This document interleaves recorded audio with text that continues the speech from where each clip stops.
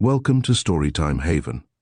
Today we delve into the Dalehouse Murder by Francis Everton, a thrilling mystery filled with suspense, intrigue, and unexpected twists. The story unfolds in the quaint town of Merchester, where an ordinary tennis tournament takes a dark turn.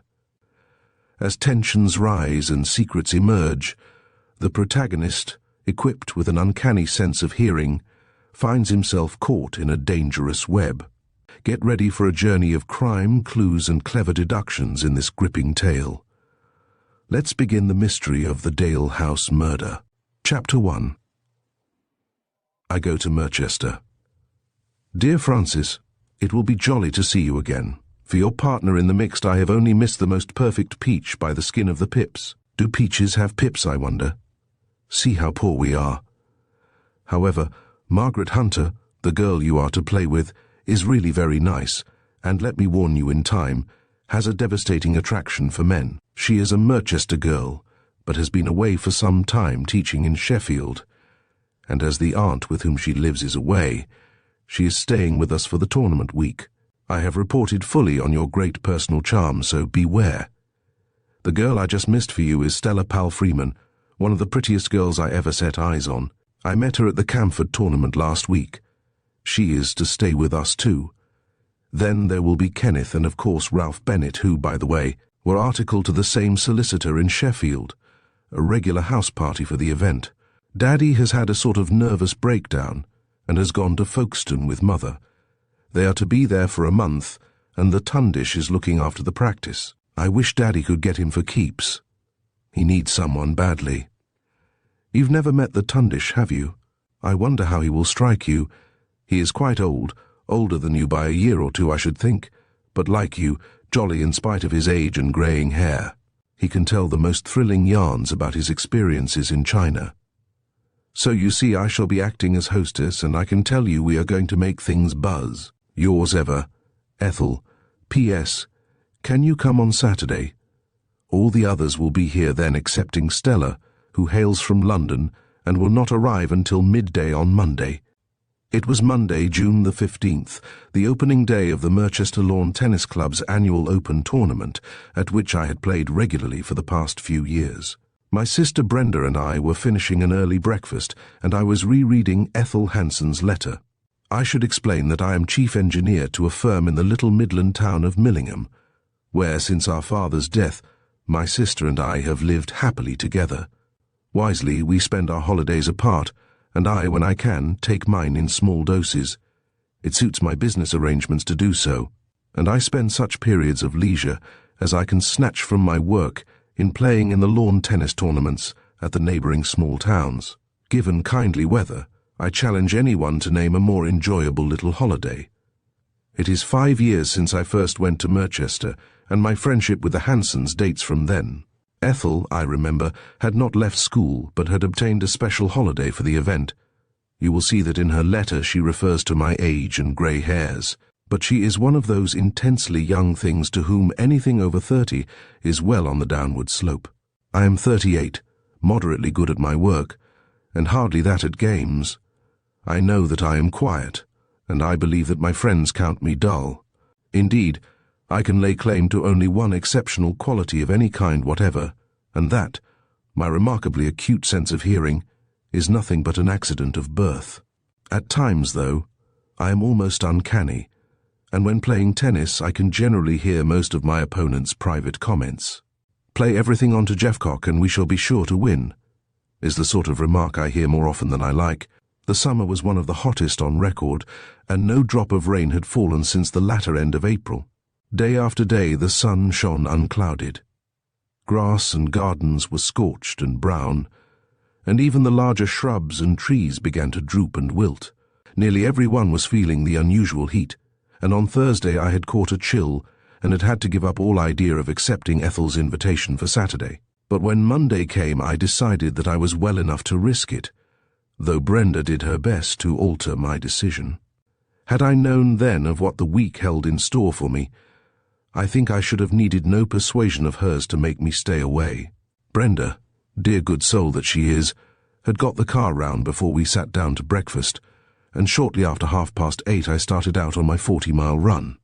It was scorching hot before I finished my journey, and having made good time, I drew in to the side of the road under the shade of a tree in order to light my pipe. A slight rise in the ground gave me a wonderful view of Merchester Cathedral from where I sat. It is built of a pale red sandstone that seems able to reflect every shade of light and colour. That morning, it looked as though it were wrought in pale gold, with the windows ablaze as they flashed back the sun. And the lower part of the building and the top of the hill on which it stands, hidden by a summer morning haze, it might have been some fairy structure floating in the air. It seemed to dominate the whole countryside. The city lies huddled round the base of the hill on which the great cathedral and the close are grouped, odd streets straggling out, like the roots of some great tree, into the surrounding flats. I imagine there can hardly be a point in the whole city from which the cathedral cannot be seen towering up above, and at the hour and at the quarters. Every street reverberates with the boom of the chimes from the central tower. The doctor's house stands just at the foot of the hill, and the long garden behind it lies dead level at first, and then rises steeply at about half its length. The garage stands on a tiny plateau levelled off at the top of the slope. There is the shortest of wash yards, and then a double door leading onto the narrow lane that runs the length of the garden and enters the main road at the side of the house. The narrowness of the lane and the abrupt little hill make a very awkward entry, and my old two-seater still bears the scars of my first attempt to negotiate it. The house itself is built of a dull red brick and is of the Georgian period. There is something in the proportions and the setting of the windows that gives it a quiet air of character and strength. It is far too large for the doctor's needs, and the attics and some of the upper rooms are never used. At some time or other, a one-story wing, which is of stone with a flat-topped roof, had been built out at the back on the side next the lane. This, Hanson has turned into a private business wing complete with consulting room, dispensary, and waiting room. A small hall with a door opening onto the little lane, Dalehouse Lane it is called, and another passage connecting it to the house itself, make it a really convenient arrangement. The strip of garden in front of the house and the large garden behind are alike surrounded by a 10-foot wall, buttressed at intervals, and built of the same red brick as the house. This wall, it must be some 18 inches thick and is tiled at the top like the roof of a house, has made a very secluded spot of the doctor's garden. And there is an air of quiet secrecy about the place that in some subtle way is enhanced by the fact that the front door bell is rung from a door in the outer wall. Yes, sheltered and shut in is the right description for the old garden, with its red buttressed walls that lies behind Dalehouse. And, when after dinner we used to take our coffee on the lawn, Hanson and I with our pipes, and perhaps Mrs. Hanson and Ethel with their sewing and their books, I used to think it must be the most peaceful spot in all the world. One night on my last year's visit I particularly called to mind. Hanson and I were alone, and we sat almost silent while the light faded and the moon crept over the top of the wall and up the sky till it cleared the cathedral tower. It was then that he first told me of his friend Dr. Wallace, the Tundish, and I gained the impression that he would not be disappointed or surprised if Ethel and he were to make a match of it together. And now, only a few weeks ago, she had written to tell me that she was engaged to Kenneth Dane. He must have carried her off her feet pretty quickly, for I had seen the Hansons only a month or so before. I know them well, and until I received her letter I had never even heard his name. As I sat dreaming and wondering what manner of man I should find him, the slight change in angle as the scorching sun moved round had caused the lights in the cathedral windows to flicker and fade away, and the colour of the stonework to change from pale gold to a gold of a darker shade. I had dallied long enough, and starting up my engine, I slipped in the clutch and set out on the few remaining miles that separated me from the end of my journey. The cathedral clock was chiming 10 as I rounded the corner from the main road into Dalehouse Lane. I found Ethel and two of her guests under the old cedar tree that gives grateful summer shade to one side of the lawn. Whatever her faults may be, and I could list several, beginning with a reference to a rather hasty little temper, she is entirely unaffected and honestly cordial. Indeed, I know of no one who can show at once so gaily and sincerely that she is pleased to see her friends. And as she met me, I was gratified to feel that in spite of her engagement, I still held my old place in her affections. She introduced me to Ralph Bennett, and then to Kenneth Dane. To paint a word picture of any human being is a hazardous undertaking, but in the case of Kenneth Dane, I feel that the risk attached to the attempt is a little less than usual, for I summed him up at once, and my later experience proved me correct, as one of those downright souls who carry their character plainly written all over them for each and sundry to read. Black for him, I felt certain, was always black, and white was always white, and that there simply were no intervening shades of grey. No, there could be no subtle greys for Kenneth. Tall, his broad, sloping shoulders made him appear of medium height until you stood against him, with fair brown hair of that close, crisp, wavy kind that it is 1,000 pities Providence does not keep exclusively for girls, eyes of a rather bright pale blue, a straight, aggressive nose, and a firm mouth and chin to match. He was a fine example of athletic British manhood. The grip he gave to my hand, nearly making me cry out, and his deep, pleasant laugh as he acknowledged my congratulations, were both in keeping with his vigorous appearance. In Ralph Bennett, his friend, I found an entirely different type, slim and dark, with rather unusual dark brown eyes. You had only to see the two together, and I soon found that they were almost inseparable, to recognize that while Kenneth might be the better equipped with character and determination, Ralph was more than his match so far as brain power and intelligence were concerned, but he was so quiet and reserved that one almost overlooked him, and later I was often to wonder on what foundation their friendship had been built. At Merchester play is scheduled to start at 10 o'clock, and though they are lenient to a fault about such matters, it was agreed that Ethel and the two boys should go on to the club, leaving me to garage my car, change into flannels and follow them as soon as I could.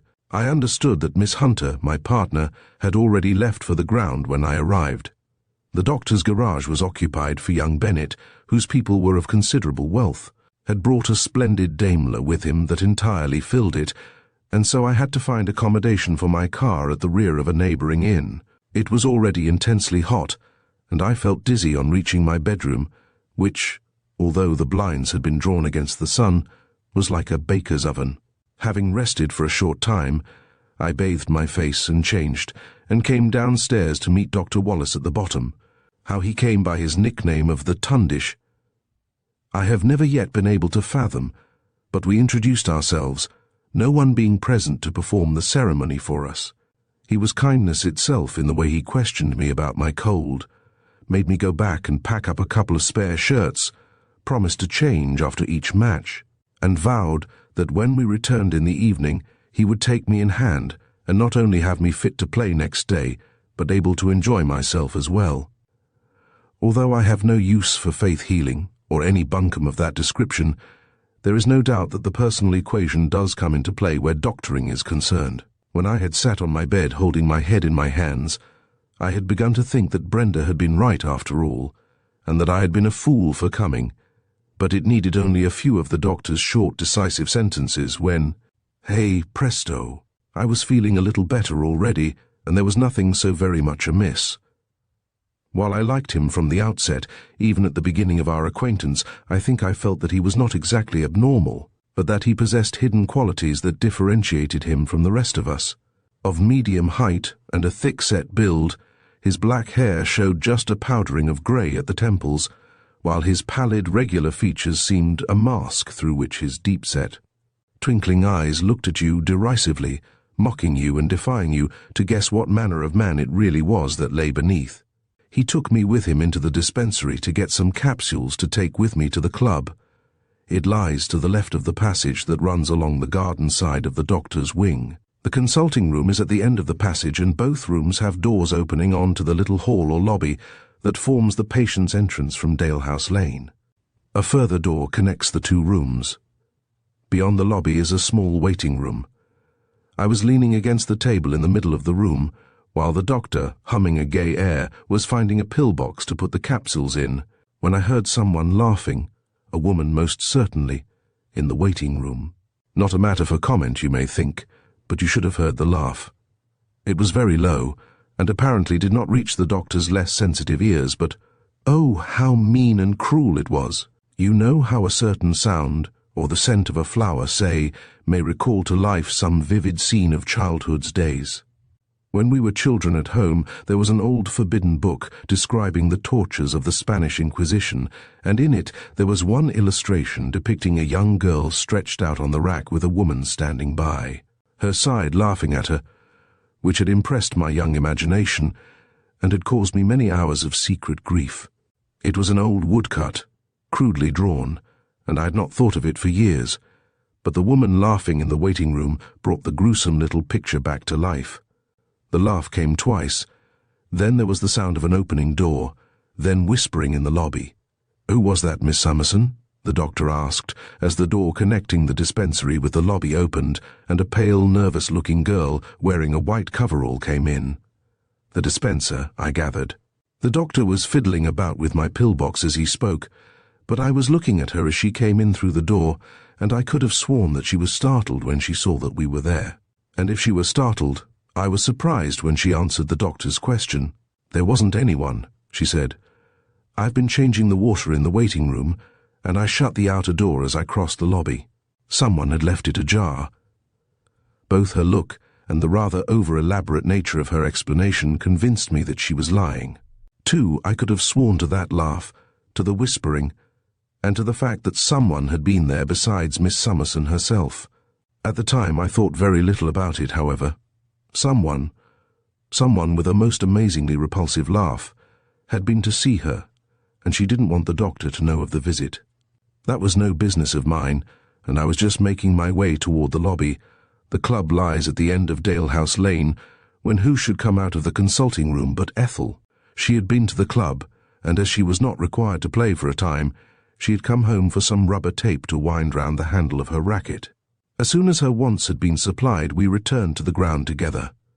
On our way, I felt half inclined to tell her of Miss Summerson's little act of deceit. Then, how very easy it would have been. Later it was to become more difficult, but that I could not foresee. No sooner had we reached the club than I heard the names, Miss M. Hunter and F.H. Jeffcock, being shouted down the conical sound muffle which the secretary is pleased to call a megaphone. We were to play on court number 10, and I found that both my partner and our opponents were waiting for me there. My partner looked a jolly girl, pink and white and well-rounded, with the bluest of sparkling eyes and her hair tightly braided in two little close-packed coils, pale gold shells hiding her pretty ears. She had somehow missed real beauty. For a proper chocolate box lady, all the ingredients were there, but there was a certain slight heaviness about her features that just, and only just, spoiled the picture she made, and inexplicably led me to the conclusion that her mother was fat. Perhaps, however, that was due to the fact that while the modern girl looks like a boy in a smock, she seemed unwilling to disguise her pretty femininity. I found her an excellent partner, and we won our first match. Yes, so far as playing went, Miss Hunter and I got on very well together, but she was just a little annoying in the way she constantly reiterated, "Sorry, partner," whenever she missed a shot, and found it necessary to make some little remark or other whenever the opportunity occurred. Then I was still to learn that her conversational ability was prodigious, if volume alone were taken into account, and that she beat every one I ever met for platitudes and proverbs. No doubt Ethel's description of her caused me to look out for something of the sort, but I could not help thinking that her rather pronounced physical attractions were deliberately assisted in their deadly work by all those little wiles that a girl who sets herself out to captivate knows so readily how to use.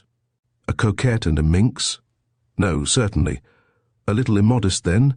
No, certainly not, again, but somehow in a way that I cannot account for, her very modesty itself seemed suggestive of everything that modesty ignores. But in spite of the fact that I saw through her, and was just a little annoyed with myself for feeling her attraction nonetheless, we got on very amicably, and I was quite satisfied to have missed the beautiful Miss Pearl Freeman, who had yet to arrive from London.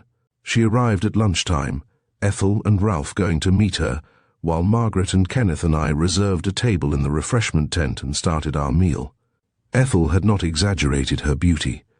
Tall and slim, her coppery brown hair, which later I was to learn was of the kinky variety, almost concealed by a little hat that matched it exactly. It was the light in her amber eyes and her complexion that added more than anything else to her general loveliness.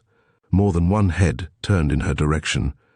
The tent was almost unbearable, but we were a gay little party. The liquid butter, the peculiar physiognomy of one of the waitresses, the hat of one of the competitors, and such like trivialities were each in turn the excuse for jest and laughter. The Tundish joined us in the middle of one of our bursts of merriment, and had made the remark that it was obviously time that a steadying element was added to the party before we knew that he was there. I happened to be looking at Stella when he first began to speak in his distinctive tone of voice, and to my surprise I saw her suddenly and unmistakably turn pale, and the glass she was lifting to her lips slip from her. Fingers to the ground. She stooped to pick it up, and recovered her composure so quickly that I imagine none of the others noticed it. They were introduced, and I half fancied that she hesitated for the fraction of a second before holding out her hand. But I could see no disturbance on the doctor's placid face, and the greeting he gave her was suavity itself.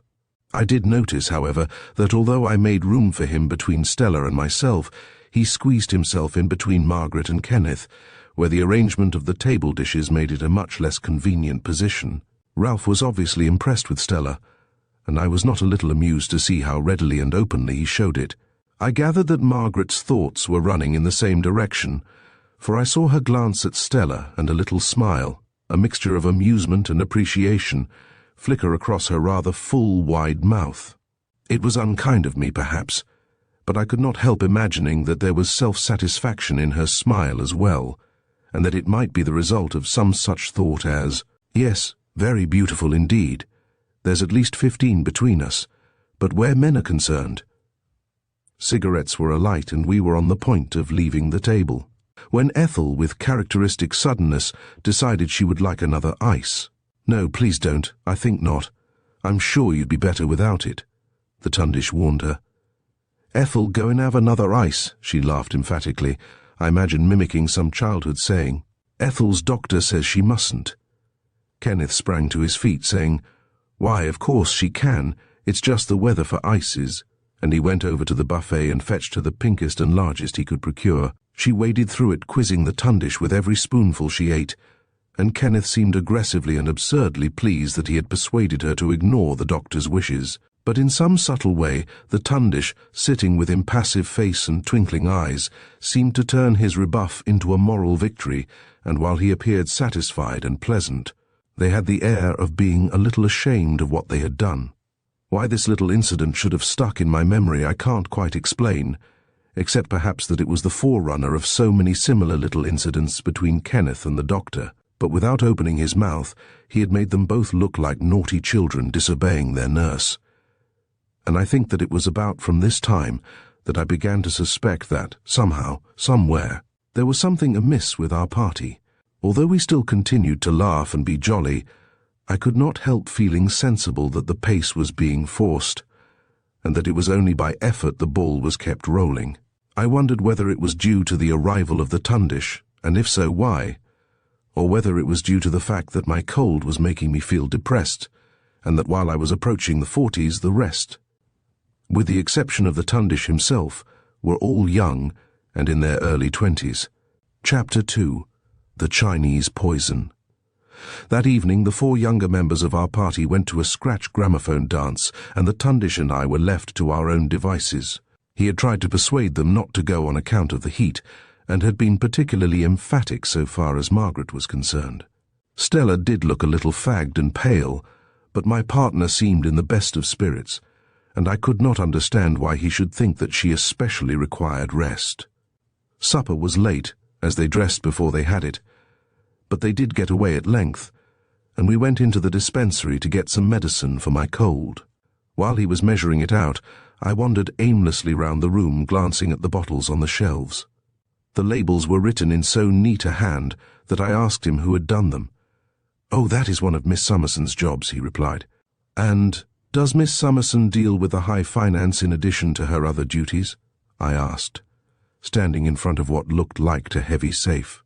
"That is the poison cupboard," he laughed, and taking a small key from his waistcoat pocket, he opened the door. I was astonished at the number of bottles it contained.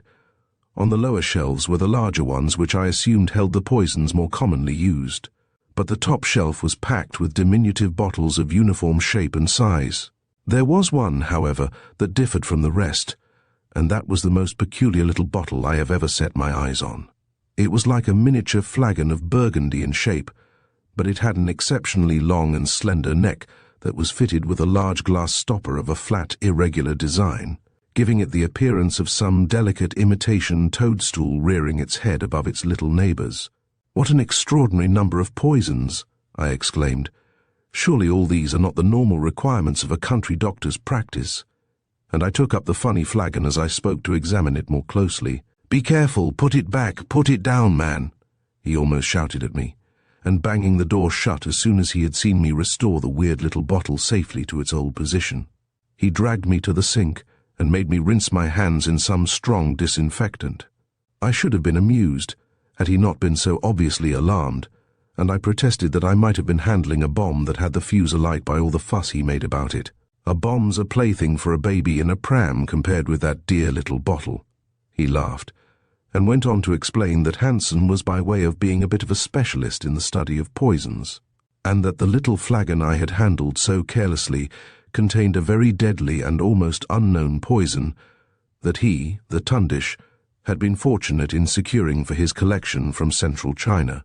The tiny bottle apparently contained enough to finish off the whole of Merchester, and as yet they had not succeeded in finding any antidote to its action.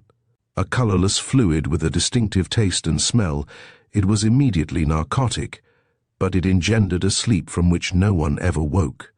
The body of the victim looked exactly as though it had passed out of a peaceful slumber into death, except for the eyes. And they, in addition to the usual contraction of the pupils due to a narcotic, were horribly suffused with blood.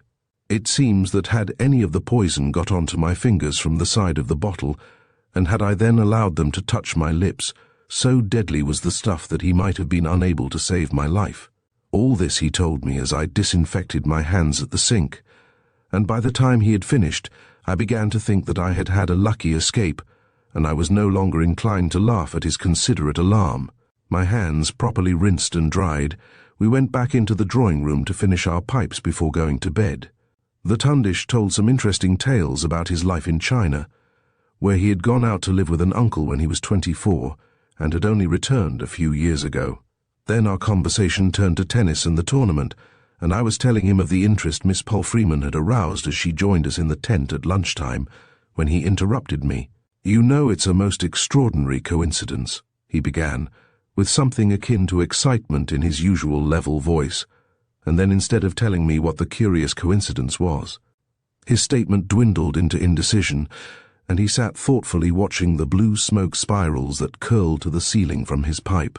"Well?" I asked after a pause, turning to look at him in surprise.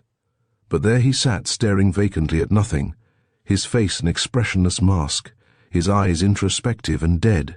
They regained their normal twinkle as I watched, and he continued, "Oh, nothing really, nothing at all, only something that something you said reminded me of. Now I'm sure it's time that you went off to bed."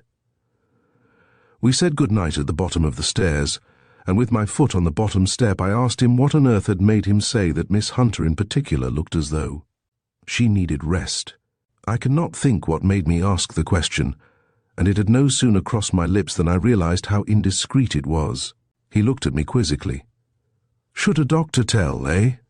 I apologized profusely.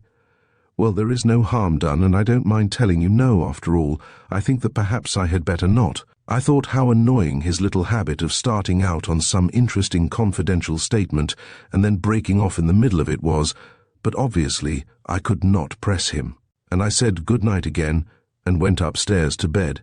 To bed, but not to sleep. For interminable hours I checked the quarters chimed by the great cathedral clock, and when sleep did come, it was thin and dream-streaked. Once more, I was in the dispensary standing in front of the poison cupboard with the murderous little bottle of poison in my hands. The Tundish, not the placid kindly man to whom I had said good night, but a man with the face of a devil enraged, came rushing at me round the table in the middle of the room. "Put it down, you damned fool," he yelled, and seizing me by the arm, he twisted it back until my hand was thrust inside the safe. Then in a flash his anger was gone. The tundish was masked and placid again, and looking at me with a pleasant, quiet smile, he said in the friendliest and silkiest of voices, "Poisoned, I fancy, my dear Jeffcock. Better have it off." And he closed the heavy door with a crash, severing my hand above the wrist. I heard a tinkle of broken glass as the baby flagon dropped among its deadly little comrades, and then a plop as my own severed hand reached the bottom of the safe, and I awoke with a start to hear a door really banging in the hall below, then giggles, and Stella's carrying, high-pitched voice. "Oh, for heaven's sake, don't make me laugh any more. My sides are sore and aching as it is." Next, a noisy laugh from Ralph, and Kenneth whispering. He meant it for a whisper, and urging him not to wake up Jeffcock and the tundish. The dancers were back home and coming upstairs to bed. They laughed and played about on the landing, and made as much noise again in urging one another to stop. I thought how selfish and inconsiderate they were. Then I heard Stella and Ralph go up to the landing above, and their doors banged shut. It was nearly 3 o'clock when at last I fell into a quiet and untroubled sleep. I woke surprisingly refreshed and got downstairs to find the tundish seated in lonely state at the head of the breakfast table. He greeted me with his friendly smile, asking whether I had been able to sleep through the dancing party's united efforts to keep one another quiet. He told me that the thermometer had already beaten the record of yesterday at the same time, and that we were in for a frizzly time at the club. Stella came in just as we were finishing our last cups of coffee, and I noticed at once how wretchedly tired and pale she looked. The doctor remarked on it too, and she told us that she had hardly slept and had wakened almost too weary to dress. On learning that she had been sleeping badly for some nights, he promised to put up a mild narcotic for her to take that night. He was kindness and tact itself in that he made no reference to the dance and his own neglected advice, but Stella almost snubbed him for his trouble, and hardly bothering to thank him, turned to me with some casual remark or other. Ethel, with Kenneth and Ralph, came in as the doctor was talking to Stella, and Margaret, pink and white and full-blown, Margaret smiling to herself, followed them a moment later. I was looking at her as she came in through the door, and whether I unconsciously stared a little I don't know, but the pleasant smile vanished, to be replaced by an unpleasant frown. The tundish was right. We had a very warm time at the club that day, but in spite of my cold I enjoyed the tennis, and in spite of her conversation I enjoyed my partner. She and I had lunch alone together, and Stella was one of the many subjects we discussed. "Do you think that she is very bewitching?" she asked. "She is certainly more than ordinarily pretty," I replied, "but as to being bewitching, that is another matter." "Oh, don't make any mistake of that sort. 99 times out of 100 it's one and the same thing. A pretty face and a good figure seem to meet the case with most men." "I did not know we were discussing a case at all," I laughed. But she closed the conversation by adding, "Fine feathers make fine birds," and she said it very impressively, though for the life of me I could not see the connection. I played a number of matches during the day, and I did fairly well, but tennis has nothing to do with this story, and there is only one little incident that I need describe. It was just after tea and I was in the umpire's chair. I had to keep my attention closely on the game, both of the men having a service that was difficult to follow, but as I sat perched in my lofty seat, I noticed Ethel and the tundish conversing very earnestly together. A few minutes later I heard Ethel say, "Well, it's spoiling everything, and I certainly wouldn't have offered to put her up for the tournament if you hadn't been so insistent." They were the full width of the court, and then another space away, but the whispered words came to my sensitive ears with every inflection of Ethel's voice distinct and clear. I could hear the annoyance in it, as though it were to me she had whispered, and not to the doctor away across the court. I wondered to which of the two girls she referred, my partner or Stella, why it, whatever it was spoiling everything, and why the tundish should have to suggest that either of them should be invited to Dalehouse. The more I thought of it, the less I understood it, but Ethel was quite right about our party. There was something the matter with it. Something that I couldn't quite put my finger on was just spoil. "Wake up, umpire." I did, with a jerk, to find that they had played 2 unregistered points, while my thoughts had wandered. It was a long 3-set match, and when I took the result into the referee's tent, Although it was getting late, he put me on to play, and I was the last of our party to leave the club. By the time I reached Dalehouse, the others had nearly finished supper. There was a sudden lull in the conversation as I came into the room, and I felt certain that I had been the subject of their talk. I quickly gathered from their subsequent remarks that Ethel had felt that one of the other two men should have waited for me at the ground. It was quite absurd, of course, but her quick little temper was easily roused, especially so if she imagined that one of her friends had been slighted, and apparently she had not hesitated to lay down the law on the matter. I did my best to smooth things over, but if at lunchtime on the previous day I had felt that the gaiety of our party was forced and rang false, I had no doubt at all on this occasion that the general feeling of irritation was genuine enough. The very flies seemed to have caught the disease and to be more persistent than usual in their attempts to annoy. The Tundish was the only one of us to make the least attempt at general politeness, and he, I believe, was secretly amused at our united and childish ill-humor. Stella was positively rude when he reminded her of the medicine that he had sent up to her room. First she refused to take it at all, then she would take it at once, and there was another little scene before she could be persuaded to obey the doctor's wishes and wait for an hour after her meal. The two boys had left the room while we were pacifying Stella, but when Ethel suggested that the four of us should have a quiet game of bridge while the Tundish did some work in the dispensary, and she and Margaret descended to the basement to tackle some ironing, the boys were nowhere to be found. Ethel seemed absurdly put out over so trivial a matter. She went into the dispensary with the Tundish, and I overheard her say, "It's abominably rude of Kenneth to leave Francis alone with nothing to do, and I shall tell him so when he gets back." And I must admit that I was childishly gratified that she should care enough about my comfort to risk having words with Kenneth. Truly, along with the rest, I was feeling the heat. My ears must have been in a hypersensitive condition, for I had heard Ethel in the dispensary quite plainly, and a little time later, as I stood at the telephone in the hall trying to get a connection through to Brenda, I heard the Tundish talking to Stella in the drawing room, though the door was half closed. It was a moment before I realized that I was listening to a confidential conversation, and then it was too late. It was the doctor speaking in his most persuasive voice. "Look here, Stella, I am most truly sorry about it, but until I saw you at the club, I really had no idea that the Stella Palfreyman Ethel spoke of was the Dumps I used to know in Shanghai. Then I got my connection and heard no more for a short time, but Brenda was out, and my conversation with the maid was brief, and they were still talking together when I put the receiver up. It was Stella speaking this time, and she was not so clear. Her voice came and went in broken snatches as though someone were opening the door and closing it again, a few words clear and distinct, and then a blank. "It's as well I came. The Hansons certainly ought to be told. Your abominable share, father's death. I shall tell them."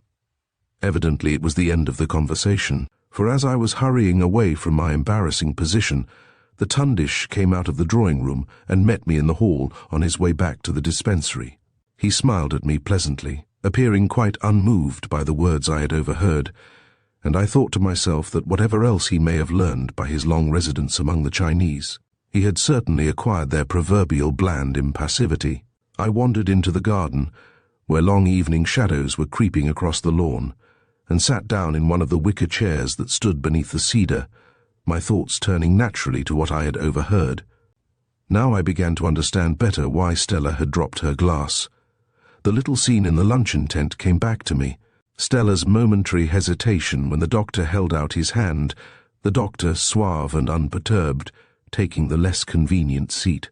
Then I remembered what I had overheard between Ethel and the Tundish as I sat in the umpire's chair and endeavored to connect the one conversation with the other. Had Ethel referred to Stella when she said that she would not have asked her unless he had persuaded her to do it? But they had met only the week before at Camford, or was it possible that he had seen Stella's name in the paper and had written asking Ethel to invite her to Dalehouse? In that case, Ethel probably knew something about the mystery, if mystery there was, and the doctor had lied when he spoke to Stella in the drawing room. And if the reference had not been to Stella, then it must have been to Margaret, my partner, and that was equally inexplicable, for what possible reason could Ethel have for saying that Margaret was spoiling everything? True, there was her rather inane conversation, but they were old friends, and Ethel must have known all about that. No, I decided that she must have meant Stella, and no sooner had I come to the decision than I felt equally convinced that the doctor did not look like a liar. Miss Summerson had lied in the dispensary. The place seemed full of lies and ill temper. As I sat pondering under the cedar with its far-spread boughs black against the sky, a couple of bats went fluttering in the fading light, and somehow their floppy, uncertain flight seemed symbolic of deceit and lying too. The half-hour after 9 came floating across the still calm air from the clock in the cathedral tower, looming big and white over the black of the shadowed garden wall. It looked ghostly, I thought, and seemed less real than the bats and the shadows themselves. I rose and went back to the house full of a vague uneasiness and wishing that I was home. Stella was still tucked up on the settee, immersed in a book, and obviously desiring neither company nor conversation. So I picked up the daily paper. I could not have been seated for more than 5 minutes when the bell at the consulting room entrance began to peal, and a few moments later Ethel appeared at the drawing-room door, asking me if I would go to the doctor in the dispensary. There had been a motor accident and he required my help. I found a small boy of about 8 stretched out on the couch. He had been badly cut by the broken glass, and his poor little face made a pitiful sight as the tears trickled down through the blood. It fell to Ethel's lot to look after the parents, who were distracted to incapacity, and to mine to hold the child while the doctor swabbed and stitched and bandaged. I was astounded at the way he handled that small boy. His deft fingers moved at such lightning speed that the bandages seemed to fly into place of their own volition. And all the time he worked, he was chatting kindly to the boy and giving me instructions. How can I describe it? Unadulterated genius, magical, a superman at work on work he loved. Anyhow, incredible as it may sound, the job was completed, and he was lifting the patient into the taxi that Ethel had sent for as the cathedral clock chimed 10. Have I described the Tundish as impassive and imperturbable, a man with a face like a mask that nothing could move? That was not the man who had bent tenderly over the morsel of damaged humanity that I had held in my arms. No nurse could have been more gentle, no mother more anxiously loving. Night and day, ice and fire, could not have differed more. I was alone with Ethel for a moment, while the doctor was talking at the side of the taxi, and she asked me with an amused little flicker of a smile whether I had been impressed. "Why, the man must be a marvel," I replied. "Please don't spoil it by telling me that all GPs can manage such things with similar proficiency." "My dear old thing," she laughed, "did Daddy never tell you about our Tundish? He is supposed to be one of the best surgeons in the country, and with children he is almost uncanny. When he left Shanghai, they broke their yellow little hearts in dozens. Now he is resident doctor at a large children's home in London, merely because he is so passionately fond of them and has money enough to do as he likes. But here he comes, and he wouldn't thank me or anyone else for singing his praises." Ethel returned to Margaret and the ironing, and the doctor and I went back to the drawing-room where Stella was still reclining on the settee. He told her that she could take her draught any time she liked, said good night to us both, and went upstairs to bed. Stella answered all my attempts at conversation with a disheartening yes or no, and after pottering about for a time I left her too, intending to follow the doctor's example. I met the boys in the hall, however, and we all three proceeded to the basement to find out what progress the laundresses were making. The hot weather had played havoc with our things, and they had kindly undertaken them. We were vastly amused at the results of their labours. A few pairs of socks and a badly scorched shirt of my own, apparently representing the work of something over an hour. They pleaded the interruption of the accident, a defective electric iron, the stained condition of the socks, which they had had to re-wash, and lastly that they had dealt with several garments of the feminine gender, which their maidenly modesty did not allow them either to mention or produce. Ethel retaliated by asking for details of Kenneth's and Ralph's movements since supper time, and refused to be satisfied with the reply that they had been for a stroll to get cool. She asked them to state specifically where they had been, and they looked, I thought, not a little confused. Kenneth definitely reddened, and she was unkind enough to call our general attention to the fact, and to say that his efforts to get cool must have sent a rush of blood to the head. We stood chaffing one another pleasantly in this way for some little time, and I dare say it was after 10:30 when I left them at it and went to bed. I switched on the landing light from the bottom of the stairs, and when I got to the top I found that the Tundish had written out a notice and had stuck it up above the landing switch, so that we should all see it on our way to bed. It read, "Please let a fellow get some sleep tonight, and don't wake him up by telling one another to be quiet." The Tundish. I took it down, and going into my room I found that the ink in my fountain pen was identical in colour, as I half expected it would be, having filled it only the previous day from the inkwell in the consulting room, and that by writing with the back of the nib I could imitate the thin strokes with which the doctor had written. I quickly added the words, "Dark deeds are done at night," and stuck it up again in its old position. I made what I thought a very creditable copy of the doctor's print, having imitated to a nicety his flat-topped A's and sloping D's. My forgery completed, I got into bed. The others came up before I got to sleep, and I heard them discussing it in whispers, and then a little later calling out to one another to "Just come and look here," with a great deal of laughing and running about from room to room. Next I heard Kenneth say, "Shall we go and pull him out of bed?" and Ethel reply that she believed it was I, and not the Tundish at all. This was followed by a declaration that, whoever it was, they would deal with him tomorrow, and the household gradually settled down into silence and sleep. Next morning, Wednesday, I was up betimes and out in the garden before breakfast. The Tundish joined me there. We were just going in answer to the gong when he said, "By the way, your addition to my little effort of last night was remarkably apt, for I played Old Harry with all their bedrooms before I went to bed." He went on to tell me that he had made a realistic skeleton with the aid of a bag of golf clubs in Kenneth's bed, sticking the clubs down the legs and arms of his pyjamas and utilizing a pair of shoe trees for the ears. Ethel's bed he had peppered with tennis and golf balls carefully placed beneath the under blanket, and Margaret's and Ralph's had also received treatment. In spite of the merry twinkle in his eyes, such a practical joke seemed to be entirely out of keeping with his character, and although I am sure I gave no visible signs of my surprise, he might almost have read my thoughts. For he said at once, "Yes, I surprised myself too, but I fancy that I must have been a trifle fey last night.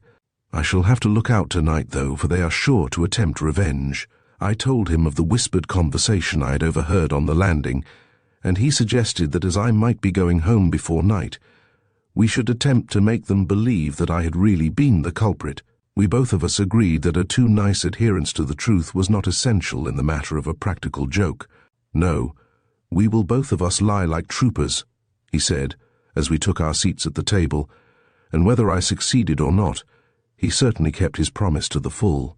We arranged that we would both make out that we knew nothing about either the notice or the raided beds, but that my denials should be less assertive than his, so that their suspicions would gradually turn in my direction. We had great difficulty, however, at least I had, not to give ourselves away by laughing when the others came into the room. They came in procession, marching solemnly round the table, Kenneth chanting, "Oyez, oyez, a trial will be held." Ethel led the van bearing the notice on a large tray held out at arm's length. Then came Ralph carrying Kenneth's pyjamas and the golf bags and clubs, together with a collection of tennis and golf balls and other evidence. Kenneth followed, arrayed in an old cap and gown of Hanson's, and Margaret brought up the rear as train-bearer to Kenneth. They drew up in a row in front of us and said in unison, "There had evidently been a rehearsal, there sits the culprit." But we noticed with secret satisfaction that while Margaret and Kenneth pointed at the Tundish, Ethel and Ralph were pointing at me. It seems that up to this point in telling my story, I must be constantly detailing trivial matters, which can have no possible interest taken by themselves, and yet which have a real bearing on the more important later events. Kenneth's inquiry into the doings of the previous night was amusing at the time, and I don't mean it unkindly, but I'm sure he enjoyed showing Ethel how acute an inquirer he could be. But it is not a matter of sufficient apparent importance to set out at any length, and yet I think we were all of us to go over every word that was spoken at the breakfast table, time and again in our minds afterward, wondering what possible bearing they could have on the terrible tragedy that was so soon to befall us. I was sitting at right angles to the Tundish, who was at one end of the table, and Kenneth handed him the notice and took his seat at the other side of the table opposite to me, saying, "Well, a confession won't earn a free pardon, but it may certainly incline us to temper justice with mercy." The Tundish turned the paper round and round, pretending to examine it with surprise and care. "And what may this be?" he said at last. "I see that it has been written in my name, but apart from that it seems to be reasonable enough, and it expresses what I actually felt very aptly indeed. You didn't write it then and stick it up on the landing?" "My dear boy, I am really far too old for that sort of childishness. Besides, I ask you, if I had been the author, should I have bothered to print my name at the bottom instead of signing it in the ordinary way? No. I think we shall find that the guilty party is seated immediately to my left, and if you haven't foolishly smudged it all over, we shall probably find his fingerprints." He was sprinkling the notice with salt and blowing it off again into Kenneth's bacon as he spoke, while I protested loudly that I could not understand what they were all of them talking about. Am I doing Kenneth an injustice, I wonder, and do I exaggerate his ill temper and puerile behavior? Then I had not realized how jealous he was of the doctor, and could make no allowances for it. But oh, how easily he rose, and how absurdly he showed his dislike. He resented the "my dear boy," and he did not like the salt being blown into his bacon, but he endeavored to imitate the doctor's bantering tones. "My dear Tundish," he said, "I happen to know that rough paper of that description does not show fingerprints. It was a poor imitation, as well might a cow pretend to be a swan, and even then he could not maintain the role he tried to play, adding with some heat, 'You may be a very good surgeon, but you're a very good liar too. Do you mean to tell me that you didn't upset all our beds last night?' The Tundish never turned a hair as he replied, 'I never did anything of the sort. Was your bed upset, Jeff Cock?' He could certainly lie magnificently, and he looked the essence of simple injured innocence. Of course his bed wasn't touched, Ethel chipped in, endeavoring to save Kenneth from making a complete fool of himself, for the simple reason that he upset the rest. I in turn denied her accusations, and that I had any knowledge of the affair.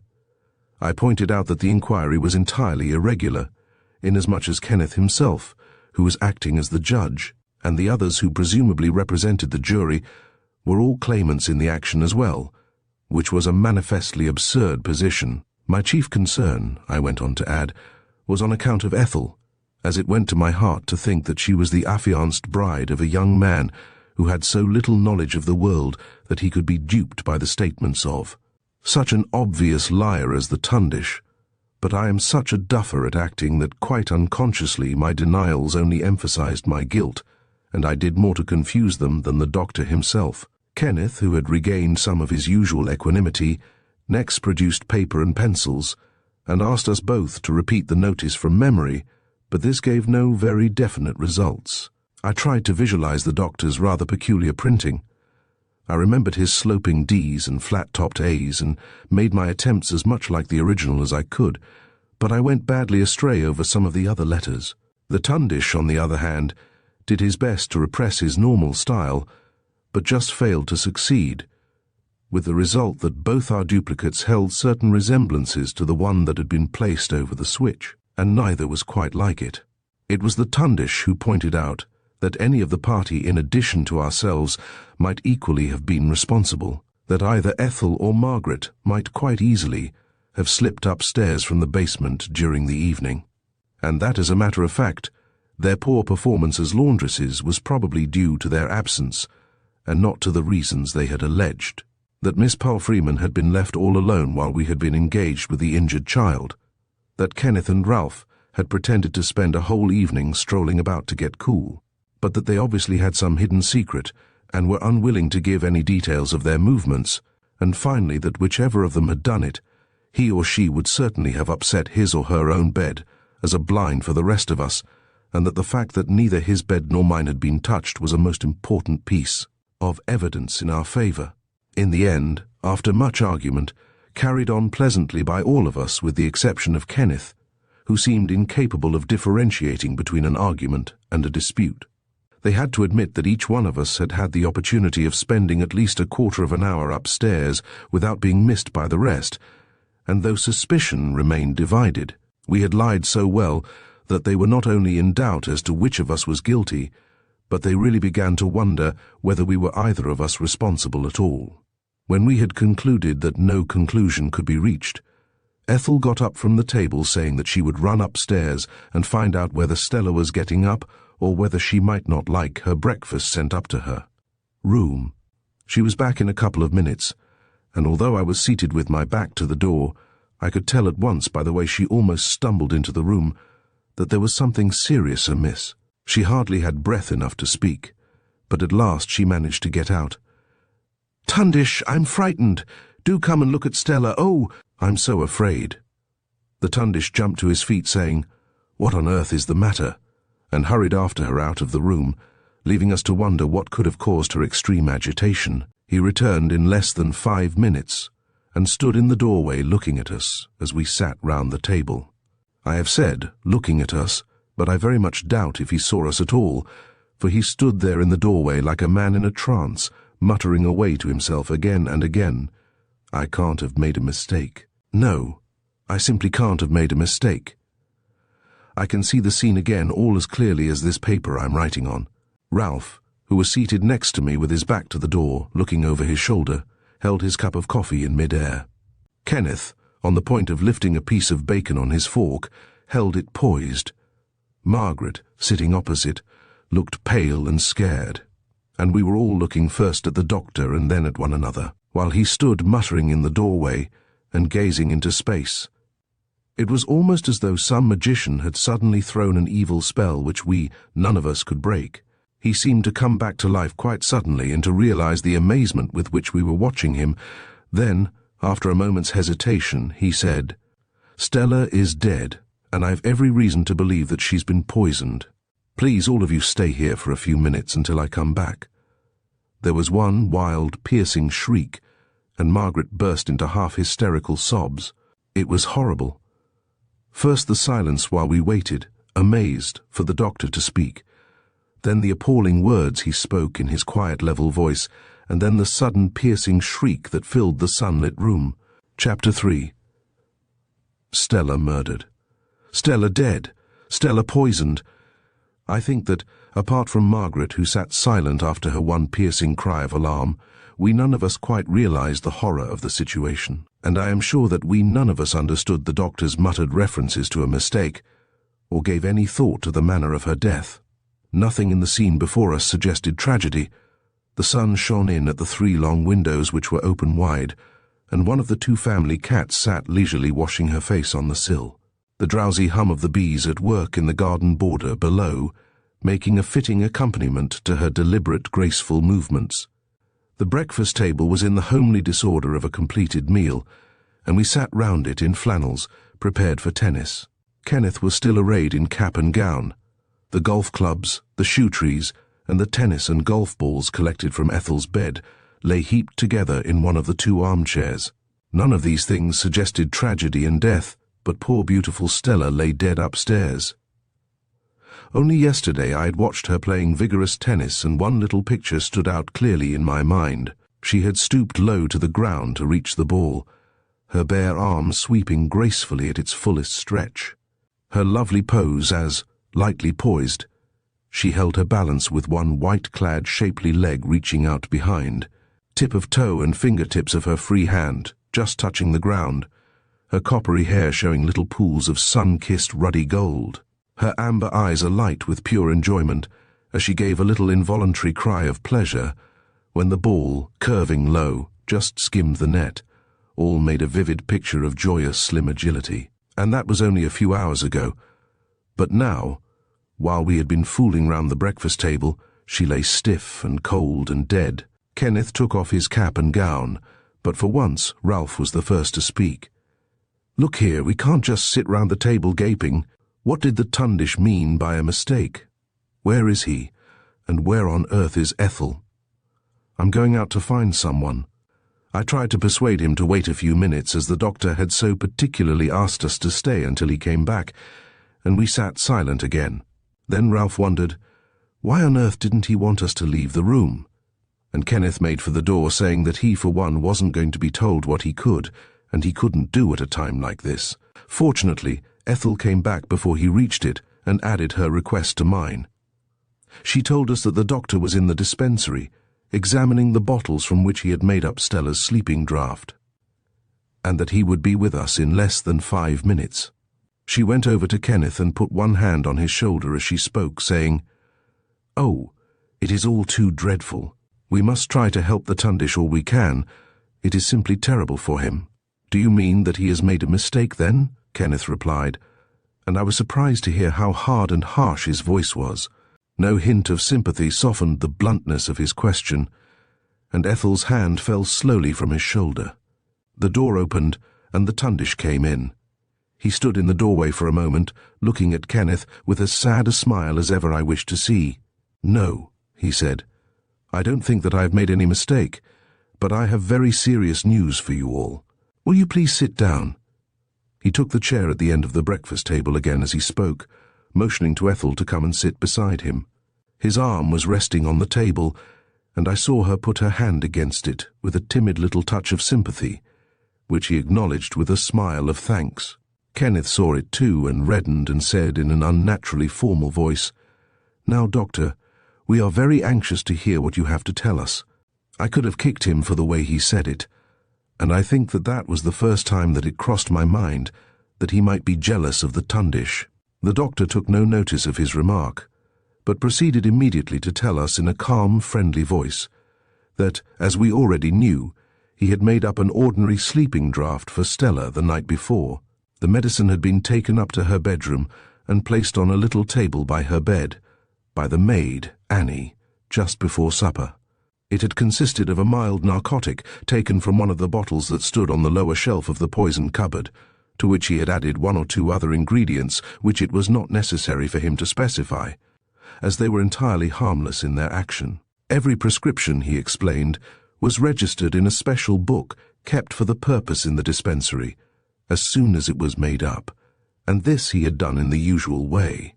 The draught was a mild one, and there was no possibility that it by itself could have caused death or have had any harmful action.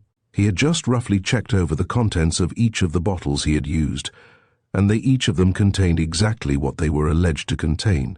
He told us how the poison cupboard, in addition to the stock poisons that were placed on the lower shelf, held a number of rare, and some of them very dangerous poisons, collected by Dr. Hansen over a long period in connection with his research work, on a shelf at the top.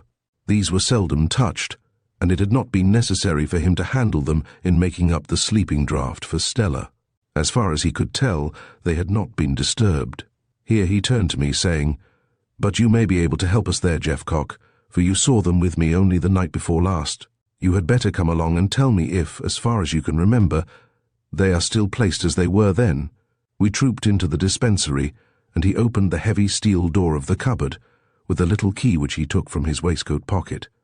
The bottles, apparently, were in the exact positions in which I had seen them only 2 nights before, the tiny Chinese flagon lifting its long, slender neck, with its queer flat stopper above the diminutive bottles that surrounded it. As far as I could recollect, it was in the identical place in which I had replaced it when the Tundish had so urgently begged me to put it down, but, as I explained, any of the other bottles might have been changed or moved about, for they were all identical in shape and size, and I had not taken any note of the names and formulae on the neatly written labels. "As far as you can see, then, the Chinese flagon has not been moved?" the Tundish asked. "Do you think that you would be prepared to swear to that?" I hesitated before I replied, "No, I don't think I could swear to it, but I could state on oath that if it has been put back again in very nearly the exact position in which I saw it last." I pointed out, however, that unless some of the other bottles were moved as well, it would be practically impossible to have put it down anywhere else. And I finished up by asking him if the Chinese flagon were particularly important. "Yes," he said, "it is. I am convinced that someone or other has added some of the contents of that little bottle to the draught that I made up for Stella, and that is the cause of her death." He spoke in his quiet, precise voice, as though he had been making some trivial statement in general conversation, but the rest of us were too astonished to say anything at all. "Come, time presses," he added after a pause. "Let us go back to the dining room." As soon as we were seated again in our old positions, he repeated to the rest what he had told me with regard to the history of the weird little Chinese bottle and the action of its deadly contents. He explained to us how, in China, he had seen a man who had been poisoned by it, that Stella's appearance was exactly similar, and that he knew of no other poison which produced even approximately similar symptoms. He feared, although he had of course only had time for a very brief examination, that there was little if any likelihood of his opinion being incorrect. We sat nerved and taut, as one sits looking for the lightning flashes in a violent storm, and it was Margaret who first broke the silence. I noticed that she was holding to the table edge, and her fingertips were white with the pressure of her grip. "Did Stella know of the Chinese flagon?" she asked. "No, not to my knowledge," he replied. "Besides which, it is difficult to see how she could have got at it had she wished to do so. There are only the 2 keys to the cupboard, mine and Miss Summerson's. Mine I can answer for, and Miss Summerson left the dispensary yesterday afternoon at 3 o'clock in order to go over to Millingham to see some friends of hers. I gave her special leave for the purpose, and she is not to return until midday today. She always carries the key on a chain attached to her waist, and is a model of care in such matters." "Then you really do suspect foul play?" I asked. "But who could have done it, and what motive could they have had?" "Yes, I suspect foul play, murder in short, to use the horrid word, but I am not able to answer the rest of your question. The position as I see it is this. Besides the 6 of us sitting here at this table, there were only the 2 maids in the house last night, after the medicine was taken upstairs, making 8 in all. Of the 8, obviously suspicion falls most readily on me as I made the medicine up, but I can assure you most positively that no mistake was made with the prescription. So far as I know, Annie, who carried it upstairs, does not even know of the existence of the little flagon, and I think that we can probably rule her out of it. Of the rest of you, suspicion points most readily to you, Jeffcock, for I told you all about the poison only the night before, and to you, Ethel, who already knew about it from your father." He put his hand over hers and smiled at her as he spoke, but Kenneth sprang up at once, crying out angrily, "How dare you make such a suggestion about Miss Hanson?" "Don't be a fool, Kenneth," she replied tersely. "And I was Ethel to the Tundish, when you were a little boy at school." The doctor stood up, all pleasant serenity. "I do think I was very careful to say that suspicion pointed most readily to me, but we are delaying too long and there are things that must be done. The police must be informed. They will have to investigate the matter, and so this is perhaps the last opportunity we shall have of talking quietly together. Stella has been killed unmercifully, and in cold blood. It seems impossible to believe, but terrible if it is true, that the murderer is probably here with us in this room now. Possibly you are wondering, even as I am talking to you, whether I am the murderer, and whether I could have nerve enough to face you all like this. Well, I want to beg and pray of you that you will put all such thoughts on one side, for if we once allow our imaginations to run riot and let our suspicions get the better of our friendships and beliefs, these next few days may grow memories that we shall all look back on with nothing but shame and regret. I do solemnly swear to you that I did not do this horrible thing. If I am arrested on suspicion, remember that suspicion may still fall on you. We shall all be questioned again and again by the police. If any information should come to light to ease my own position, then it may equally throw suspicion on one of the rest of you. I don't for one moment suggest that we should do anything to hinder their investigations, but apart from that, for God's sake let us keep our heads and admit no one guilty until his or her guilt has been actually proved. I think that we were all of us impressed by the earnest way in which he spoke, and Ethel went up to him and kissed him there in front of us all. "Of course you didn't do it, Tundish dear," she said, "and no one who knows you could think so for a moment." Kenneth said, "Oh, yes, that's all very well, but doesn't it apply equally to us all?" "Why, of course it does. Who suggested that it didn't? But unless the doctor is mistaken about the poison, one of us must have done it. You simply can't get away from that." I said, "I am sure that the doctor is right. The less we think about who it may have been, the better." But I was already thinking of the conversation I had overheard between Ethel and the doctor at the club, and what he and Stella had said in the drawing-room last night. The words, "your abominable share," Father's death. I shall tell them, came whispering in my ears. Ethel had taken her chair again, and I saw the tears well up in her brown eyes as Kenneth was speaking, and then suddenly she buried her face in her arms. The Tundish put his hand on her shoulder, saying, "Now we must waste no more time. First the servants must be told. Ralph, please ring the bell, and I must telephone or wire to Stella's people." "What is her address, Ethel?" "It's in Kensington. She lives with her uncle, Mr. Crawford, but she told me only yesterday that he is away and that the house is shut. I haven't the least idea where he has gone to or what his address is now. Whatever shall we do?" "Oh, don't worry about that. The police will see to it for us. Very likely she may have some letter stating where he is. We will tell them directly they come." Annie, the maid who had taken the fateful medicine upstairs the night before, appeared with a tray to clear away the things. She was a nice quiet girl of about 28 who had been with the Hansons a good 10 years. She put the tray down on the sideboard, saying, "Why, what's the matter with Miss Ethel? There's no bad news from Folkestone, I hope, sir?" "No, Annie, but run downstairs and tell cook that I want her here at once. Come back again yourself." The cook was an acquisition of about 6 months. I suppose that it really is impossible for the mere male to appreciate the value of a good servant, and to understand how easily the mistress of a house may be willing to allow efficiency to pardon defects in appearance and manner. But I felt that, for myself. I would sooner live on perpetual bread and cheese than suffer the Hansons' cook. Ethel had told me more than one story of her selfish unreasonableness, but had added that she was a good cook, and that they preferred to put up with her, rather than risk a month or two of cooking and washing up with possibly something more disastrous still at the end of it.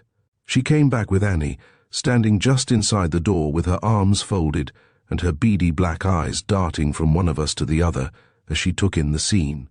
Her face was unhealthily pasty, and her small shapeless nose tilted upward from a mouth that seemed ever to be posed in a disagreeable smirk. The Tundish explained that Miss Palfreeman had been found dead in her bed, and that, as there was some uncertainty as to the reason for her death, it would be necessary for him to call in the police, and for an inquest to be held. Cook, who had been christened with the inappropriate name of Grace, was all alarm and anger in a moment. "What? The police in this 'ere house," she said, "and the master and mistress away as well. Not if I have anything to do with it, by your leave, sir. I come here with a good character to cook. I did. And if I am to be questioned by the police, I'd better pack and be off at once. By your leave, Miss Ethel." And she gave her head a nasty little shake, and stood with her arms folded and a smirk on her pale, unwholesome face, as she waited for the doctor and Ethel to unite in begging her to stay. But she hadn't bargained for the Tundish. "Very well then, Grace, you had better go and pack up your belongings at once, for the police will be here in less than half an hour. I warn you, however, that they will look on your action as being very suspicious, and that they will take you to the police station and ask you any questions they may want to in public, instead of quietly here in private. You can go." "And you, Annie?" he added, turning to the younger woman. "Oh, I shall stay, sir. Well, look here, Annie, I may as well warn you that we are all in a pretty mess. Miss Palfreeman has most certainly been poisoned, and I don't see how she can possibly have poisoned herself. I shall be the object of most suspicion, as it was I who made up medicine for her last night, but you will be suspected too, for you took it upstairs to her room. But neither you nor I will have anything to fear, if we answer truly all the questions we are asked. Now be a good girl, and get the table cleared quickly, while I ring up the police. The telephone is fixed just outside the drawing-room door on a little bracket in the hall, and he went to it as he finished speaking. But before he reached the instrument, the bell rang sharply. Somebody was calling us. The doctor lifted the receiver, and we could tell at once by his tone of voice as he replied that he had been listening to serious news. "Oh dear, I am sorry. Yes, of course I'll come at once. I'll put a few things together and be with you as soon as I can." He replaced the receiver and stood thinking deeply. Then he explained to us that he had been called to an urgent case, a case that he could not possibly hand over to another doctor, at least not without seeing him first. He could do nothing for Stella, and it was his obvious duty to go. Would I ring up the police? "And by the way," he added, "you, Ralph, had better run up to the courts and scratch all your names from the tournament. You need not give too much information. Tell them that Miss Palfreeman is ill and that the rest of you have decided to scratch on account of the heat. We can then be guided by the police when they come. We must all of us remember that this is going to be none too good for your father's practice, Ethel. You ring up the police, Jeffcock, while Ralph goes to the club. I must go at once. There are other people in trouble besides ourselves." He turned at the door to give one look at Ethel, who still sat at the table with her face buried on her arms. "You look after her, Kenneth," he said kindly, but Kenneth looked straight back at him with his lips tight shut and a scowl on his handsome young face, and said never a word in reply. The Tundish shrugged his shoulders, made a little grimace, and went off down the passage to the dispensary. I went to the telephone. Now, I had some difficulty in getting my connection, and I dare say I may have stood for a full 5 minutes at the instrument, with my back to the hall and the receiver pressed to my ear. The heat was already oppressive, and the delay irritating in itself. My hand, I found, was trembling slightly as I held the receiver. The cathedral clock chimed out 10 as I stood, and I had to look at my watch to make sure that I hadn't missed a chime, for it seemed incredible that only a little more than an hour had passed since the Tundish and I had sat down to breakfast. And we began the farce of the mock inquiry about the notice that he had stuck up over the landing switch. To look back to the earlier part of the morning was, I felt, like looking at the sunshine receding across the valley, as one sat perched on a mountainside with the rain clouds and the thunder drifting up behind. I heard Margaret say that she would go to the basement and fetch something or other for Ethel, and she passed close behind me just as the exchange was putting me through to a wrong number. I had to shout, and it was some time before I could persuade whoever it was speaking to me to hang up his receiver. The girl at the exchange seemed to pay no attention to my repeated attempts to attract her attention. Then, just as I did get the number I wanted at last, I fancied that I could hear someone coming softly down the stairs behind my back, but my attention being all for my message, I did not turn round to see who it was. Fortunately, I got through to the station superintendent himself without any further delay. I told him briefly how one of the doctor's guests had been found dead in bed, and that Dr. Wallace, the physician in charge of the practice, had asked me to ring him up and tell him that he strongly suspected poison. Would he please send someone round at once along with Dr. Jeffries, the police surgeon, if he was available? He promised me that they would both be round in less than a quarter of an hour. I put down the instrument with a sigh of relief. A step, however small I felt, had been taken toward knowledge and away from uncertainty and indecision. I turned round to find the Tundish standing close behind me in the hall. I was surprised, because my hearing is so acute that I am not often taken unawares. I wondered how long he had been standing there quietly behind me. He explained that he had come back to ask me to make quite sure that in his absence no one went up to Stella's room before the police were on the scene. He ought to have locked the door, but had forgotten. I promised him that I would see to it, and he went back down the passage to the consulting room and out into Dalehouse Lane, his patient apparently living in that direction. Margaret came up the stairs from the basement, carrying a tray, as we concluded our brief conversation, and I stepped forward to take it from her. Somehow or other I felt every bit as sorry for her as I did for Ethel. She was so soft and feminine, and there had been such a note of horror in that one shrill cry of hers when the Tundish had told us so calmly that Stella was dead, and now that she had recovered from her first alarm she seemed all concern for Ethel, her blue eyes shining brightly, her deep breast rising and falling, and her hands fluttering against mine as we stood with the tray between us. "How splendid he is," she whispered, looking back at the Tundish as he disappeared through the baize door at the end of the passage. "How awful when they arrest him, and what will poor Miss Summerson do?" "Miss Summerson?" I echoed in surprise, but she gave me no explanation, just shook her pretty golden head and turned into the dining room to rejoin the others. We found Kenneth standing awkwardly in front of Ethel. She had been very brave and was recovering again from her little collapse. Margaret sat down at her side and made her drink and did her best to comfort her. "It may be a mistake about the Chinese poison, dear," she said caressingly. "Doctors do make mistakes, you know." I remembered the doctor's words, however, and how he had described a death like a peaceful slumber, a slumber rendered horrible by staring bloodshot eyes and narrow, contracted pupils. There could be no mistaking such a death, I thought. The front doorbell rang from the outer gate in the garden wall, and we could hear the tread of feet along the garden path. Annie came up to open the door. We were face to face with the situation at last. The three men who were shown into the room were of strikingly different types. The foremost, Inspector Brown, introduced the other two to us with a wave of his hand. With his flat-topped peaked hat, his dark blue uniform braided with black, and his ruddy, healthy, none-too-intelligent face, I thought him typical of that section of the police who have been promoted from the helmet and the beat to higher spheres of action. He spoke briskly, however, and to the point. "Dr. Jeffries, you know already, I think, Miss Hanson," pointing to a thin, elderly grey-haired man. "But I have been fortunate in bringing with me Detective Inspector Allport of Scotland Yard, who happens to be in Merchester, and was, as a matter of fact, with me in my room when your message came through. Now we must all of us have painted some sort of a mental picture of the detective of fiction, even if we have never seen the real living article in flesh and blood.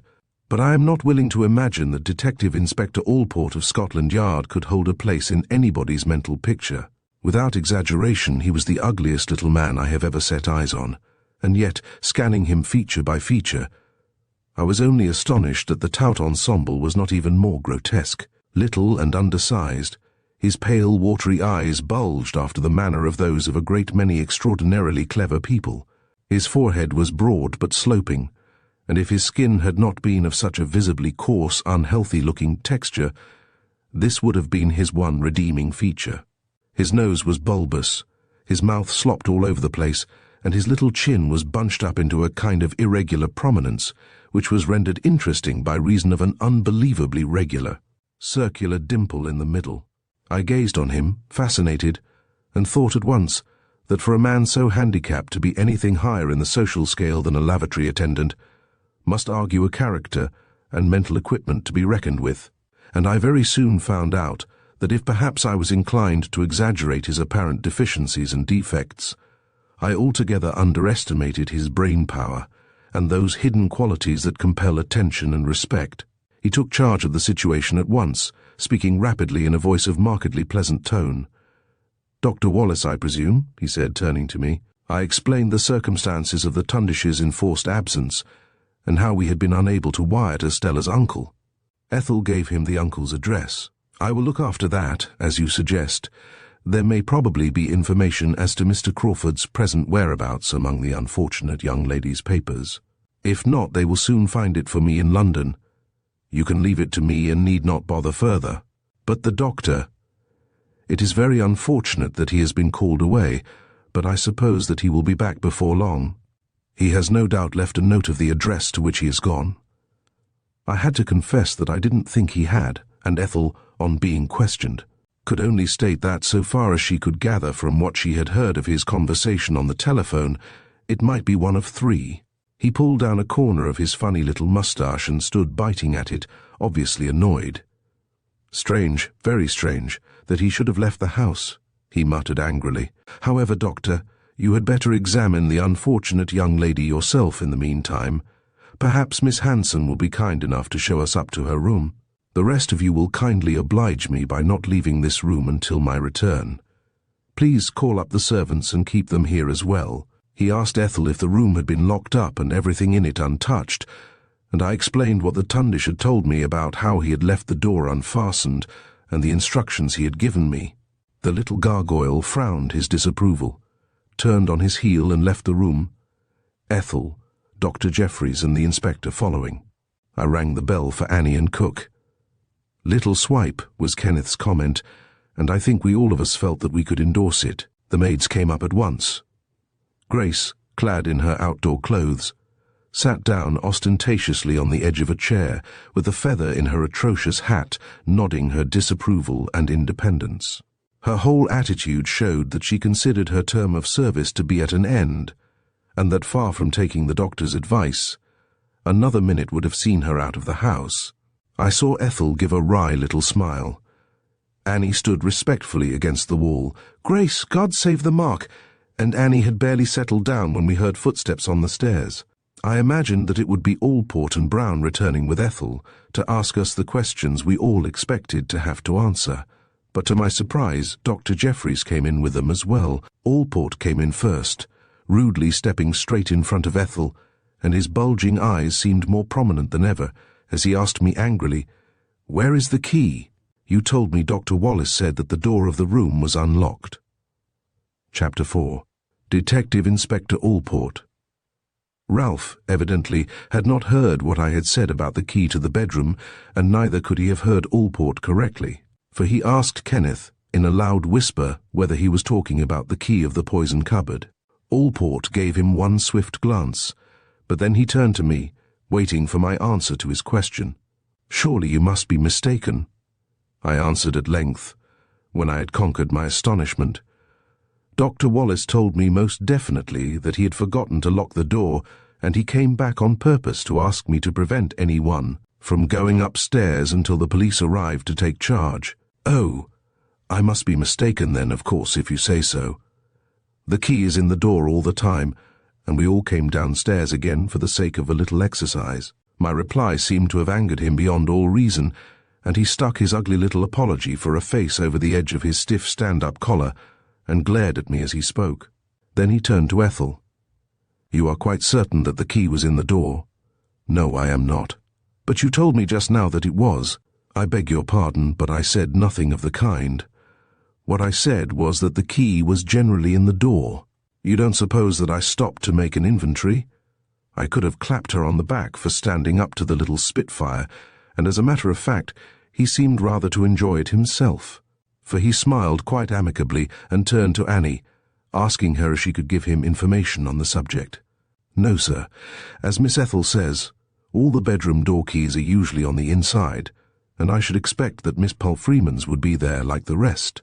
"Did anyone else hear the doctor tell Mr. Jeffcock that he had forgotten to lock the door?" was his next question. No one replied, and I answered rather stiffly that I should have thought that my statement would have been enough, but "I dare say" was all the comment he made. This, I felt, was not a very auspicious start, and argued ill for the more detailed questioning to which we should have to submit, and I wondered what attitude he would take toward the Tundish on his return, if he could behave so abominably to the rest of us now. However, there seemed to be nothing to gain by remonstrance, so I merely shrugged my shoulders and picked up the morning paper which was lying on the table. I think that neither Dr. Jeffries nor Inspector Brown relished their association with the boorish little man. He was undoubtedly master of the situation, though, and he asked, or rather I should say told, Inspector Brown to have the bedroom door broken open immediately, and to send a plain-clothes man to the 3 addresses at which it was most probable the doctor might be visiting. He got Ethel to write them down on a slip of paper. The man was to come back at once if the doctor was not located. If he was, then he was to be told that he was wanted back at Dalehouse as urgently as possible, and the man was to wait and escort him home. His instructions were rapped out without the least consideration for our feelings, and I for one felt certain that the Tundish would be arrested on suspicion directly he set foot inside the house. Having packed off Dr. Jeffries and the inspector, he crossed the room to where Ethel was standing, a picture of unhappiness, gazing out of the window at the sunlit garden. I think that even he was touched. "I am truly very sorry, Miss Hanson, to cause all this bother," he said, "but it simply cannot be avoided. My temper may be at fault, but there is really no time on such occasions for niceties of conduct. As soon as I am satisfied that Dr. Jeffries can make his examination, and if it confirms Dr. Wallace's opinion that Miss Palfreeman has been poisoned, then the house must be searched from top to bottom before anything else is done. I will have the kitchen premises dealt with first so that the maids can return to them, and then the drawing room so that you can use it in addition to this. Later on, when my search is completed, I shall require you all to tell me everything you can think of that might have a possible bearing on the case. That may be quite a lengthy business, and I can allow no delay for any reason whatsoever. Will you please, therefore, arrange for an early lunch, and I shall hope to be ready shortly after 12. He made a stiff little bow, and without waiting for any reply, he left the room. I heard him run upstairs, and a little later a crash as the door of Stella's room was broken in. Then he came down to the telephone, and I heard him asking for additional men to be sent from the police station. To my astonishment, I next heard him ask for the clerk in charge at the exchange, and after explaining who he was, tell her to take down in full and report immediately to him any messages that came either to or from our number until further notice. I suppose it was quite an ordinary precaution, but it brought home to me, as nothing else had, the terrible plight in which we all were. Apparently I was the only one to overhear his message, and I went over to Ethel, who was sitting in the windowsill with writing pad and pencil. She told me that she was writing to her father and mother, but did not know whether she ought to post it, on account of her father's health. I felt that our letters would probably be intercepted and opened, and I told her of the conversation I had overheard. "But it's preposterous," she exclaimed angrily, and it seemed to me that there was a note of alarm in her voice. Surely he has no right to do a thing like that, and oughtn't he to have a warrant before he searches the house? I explained that he could most certainly get one if the Tundish's diagnosis proved correct, and that we should gain nothing by delaying matters or by being awkward. She bent to her letter again, saying, "Oh, how I wish he would come back." Kenneth was standing against the mantelpiece talking to Ralph, and I heard him mutter gruffly, "If he ever does come back." Ethel gave him one angry look, but she made no reply. I could not understand Kenneth at all. Even if he did believe the doctor guilty, he seemed to have nothing to gain by his behavior. He knew that the Tundish was a very old friend of Ethel, the girl to whom he had quite recently become engaged, and yet his love seemed to be of such poor stuff that he could not hide his feelings for her sake. Ralph looked pale and wretchedly ill at ease, and I could more readily have understood it had he shown ill will toward the doctor. He had fallen head over heels in love with Stella, and whether his feelings went to any depth or not, it must have been a bitter blow for him. The evidence was certainly heavy against the Tundish. It seemed to me inevitable that Ralph should feel antagonistic toward him, and I thought that in the circumstances he was showing a very creditable forbearance. With Kenneth, on the other hand, there was no apparent reason for such uncontrolled hostility, but I had overlooked the ready jealousy of a young man in love, and was yet to learn that weeks before poor Stella's death, Ethel had already sown the seeds from which many unhappy moments grew by singing the doctor's praises. Clean-cut in his own opinions, he altogether failed to understand that while engaged to him, Ethel might yet have a very real affection for the Tundish. I believe that every action of hers showing loyalty to her old friendship added fire to his hot resentment.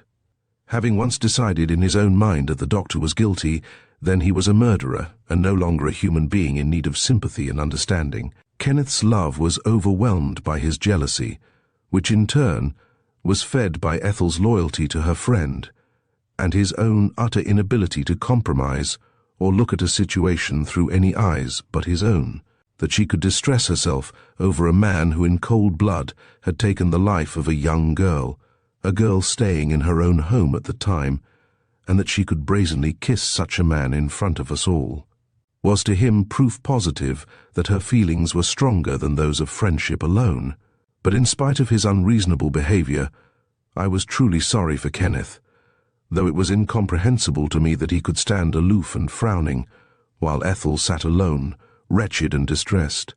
It was bad enough for us all, but for her, with her father and mother away, it was a truly devastating experience. Never, I think, shall I forget that half-hour's wait in the Dalehouse dining room. We could hear the police moving about as they searched the rooms. Any intimate conversation was impossible by reason of the presence of the two maids.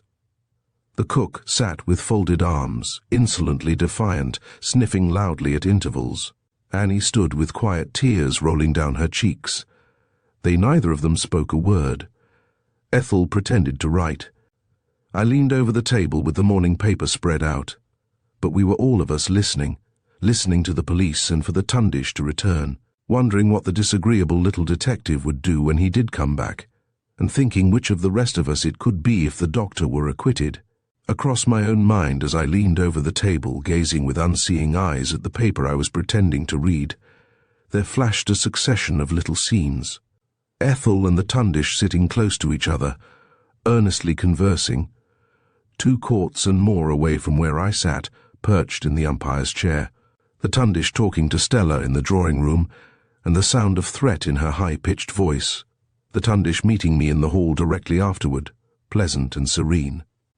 And lastly, the sound of a woman laughing, in the waiting room, suddenly reviving my childhood's terror-fascinated memories, pale Miss Summerson lying elaborately to the doctor in the dispensary, and Ethel, who was supposed to be up at the club, appearing surprisingly from the consulting room, having returned to get some tape for the handle of her racket.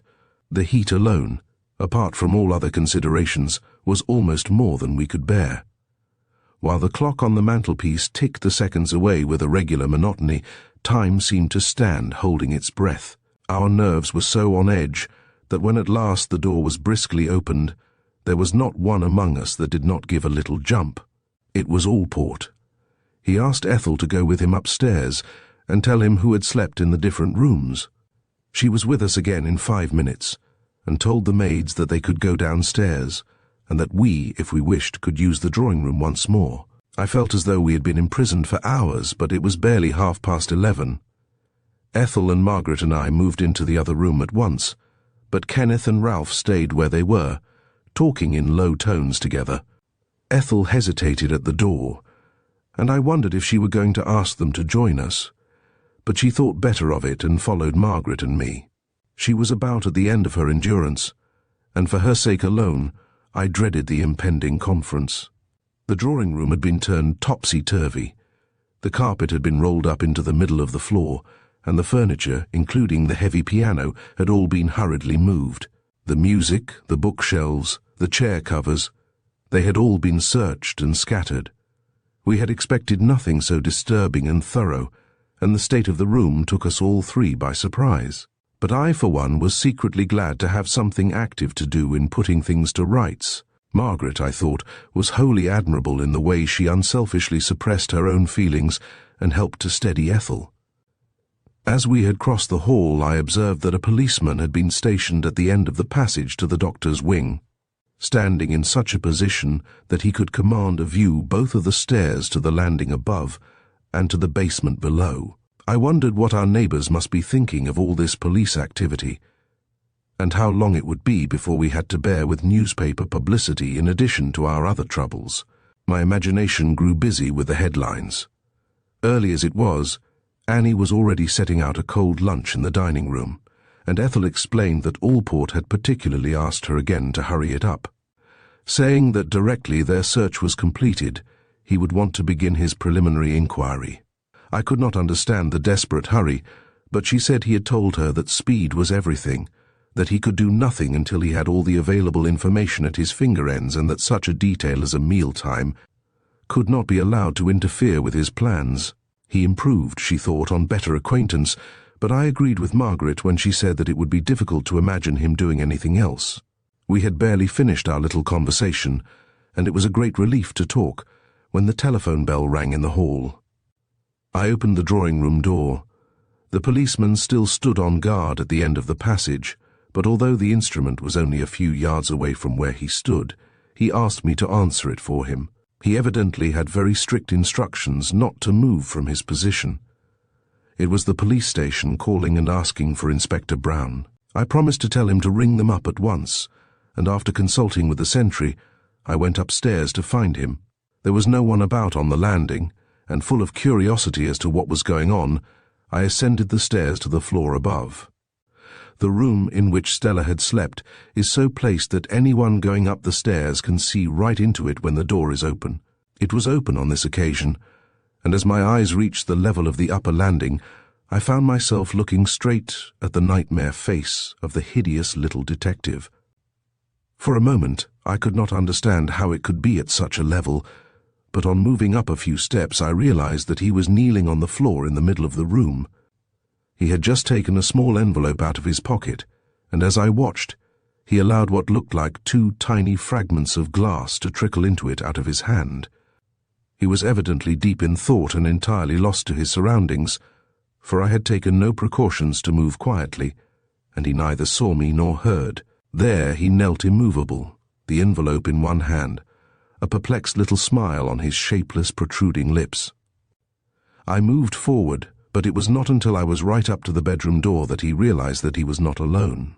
If not actual abuse, the very least I expected was some sarcastic remark about my intrusion, but he merely lifted up his hand for silence, for all the world like some diminutive father admonishing his child.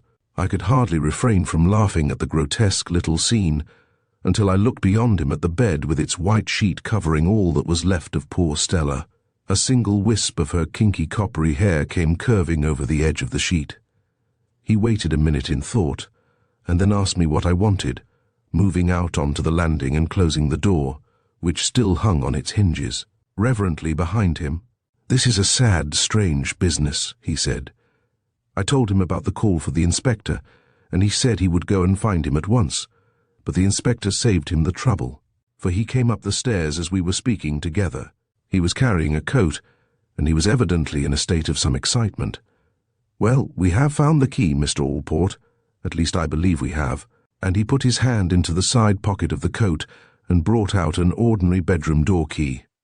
It fitted without any trouble, although the lock itself had been almost wrenched from the woodwork when the door was broken open. He handed it over to his superior. "Where did you find it?" he asked, holding out his hand for the coat as well. "Among the other coats on the pegs in the hall." It was a thin alpaca housecoat that the Tundish had been using during the hot weather. I recognized it at once, and remembered that the doctor had been wearing it only that morning at breakfast time. My heart sank. It was difficult to believe that in the excitement he might have locked Stella's door and then have forgotten all about it. On the other hand, I could think of no reason, even assuming I were willing to admit him a liar, why he should so deliberately come and tell me that the room was unlocked, with the key with which he had locked it in one of his own pockets all the time. The detective asked me to whom the coat belonged, and I had to tell him. We stood silently on the landing, the three of us, Allport holding out the key in front of him, as if it was some astonishing specimen, instead of an ordinary key to a bedroom door. I remembered how, as I stood at the telephone when ringing up the police, I had thought that I heard someone on the stairs, and how a few moments later I'd been surprised to find the Tundish standing close behind me.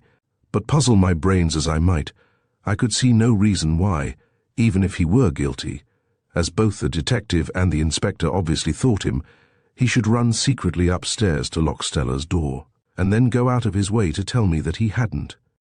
While it did not seem to me to add much to the real evidence against him, it was certainly one more item for him to explain away on his return.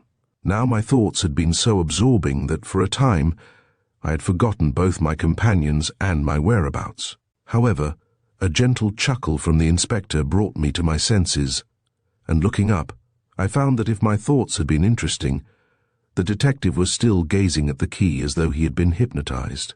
"That is strange, very strange indeed," he whispered at last. "Well," said the inspector, "both of you two gentlemen might have been crystal gazing, but there seems to me to be nothing very extraordinary in Dr. Wallace locking the door, putting the key in his pocket, and then forgetting that he'd done it." "Oh," was Allport's comment, and he shrugged his shoulders in a manner that must have riled the inspector, for his shoulders said "poor fool" as plainly as shoulders could. Then smiling at me he added, "And so you found it rather intriguing also, my friend? Now I wonder why." And he looked at me appraisingly as though I had suddenly gone up in his estimation. Then he stood thinking deeply again, and I thought for a moment that he was sinking into another reverie. But he went back into Stella's room and looked out of the window, which was immediately over the flat-topped roof of the doctor's wing. Next to the house, the roof is of plain cement, but at the end away from it, it is covered thickly by a large-leaved ivy which runs riot a good foot deep. I went up and stood beside him, but I could see nothing that might have aroused his sudden interest, or which could have any possible connection with the key that had been found in the doctor's pocket. He shut the window down again, saying, "Well, we are wasting time. Inspector, you are wanted on the telephone. Mr. Jeffcock, and you, Inspector, as well. I want you both to promise me most solemnly that nothing we have spoken of together, and nothing you have seen, Mr. Jeffcock, shall be mentioned to another soul. Neither the finding of the key, nor anything else must be spoken of." I gave him my promise. "I thank you. It is of great importance, and now I shall be obliged if you will return to the rest." What on earth could he have seen that was so important in the finding of the key in the doctor's coat? Why did he go back into Stella's room and look out of the window? And what were the little pieces of glass that I had caught him so carefully preserving? These were the questions I asked myself as I went back to the drawing room, but I agreed with Ethel that the little man was inclined to improve as one got to know him better. Ethel and Margaret had, I found, completed the straightening out of the furniture. I was afraid that they might ask me for the reason of my prolonged absence, and I had no answer ready to give them. But although I fancied Margaret watched me with a kind of half-eager expectation, they neither of them asked me any questions. Annie came to tell us that lunch was served. It was a sad meal. A place had been set for Stella by mistake. The Tundish had always said a short grace before our meals. It was a practice of Hanson's which he kept up while he was away. Ethel began to say it in his absence, but she broke down after the first sentence and had to retire to the window while she regained her self-control. What little we ate in silence. Any attempt at general conversation seemed out of place, and the thoughts that occupied all our minds were too painful for speech. Yes, and too secret for speech, for I am sure that in spite of the doctor's appeal, we were each one of us busy with conjecture. The Tundish, and if not the Tundish, then who? We were about halfway through our meal when he returned. We heard him tell the man stationed in the hall to let Inspector Brown know that he was back, and then he opened the door. Ethel got up at once with a little cry and went to meet him, her arms half extended. We were all forgotten. "Oh, Tundish, I'm so glad that you're back again," she said, and there was such pleasure and trust in her voice, and such sympathy in her looks that it was no wonder Kenneth bit his lips and turned the other way. The doctor looked tired, and little beads of perspiration glistened on his forehead, the result of a hurried return, I surmised, and not of fear or panic, for his eyes were steady and his looks self-confident and calm. "You goose," he laughed, putting his hand gently on her shoulder. "But where is my thin coat? This one is well nigh unbearable. I thought I left it hanging in the hall." Ethel told him how the whole of the house was being searched, and how Stella's door had had to be broken down. I was observing him very closely, as indeed I think we all were, but he showed no trace of embarrassment. His astonishment seemed both spontaneous and genuine, and to have no appearance of being overacted or forced. I concluded that it was altogether too natural to be simulated, but then I remembered how, within half a minute of his conversation with Stella in the drawing-room on the previous night, he had met me in the hall with a pleasant smile and a face that showed no trace of either trouble or concern. Now again he was not perturbed, and he spoke quietly and without emphasis. But I know for a fact that I did not lock the door. I intended to go back and do it, and then the telephone call came through and put it out of my head. "You are sure that you didn't run upstairs and lock it after I spoke to you in the hall?" I assured him that I had not, and he stood for a moment obviously puzzled. I glanced round to see what the others were making of it. Kenneth sat looking straight at the doctor, fierce and grim. Ralph, his face pale and his head bent, was playing with a little heap of crumbs. Margaret was looking at Ralph. "Ah, well, that will be another little mystery for our friends the police to explain." And he took his seat at the end of the table. "It will be for you to make the explanations," I thought to myself as I remembered where the key had been found, and I must confess that I longed to break the solemn promise I had only just made. Directly the doctor took his seat, Kenneth got up from his with deliberate ostentation, though he obviously hadn't finished his lunch, asking Ethel if she would go with him into the drawing-room. She followed him reluctantly, and the Tundish went on with his meal, but I could see that his thoughts, like mine, were busy with the subject of their conversation. Shortly after they had left us, Allport came in, followed by Inspector Brown. The Tundish, bland and dignified, rose at once to greet them. "I am so sorry that I have put you to all the trouble of sending out a man to track me down," he said, offering his hand to the inspector, with whom he was evidently acquainted. "But I must confess that I deliberately omitted to leave my address. My case was a serious one, and I had no wish to be interrupted. But now, gentlemen, I am entirely at your disposal." He turned to Allport with hand outstretched, a quick look at Inspector Brown inviting an introduction. The detective took his hand at once, saying, "That's all right, Doctor. Though I admit that you have caused me some anxiety, now I should like you to take me into the dispensary and show me the poison cupboard, which up to now we haven't disturbed." The Tundish asked if I might accompany them, explaining how I had been with him when the cupboard was last opened and that I could testify to the position of some of the bottles. Allport agreed, and I went along with them. The safe was opened, and for a time he stood silently looking at the collection of bottles. I could see how immediately the Chinese flagon attracted his attention. The doctor told him which bottle he had used in preparing the fatal draught. Allport grunted and asked the inspector to fetch him his bag from the hall. From it he took a pair of rubber gloves, and putting them on, he picked up the bottle and placed it carefully in a box containing cotton wool at the bottom of the bag. Next he asked the Tundish from which bottle he thought the poison had been taken, assuming that an addition had been made to the sleeping draught in the manner he suspected. "That is undoubtedly the bottle," the Tundish replied, pointing to the little flagon. "You say undoubtedly. How can you be so sure that it was poison from that particular little bottle and not from one of the others? There are many to choose from." "I am sure about it, first because of the peculiarly bloodshot eyes, and second because of its very unusual smell. I smelled the dregs at the bottom of the medicine glass when I went upstairs immediately after breakfast to make my first examination, and having smelled it before I cannot be mistaken." "Does it taste?" "Yes, even in extremely dilute quantities it is bitter." Allport took the fragile little bottle between finger and thumb of his gloved hand and held it up to the light. He held it up, looking at it absorbed in thought, and then quite suddenly I saw him give a little start as if he had noticed something of particular interest, and he smiled to himself as I had watched him smiling on his knees in Stella's room. I turned from him to the bottle he held in his hand, but I failed to see what it was that had quickened his attention. "But this little bottle is very nearly full," he said after a pause. "The neck is exceedingly narrow, and the liquid is less than half an inch from the bottom of the stopper." Once more the Tundish explained how he had obtained the poison, telling the detective exactly what he had told me only 2 days ago. He ended by saying that a single drop, added to Stella's medicine, would have been quite sufficient to kill. "Can you tell me, from the position of the liquid in the neck, exactly how much of the poison has been used?"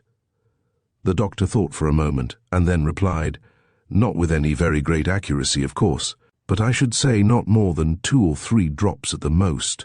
I brought 2 similar bottles with me from China, giving them both to Dr. Hansen. They were both of them full to the stoppers, and I had them sealed before my journey. Hansen used about half the contents of 1 bottle in the course of his investigations, with which I helped him. The remainder he sent away for further examination and test to a chemical society to which we both belong. Of the contents of the second bottle, we used exactly 1 cubic centimeter in an experiment we made together the last time I visited him, which would be about 6 months ago. As far as I can remember, we left it with the liquid in practically its present position. I asked Hansen if he had done any further work on it the day he left for Folkestone, and he told me that he had not. You will understand we were interested together. That is why I can state with a considerable amount of certainty that at the most only 2 or 3 drops have been used." Allport stood turning the tiny flagon this way and that, but obviously listening attentively to the doctor's statement, which had been made in a voice that showed not the slightest tremor or concern. Then he turned round quickly and asked him, "You would be surprised then if I were to find any recent fingerprints of yours on the bottle?" "Yes, any more recent than 6 months ago." "Has it occurred to you that whoever added the poison to Miss Palfreeman's medicine, providing you are correct in your assumption that it has been taken from this bottle, must have been closely familiar with its properties? He or she evidently intended to kill, or else why add poison at all? Yet, on your own, showing only 2 or 3 drops were added. It was known to the murderer that that would be enough. He was familiar with its action." The 4 of us stood in silence.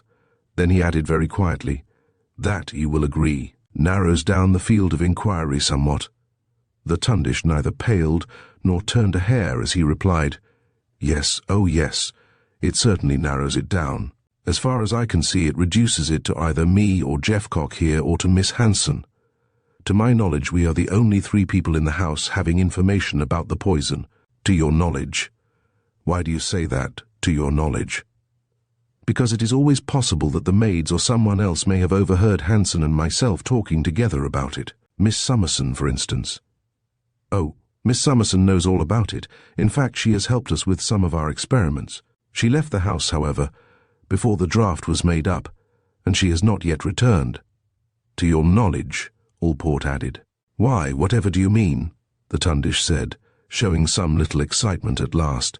Miss Palfreeman's room looks on to the flat-topped roof of the surgery wing, and an entry could have been made from it with the greatest ease. The window, I take it, would be open on a night like last night? Yes, it was open wide at the bottom when I went into the room after breakfast, but Miss Hanson had been into the room before me. But it is possible. So far as I know, Miss Summerson and Miss Palfreeman were complete strangers to each other. To your knowledge once more, the detective laughed. But if you had had my experience, you would know that it is by no means safe to assume that apparent strangers are strangers in fact. Again I saw that the Tundish was moved, and his eyelids gave a flicker.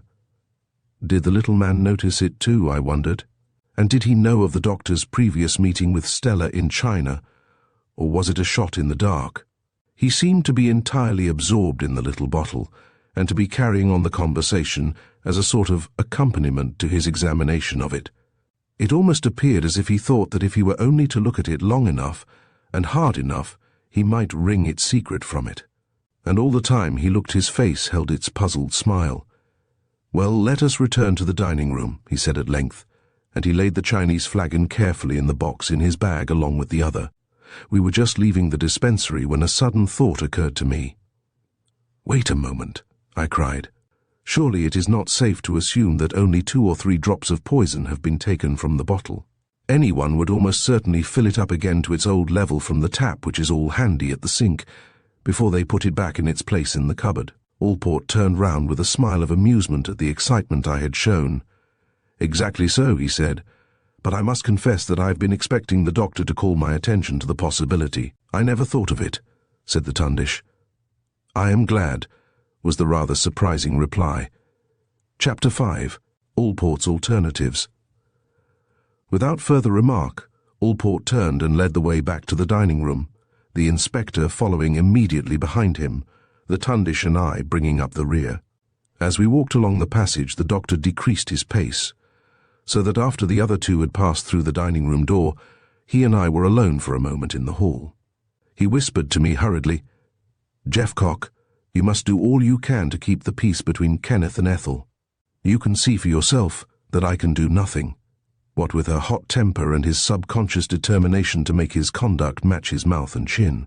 We shall have their young love affair on the rocks before we know where we are. He gave my arm a squeeze of thanks as I promised to do whatever I could, and we were at the door of the room with no more time for conversation. It was patent that Ethel and Kenneth had quarrelled. They were standing a little apart in one of the windows at the far side of the room. She was fondling the cat which still lay on the sill, basking in the blazing sun, and he stood looking at her, dour and sullen. She turned and spoke to him as we came into the room, and I feel almost certain she said, Very well then, Kenneth, there's no more to be said. If your love for me depends on my deserting a friend in his trouble, it's the sort of love I don't want. Allport broke in on them before Kenneth had time to make any reply, saying that he wanted to make the position clear to us all before he took any further steps in the task he had before him. I have 2 alternative courses of action before me, he explained, and the one I adopt will rest entirely with you, though I can hardly think that you will show any hesitation in making your choice. Dr. Jeffries, I must tell you, agrees with Dr. Wallace that Miss Palfreeman met her death by poisoning. He is unable to state the nature of the poison used, which tends to confirm Dr. Wallace's suspicion that an addition was made to the sleeping draught from the small flagon that I now have safely in my bag. That, of course, will be looked into more closely as soon as a proper post-mortem examination can be made. He paused for a moment to wipe the perspiration from his face. It was nearly midday and the room was suffocating. The sun shone straight on to the 3 long windows which stood wide open, but the dark green blinds drawn halfway down prevented the least movement of air. A bee, which had become trapped between one of the blinds and the window, buzzed away unhappily. I took advantage of the detective's pause to ask him if there could be no possibility of suicide. Ralph scowled at me for my pains, and it was only then that I remembered that my suggestion would be casting a slur on poor Stella. It seemed to me, however, that that would be a comparatively happy solution, bearing in mind that the only alternative was cold-blooded murder. Murder, too, not by some unknown outsider, but in all probability by one of us now in the room listening to the little detective making his suggestions. The Tundish, Ralph, Kenneth, or one of the two girls.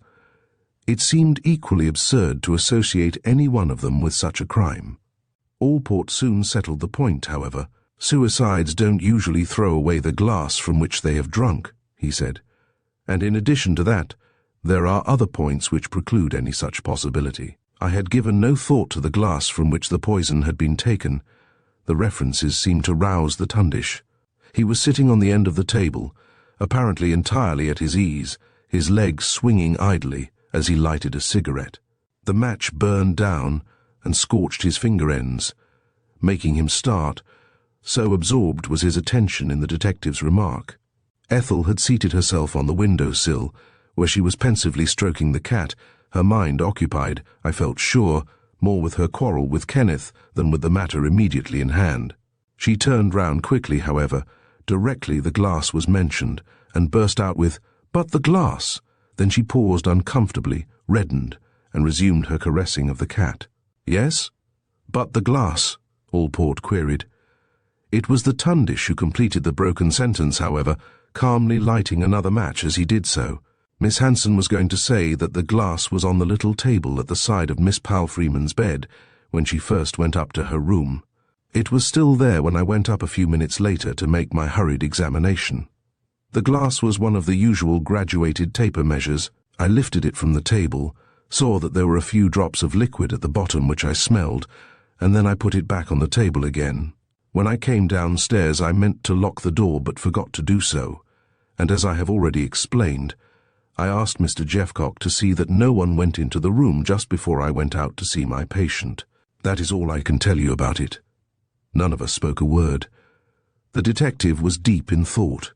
He was half-seated on the arm of one of the two heavy armchairs that stood at either side of the fireplace. Margaret and Ralph were leaning against the mantelpiece, which is backed by a long, low-looking glass framed in oak. She was half-turned toward it, and I could see her full-face reflection as I stood against the door. Kenneth stood by the table. Ethel was still in the window seat a little way behind him. The Tundish seemed the least disturbed of any of us, and was obviously enjoying his cigarette. The bee, which was still buzzing behind the blind, escaped from its trap, and the sudden cessation of its hum somehow marked a period and plunged us into silence. At last the detective spoke, and the key was found. He spoke with a slow emphasis, turning toward the Tundish and tilting his chair. Then he stood up suddenly, his sentence incomplete, and his chair righted itself with a bang that came like a blow to our straining nerves. Margaret uttered a little startled cry, and he was immediately profuse with redundant apology. He seemed to have forgotten all about the key. At one moment he had us all tense with excitement, as though we were waiting a verdict, and the next he could find nothing better to do than talk about his own clumsiness in partly overturning a chair. I could not understand him at all, and I saw an amused smile play across the doctor's face as he repeated, "And the key was found." "Oh, I don't think that matters very much for the moment," was the amazing reply. "That can all be gone into later. Please don't divert me from the proposition I was about to put before you. Miss Palfreeman has been poisoned without the least shadow of doubt. Suicide. Put that idea right out of your minds. It is murder. My first duty is to secure the murderer, and it must be obvious to you all that the facts as we know them at present point very definitely indeed to Dr. Wallace. I think that even he will agree with me that that is not an exaggerated statement." The Tundish nodded his head and murmured, "Quite so," with an air I can only describe as one of pleasant acquiescence, and the little man proceeded with his harangue. On the other hand, a very long experience has taught me that these definite first impressions are often quite misleading, either owing to a chain of unfortunate coincidences, or by the design of someone else. Suspicion fastens on the innocent. That may seem a banal statement to make, but it is a possibility that is often overlooked. In this case, already there are apparent several pieces of conflicting evidence, which it will take time and further investigation to appraise at their proper value. One clue, which I am not going to specify, distinctly indicates that the murder may have been committed by someone quite outside your house party here. I propose to follow that up immediately myself, and it will mean that I may have to be away for a day or two. I don't want to raise any false hopes, however, and I may as well tell you quite candidly that my opinion, formed on the balance of the facts, is that the murderer is listening to me now. He paused impressively. Ethel half stifled a sob. Now, here are my proposals to you, he continued. Either I must arrest Dr. Wallace at once on suspicion, and your statements as to the events of last night must be taken down in the usual way, or alternatively, you must all promise to obey my instructions to the letter, however absurd and unreasonable they may seem to you to be. Among other things, I shall want your promise that you will none of you leave the house. Saying that he had 1 or 2 things to attend to which would take him about half an hour, and that it would give us a convenient opportunity for making our decision, he gave us a stiff little bow and left the room. The Tundish was the first to break the awkward silence. And if you don't mind, I think I'll follow our little friend's example and leave you to it. As he reached the door, he turned and smiled at us, all geniality and unconcern. 5 very uncomfortable people were left. There could be no doubt about which of the 2 alternatives we should choose. I think there was no doubt about that in any of our minds before a word was spoken. It was the tremendous difference between the reasons that led to our decisions that made our unanimity nothing but a mockery, and created an atmosphere that was thick with jealousy and distrust. As we stood about the room, it seemed to me that we were like the atoms of some unstable molecule, momentarily in unhappy association, but ready to dissociate and fly off on some course of our own, should the least provocation arise. It was Ralph, for once, who took the initiative and broke the unpleasant little silence. Well, of course we must agree to do what he tells us, though it seems to me that it is only prolonging the agony, and if I were in the doctor's place, I should be glad to be gone and have done with it. I could see that Kenneth was ready for an outburst, and it came directly Ralph had completed his remark. I can't understand you. I can't make you out at all. Murder might hardly be criminal from the way you seem to take it, and even a detestable murder like this, a girl poisoned in her bed, something to be borne in silence. I can hardly keep my hands off the brute, and the rest of you seem quite willing, and even anxious to be friends. Kenneth, how can you? Oh, how can you be so cruel? Suppose that you were in the Tundish's place, how would you like it if we all of us turned against you and were ready to believe the worst? You seem almost as though you were anxious to believe that he did it. Ethel had spoken quietly at first, but her sentence ended on a note of bitterness. That is a grossly unfair thing to say, Kenneth answered hotly. I might just as well say that you don't care whether he did it or not, and I begin to think that I shouldn't be far from the truth if I did say that. Everything proves that he doped the draft, and you can kiss him and fondle his hands. You don't even reserve your judgment and say this man may be a vile murderer. You just flaunt your absurd hero worship in front of us all. If he had a spark of decency in him, he would give himself up. Oh yes, I know that is exactly what you would do. I can just see you doing it. I suppose you haven't given a thought to what this will mean to Daddy's practice. Why, what on earth do you mean? Surely he is not implicated in any way. It can't make any difference to him. Oh, can't it? It was horrible to hear them quarrelling, and I tried once or twice to interrupt them, but in their anger they ignored us entirely, and might have been alone. At last I did manage to get in the remark that everyone should be considered innocent until his guilt has been proved. It was a fatuous remark, worthy of Margaret herself, and Kenneth sneered that I seemed to have rather funny ideas on the subject of innocence. It was Margaret, however, who ultimately turned the discussion in a more pacific direction. She pointed out that Ethel knew the doctor about 10 times as well as the rest of us, but even so, she didn't see how anyone could be expected to ignore entirely all the evidence against him. However, she concluded, Mr. Allport as good as said that he thought that he probably did it, but that there may be just an outside chance that he didn't. Well, for my part, I am quite willing to wait until he has investigated that outside chance." And she turned to Ralph, asking him what he thought about it. Ralph paused perceptibly before replying, "There is nothing to be gained by beating about the bush. Allport would not have said what he did if he had much real hope from his outside clue. But for your sake, Ethel, and because of your father's practice, I am willing to agree to anything he asks us to do. Honestly, though, as far as the practice is concerned, I can't see that it makes much difference. This sort of thing can't be hushed up, you know." I protested that if the outside clue proved relevant, it did make all the difference in the world. Then, none besides ourselves need know how heavily Dr.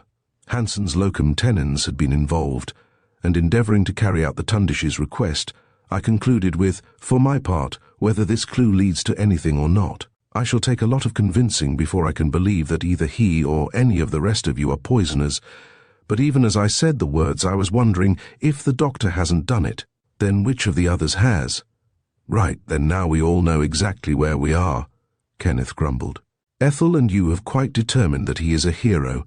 I know that he's a blackguard, and the other two know that he is one, but don't quite like to say so. You had better let the little man know. I can only hope that it won't be for long, and that you won't insist on my pretending to be friends. No one but a fool would think you capable of pretending anything," I retorted, and went in search of Allport. I had heard him busy with the telephone while we had been making our decision, and I found him talking with the inspector in the drawing room.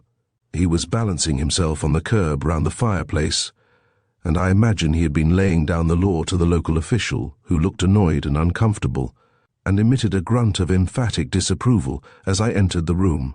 Allport was grinning at him, his grotesque little face puckering up in his amusement, and as he came toward me he patted the big man on the back, saying, "Well, that, my big friend, is what I am going to do whether you like it or not. The drawing room at Dalehouse is an exact duplicate of the dining room, as far as its dimensions are concerned, and with its long Georgian windows, it must, I imagine, have been a difficult room to furnish.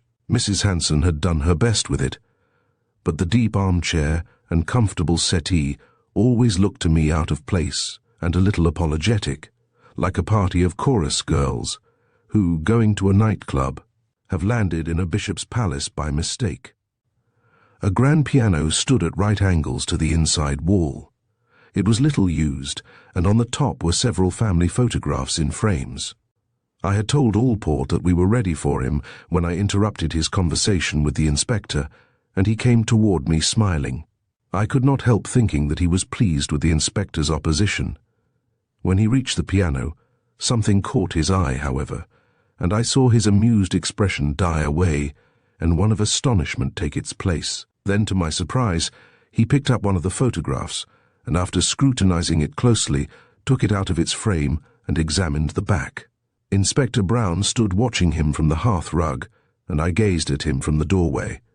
We exchanged an amused glance, his, I fancied, tinged with despair. But, quite unconcerned, Allport put the photograph back in its frame, replaced it carefully on the piano, and bowed to us each in turn with a whimsical smile. "That is another little puzzle for you," he said. I told him of our decision. "Good, and was it unanimous?" "We have all decided to do whatever you tell us to," was all I replied. As soon as we had rejoined the others, he sent one of his men to find the Tundish, and then he made us promise individually that we would do exactly what he asked without any reservation, and that we would tell him everything we knew that had any bearing on the matter. We took our places round the table, he at one end and the Tundish at the other. I felt that the doctor's ordeal had begun, and I wondered what he would say about the key, and whether he would make any statement about his quarrel with Stella the night before her death. But we were to be interrupted again. The man who had been stationed in the hall came in and whispered a few words in Allport's ear. Allport nodded. "Yes, show her in at once," he said, and turning to the doctor, "Miss Summerson has just returned." The plain-clothes man must have told her something of what had happened, because, though she looked anxious and worried, she expressed no surprise when she came in and found us sitting round the table. She had already put on her white coverall, and as she stood just inside the door, with her hands clasped in front of her and her fingers working convulsively, I thought she made rather a lonely, piteous little picture. Somehow or other, Miss Summerson both surprised and intrigued me. Neither the lie she had told in the dispensary on the morning of my arrival, nor her general pallid, hesitating appearance seemed to be in keeping with the character that Tundish had painted and the neat, precise print I had been compelled to admire on the doctor's bottles. She ought, by all the rules, to have been dark, decisive, efficient, and 50, and there she stood against the door, about 23, I thought, nervously clasping and unclasping her hands, her colourless hair scraped back into a kind of bun, her pale blue eyes with their fair lashes turning first to the doctor and then to Allport, and her white face and coverall all helping to complete a picture that could represent incompetence and fright. I argued to myself that if normally she was efficient, then now she was afraid, and that if on the other hand she was not frightened now, then she could never be careful or precise.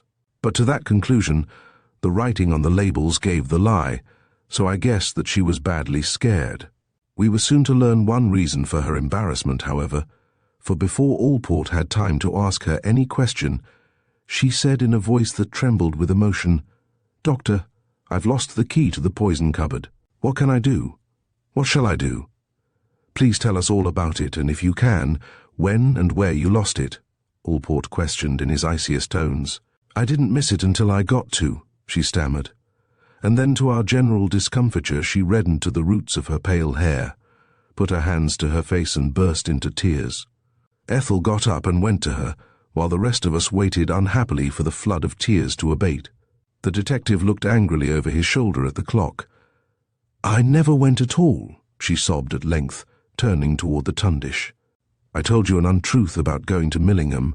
I wanted the time off, and thought that you would be more likely to let me go if I gave some definite reason. I am so very sorry." She dried her eyes, and having made her little confession, seemed to regain some of her composure. "But what has all that got to do with your losing the key?" Allport snapped. "Please do answer my question." She explained that she carried the keys in a special pocket that she wore underneath her skirt. They were apparently secured to a chain attached to some part of her underwear, 5 or 6 on one ring, and the key of the cupboard, being especially important, on a ring of its own, connected to the rest by a piece of leather lace. When she had opened the cupboard on Tuesday morning, she had noticed that the leather was becoming frayed, and had made up her mind to have it renewed. The key was there when she locked up the cupboard at 3 o'clock the same afternoon, and she had put it back in her pocket as usual and had then gone home.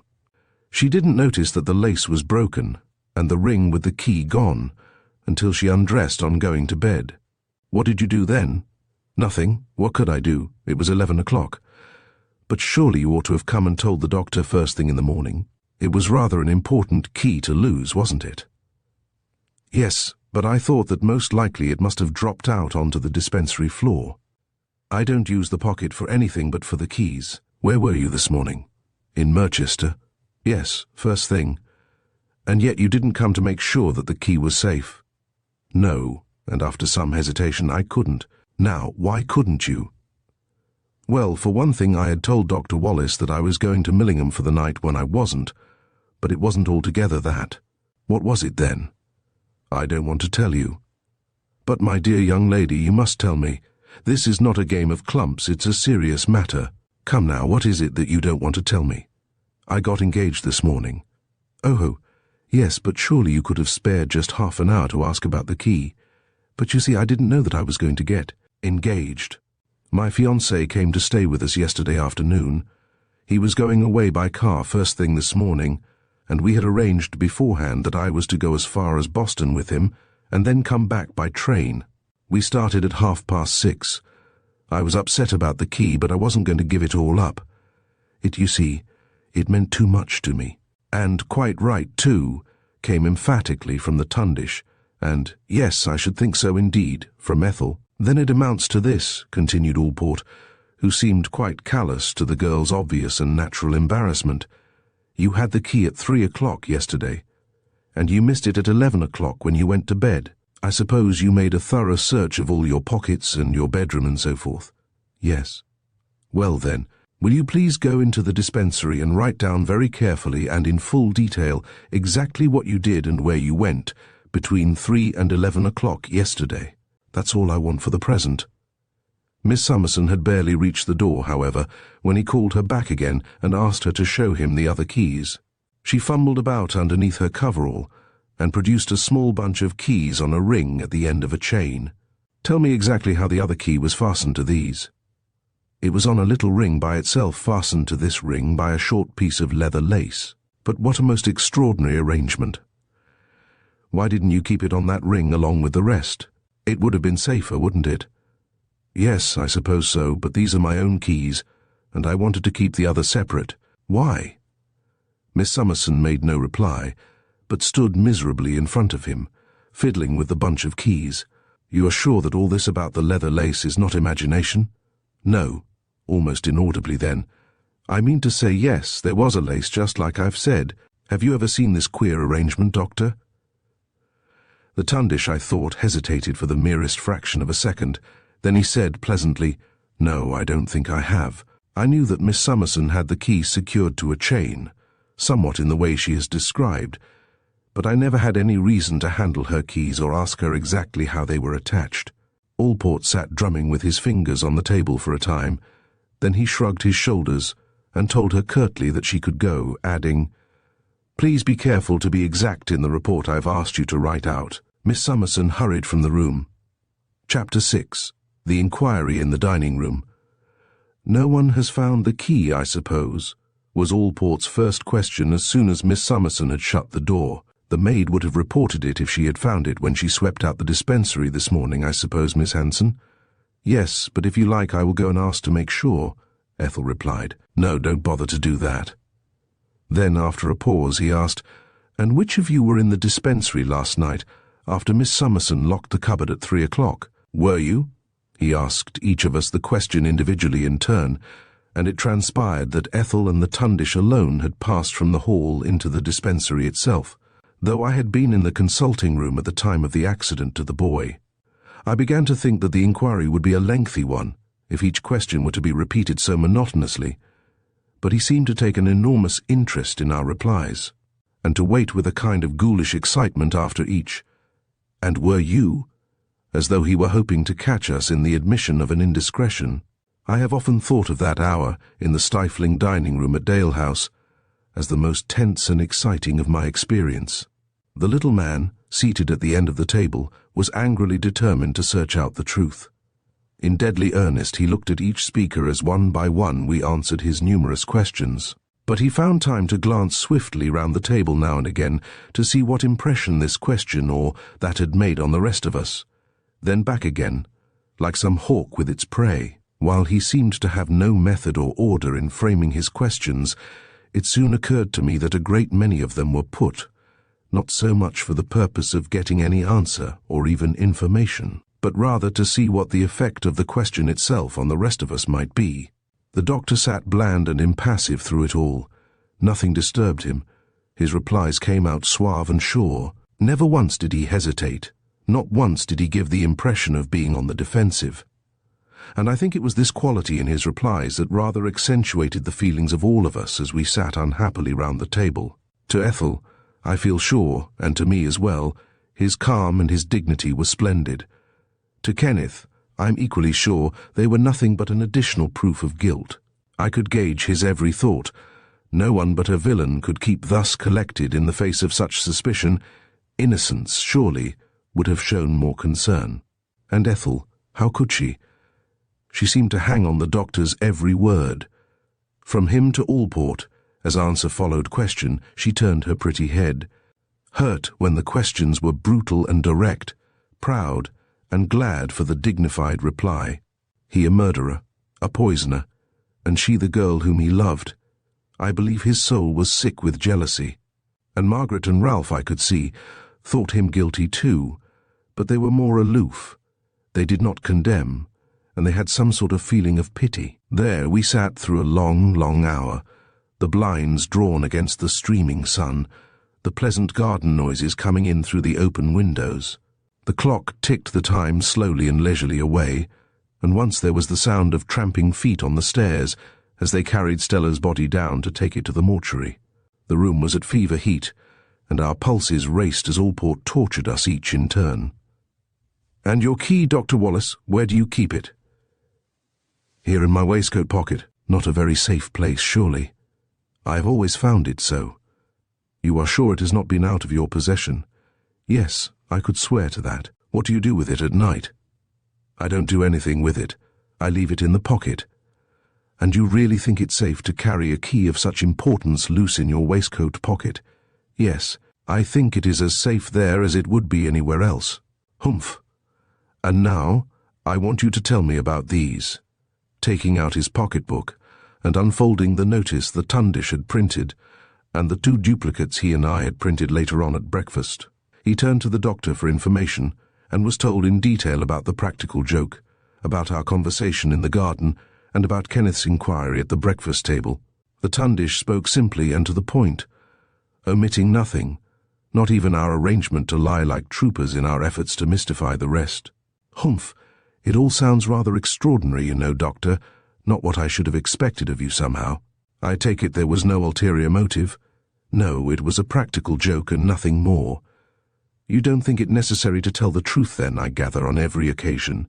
"No, I don't," the Tundish answered pleasantly. "Come now, Mr. Allport, you know that is not quite a fair implication. I maintain that anyone might have arranged the joke, and then have agreed to bluff it out as Mr. Jeffcock and I did. You might just as reasonably call a man a liar and a cheat because he was fond of a game of poker." But Allport took no notice of his protest and turned to Kenneth. "You, I understand, conducted this inquiry. The doctor has confessed that he was responsible for the notice and for the disturbed beds. How was it that you failed to find him out? What did you find out?" "We came to no definite conclusion at all, but I wasn't then aware that the doctor and Mr. Jeffcock only tell the truth when it happens to suit them," Kenneth answered with an ugly sneer. "We were divided, but we all felt sure that it was one of the two. I think it is rather significant, however, that Dr. Wallace took good care to point out in great detail that any one of us had the opportunity to be alone upstairs at some time or other during the evening without being missed. He went out of his way to prove it, and now I know why," he added, turning to the doctor with a scowl. Ethel half sobbed, "Oh, how abominable of you!" But Allport would brook no interruption, and rapped the table with his knuckles directly she opened her mouth. "You think he stressed the point?" he asked, turning once more to Kenneth. "Yes, I do. And what have you got to say about it, Mr. Jeffcock?" I replied that I considered that the Tundish had made an entirely accurate statement about the whole affair, and that while I agreed with Kenneth that it was he who had pointed out that we all had the chance of doing it, it was, in my opinion, the natural outcome of our plot to confuse the rest, and that I could not agree that any particular emphasis had been given to the point. I was surprised to see that Allport paid really serious attention to Kenneth's horrible suggestion. He sat frowning, drawing little squares and designs in a notebook he had placed on the table before him when the inquiry began, and in which from time to time he had jotted something down. While we sat round the table watching and anxiously waiting for what he would say, "Yes, I think it is rather important," he said at length, looking up from his book and down the table to where the Tundish sat facing him, his chair tilted back and his knees against the table edge. "Would you mind repeating the arguments you used?" "But I've already admitted that it was I who stuck up the notice and played the silly practical jokes." "Yes, you have, Doctor, but that is not the point. The implication is that first you poisoned Miss Palfreeman, then you played the practical joke, as you call it, and that at breakfast time this morning you went out of your way to prove that any of the rest of the party also had the opportunity to play the joke, in order to establish it clearly beforehand that any one of you could have added the poison to the sleeping draught as well. Now please repeat, as nearly word for word as you can, what you said at breakfast time that has caused these strange and unpleasant fancies to come to Mr. Dane." At first I thought the doctor was going to refuse. He seemed to hesitate for a fraction of a second, and then, leaning forward with his elbows on the table, he repeated the bantering arguments he had adopted earlier in the day. He not only repeated the words, but he seemed to create the atmosphere of the earlier scene as well. He put the clock back somehow. We were all sitting round the breakfast table again, and he was teasing Kenneth. I could almost smell the coffee and the bacon, Even little Allport was impressed. "Yes, that certainly sounds realistic and innocent enough," he laughed, but he went over it all again, nevertheless pausing to make notes in his book, and asking each of us in turn to corroborate the statements the doctor had made. It was ultimately established that he had given Annie the medicine to take upstairs immediately before he joined the other 5, Stella, Margaret, Ethel, and the 2 boys, in the dining room for supper. I had been alone upstairs while I changed, and could have added the poison either then or later, when, as a matter of fact, I was wandering about in the garden just prior to the accident. Kenneth and Ralph had been together the whole evening, at least so they both said. It transpired that the 2 had gone to a neighbouring hotel for a drink, an admission they made with some little shame, pleading the heat as their excuse. Hanson, I should explain, is rather a strict teetotaler, and alcoholic drinks are taboo at Dalehouse. Ethel was alone in the surgery wing for about 10 minutes after the accident, clearing up the mess. Margaret had been left by herself in the basement all the time that Ethel was occupied upstairs. Having sorted out all our movements to his satisfaction, and having completed his notes about them, he got up and rang the bell at the side of the fireplace behind him.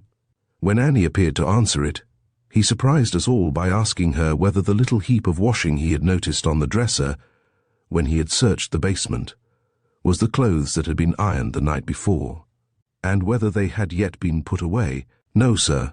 They're still on the dresser. Fetch them." She brought them and put them before him on the table, and he turned them over one by one, including the undergarments about which Ethel and Margaret had both been so modest. "It certainly does not look like a 2 hours job, even allowing for the iron and the accident.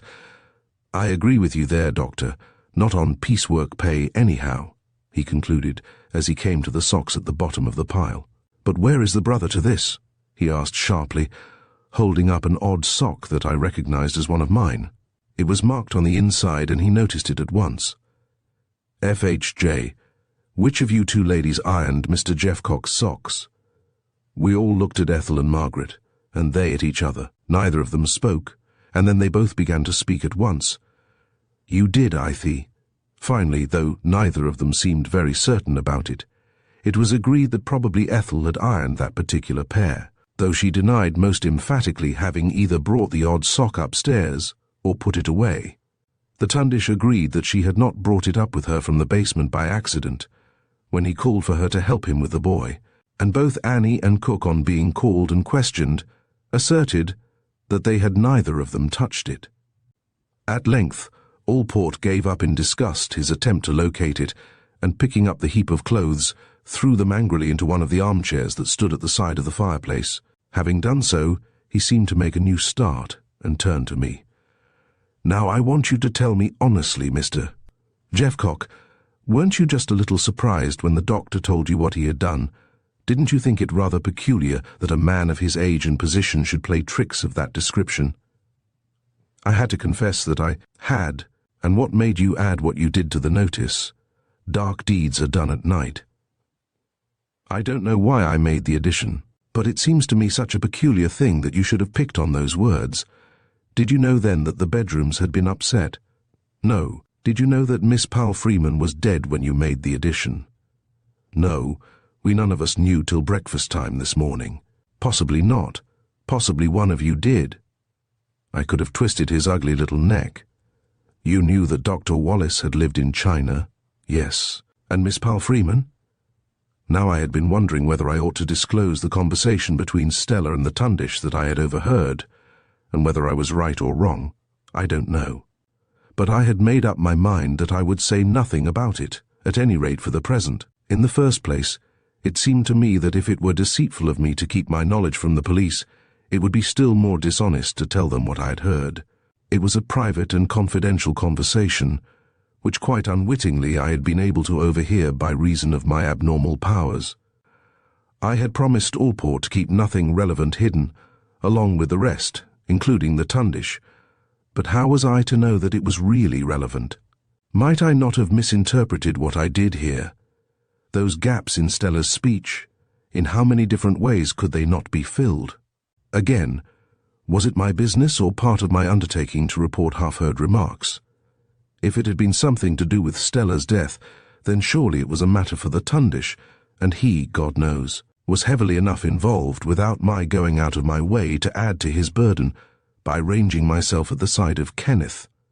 And so, right or wrong, I decided to keep the overheard conversation to myself, but I did not quite realize that my resolve would necessitate the lie direct. I soon found out, however, that it did, and that as soon as I had told the first, I had to back it with another. "I don't know whether she knew it or not," I ventured, in reply to his question, after a moment's hesitation. "Please don't play with me, sir," the little man almost shouted. "You know perfectly well that I was asking if you knew that Miss Palfreeman had lived in China." "No, I don't know that."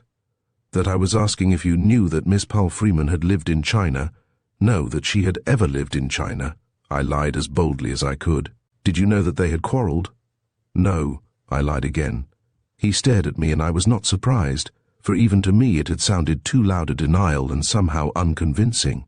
He continued to stare, and I could feel the questioning glances of the rest, as I kept my gaze defiantly on his, but he made no further comment. "Perhaps you will tell us about it, Doctor?" "No, I don't think I shall," the Tundish replied pleasantly. "All I can tell you is this. Miss Palfreeman's father was in Shanghai for 2 years while I was resident there. He was representing the Foreign Office in a political mission. We became acquainted, and our acquaintance grew into friendship. Then we quarrelled.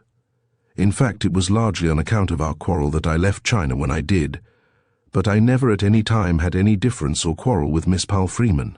She naturally enough took her father's side in our dispute. I don't know whether she knew any of the facts. The facts, I mean, from her father's viewpoint. Of the true facts only myself and one other were ever aware.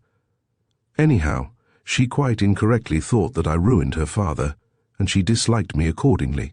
We only referred to the matter once during her visit here, and that was on the evening before her death, when I tried to persuade her to forgive the past.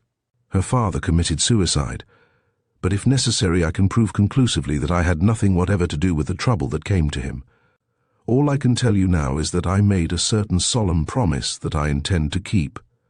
That promise makes it impossible for me to tell you more than I have already. We are to accept your word for it then, Doctor, that this time at any rate you are telling the truth." The detective sneered. "That I must leave to your own discretion," the Tundish answered with a pleasant smile, quite impervious to the little man's insinuations. Then there followed a battle royal between the two of them, and the ugly little Spitfire was for a full 10 minutes persuasive, cutting, rude, and threatening in turn, but the doctor sat unmoved through it all. He refused even to answer yes or no to the many leading questions that were put to him, and beyond saying that he had no idea that Miss Palfreeman was the girl he had known in Shanghai until he met her at the club, and that she was about 18 years old when he returned to England, he replied, "I have nothing more to say to every question." Eventually Allport gave up the unequal contest and turned his attention to Ethel. How long had she known Dr. Wallace? Did she know that he knew Stella before she asked her to stay at Dalehouse for the tournament?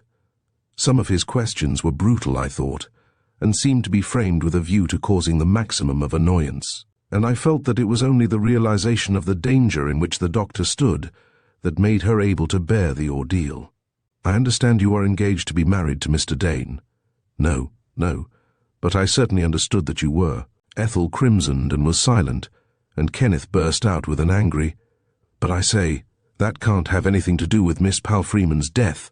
Allport held up his fat, podgy little hand in angry protest. "That you must please leave for me to decide. Either you must answer my questions or we must deal with the matter in a more formal manner." This he said with a threatening glance at the doctor. There was silence, and he continued, "Come now, Miss Hanson, why did you break off your engagement?" Poor Ethel was very near to tears, but she started her answer bravely. "We differed over Dr. Wallace. Mr. Dane objected." "Oh, but I can't tell you." It was too much for her, and she put her elbows on the table and buried her face in her hands. It was all ghastly, and I felt that a public inquiry could not be worse than these intimate exposures. But Allport was immovable, inexorable. "You are very fond of Dr. Wallace, then?" Ethel nodded, but did not look up. "Very fond? Does that mean you are in love with him?" "No," she whispered. I could bear it no longer. "Murder or no murder," I said, You've no right to ask questions like that." Allport held up his hands in despair. "You don't understand. You simply can't understand the position you are all of you in. Yes, all of you. Suppose Dr. Wallace were brought to trial. What sort of questions do you imagine the counsel for the defense would ask you? Isn't it better to talk to me here privately? You don't imagine I enjoy this kind of thing, I suppose?" I heard Kenneth mutter, "I'm not so sure of that," but the Tundish pacified him with a genial, "Yes, Mr. Allport, you are right, of course. But you can't expect us to enjoy it very much either. I'm sure you had better tell him anything you can," he concluded, turning to Ethel. "But you are not willing to follow your own advice, Doctor." Allport snapped. "I told you all I was at liberty to tell you. I didn't resent any of your questions." The little detective shrugged his shoulders. "Well then, Miss Hanson, I'm to understand that you broke off your engagement with Mr. Dane because you differed from him over this unfortunate affair, and that you are very fond of the doctor here, but that you are not in love with him. Is that correct?" "I suppose it's near enough," Ethel whispered. "Now, I want you to answer this very carefully. Had you noticed anything between the doctor and Miss Powell Freeman? Had you any reason at all to suspect that while she disliked the doctor, he might have had other feelings with regard to her?" "No. It's quite absurd. He hardly knew her." "Pardon me, he has just informed us that for 2 years her father was one of his most intimate friends. You are not asking me to believe that he hardly knew the daughter, who was 18 at the time." Then, leaning over the table and speaking very slowly, he asked her, "Did you know where the Chinese poison was kept? Exactly which bottle it was in, I mean." "Yes." "And roughly what its action was?" "Yes." "So that if you had found the key Miss Summerson says she lost, you would have had no difficulty in getting at it and using it in the way it has been used?" "No, I suppose not," Ethel replied bravely, but going as white as a sheet. Next he turned quite suddenly to Margaret. "And what were the papers you burned in your bedroom grate, Miss Hunter?" "I didn't burn any papers." "Oh, please think carefully now. Surely you did burn something." "I found the charred pieces there myself, and Annie has told me she cleaned out the grate only the morning before." "What was it that you burned?" "I didn't burn anything. Not a photograph, for instance." "I didn't burn anything at all. I really didn't." "Then you expect me to believe that someone else went into your room for the purpose of burning paper in that particular grate?" Margaret made no reply to this. And Allport went on to question her closely about where she had lived in Sheffield. At which school had she taught? Why did she leave it? Did she have to work for her living? Then there followed a whole string of rapid questions concerning her previous knowledge of Ralph. How far apart did they live? Did they belong to the same tennis club? Did she see him once a month? Once a week? Once a day? Had they ever been engaged to each other? If he had been brutal to Ethel, he was like a dog with a bone over poor Margaret, and after 10 minutes or so she was white-faced too. And holding on to the edge of the table, Ralph was barely able to contain himself, but the little man almost growled at any interruption. "I will have the truth. I will have the truth," he cried, and he paused only when he had reduced her to tears. A sigh of relief went round the table. The Tundish lighted another cigarette. I hoped that we were nearing the end, but he started off again quite pleasantly, his anger and excitement apparently having evaporated as quickly as they had arisen. He questioned Kenneth and Ralph, and then me again, and at the end of his questions, I think that there was nothing in connection with our friendship with the Hansons, or our knowledge of one another that he didn't know. "And now about the key of Miss Palfreyman's bedroom," he said, looking at the doctor, when he had satisfied himself that he could extract no more information from me. "What made you lie about it to Mr. Jeffcock?" "I beg your pardon, I did not lie," the Tundish replied with twinkling eyes. "You are prepared to swear, then, that you left the door unfastened with the key in the lock?" "I certainly left the door unlocked." "I know nothing about the key."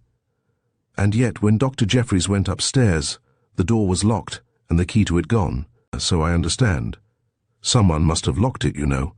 "Why, yes, certainly. And you still ask me to believe that you didn't?" "I can only repeat that I didn't. I was sitting next to Allport and at right angles to him round the table corner. I felt his foot pressing gently against my leg, and I looked up at him in surprise. Kenneth sat directly opposite to me, and the little man was turned toward him, a malicious smile on his ugly, clever face. "And you didn't lock the door by any chance, I suppose, Mr. Dane?" His foot pressed hard against my leg again, and I suddenly realized that he could not reach my foot, but that he sat perched in his chair like a child with his tiny legs a-dangle. "Good Lord, no," Kenneth said. "Whatever makes you ask me that?" "Oh, only because I happened to find the key in your bedroom underneath the pillow." He gave my leg another little dig to remind me again of the promise I had made him on the landing, when the inspector brought him the key that had been found in the doctor's pocket. I must always reflect with shame on what followed, but I think that to some extent the heat of the room and the misery of all we had been through must have thrown us off our balance. We had gone beyond the limit of our endurance. There was a death-like silence after Allport had made his startling, and to my knowledge alone, untruthful statement. Kenneth was too taken aback to speak. His jaw dropped open in his astonishment. He might have seen a ghost. A wasp flew in through one of the open windows and buzzed angrily over our heads, and I remember thinking to myself, "Lord, here's another wasp." Then Ethel gave a little half-hysterical titter, and there must have been something infectious in its quality, for Margaret followed suit with a high hysterical laugh, and before I knew what had happened, and I swear, without any conscious effort of my own, I was laughing at him too. Ralph joined in, and there we sat round the table like mad people. It was unspeakably horrible and grotesque, murder and misery and death in the air, and the four of us locked in the grip of helpless laughter. Margaret's was true hysteria. Peal of shrill horror followed peal. Ralph rumbled out a deep bass, and I shook helplessly in my chair, the tears streaming down my cheeks. Allport sat at one end of the table, his diminutive face puckered up into a disapproving frown, the Tundish at the other, placid and unconcerned. Kenneth went white as death, and then the blood rushed back, flooding his face with an angry crimson as he rose slowly and unsteadily to his feet. "You lie, you lie," he gasped in a low voice husky with rage. "You put it there, you murderous bloody cad," he shouted furiously, pointing a shaking hand at the doctor. Then, before we realized what he was about, or could do anything to stop him, he turned round, and picking up his chair by the back, he swung it over his head and hurled it down the table. He was strong, and his uncontrollable rage added to his strength. The chair hit the table a foot or two in front of the Tundish, who instinctively put up a hand to ward it off. The back caught his lifted arm, and the weight of the heavy leather-covered seat swung it round as if it were on a pivot, one of the legs catching Ethel as it swiveled round, with terrific force, straight across the mouth. There was a startled cry and a flash of blood. The chair crashed to the floor between them. The Tundish jumped to his feet in a second, and half led, half carried her out of the room. Kenneth stood rigid, his face still scarlet, his rage still holding him. "You turned it on her, you poisoning cad," he yelled, as the doctor vanished through the door. Then he seemed suddenly to regain control and added in a low voice, "My God, what have I done?" Allport sprang to his side and dragged him down into his chair. "You had better sit down there, my friend," he said, and then, turning to me, he asked me to go and see if the doctor wanted any help. I ran along to the consulting room to find Ethel flat on her back on the couch, and the Tundish bending over her. "Ah, thanks, Jeffcock," he said as I came up to them. "I want a little help." I fetched him basin and water and cotton wool, and he was soon at work with his deft and steady fingers. There was something bordering on the unnatural in his unruffled calm. It was not only that he was undisturbed, but it was the idea he gave of hidden reserves that impressed me so much. Nothing, I felt, in heaven or earth, natural or supernatural, could move this quiet, pleasant man, and as I watched him tenderly at work, I remembered the fearful danger he was in.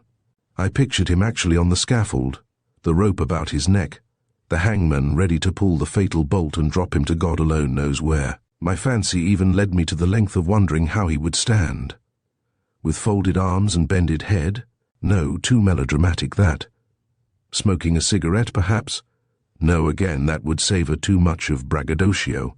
Finally, I decided that he would in all probability be blowing his nose. I suppose that my little flight of ghoulish fancy cannot have lasted for more than a second or so, but he looked up at me amused, almost as though he had guessed whither my thoughts had wandered. "Come, Jeffcock, You had better go back and tell them there isn't very much amiss. They will be anxious, you know. A badly cut lip and a couple of loosened teeth are the extent of the damage. He was sitting on the edge of the couch, and as I closed the door behind me, I heard Ethel whisper softly, "Oh, Tundish dear, what a rock you are. What should I do without you? Was it my fancy? Had my hearing for once played me false? Or did he really reply, 'Well, why should you, Ethel, darling?'"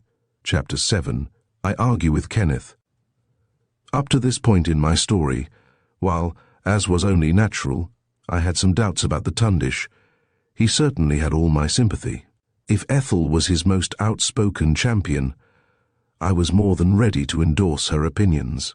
While she showed by every possible action and by every look that she was sure of his innocence, desolated by his awful plight, and ready to take his part against those of our party who were less inclined to ignore the evidence against him, I was less demonstrative, and I think more tolerant of the opinions held by Kenneth and, to a less degree, by Margaret and Ralph.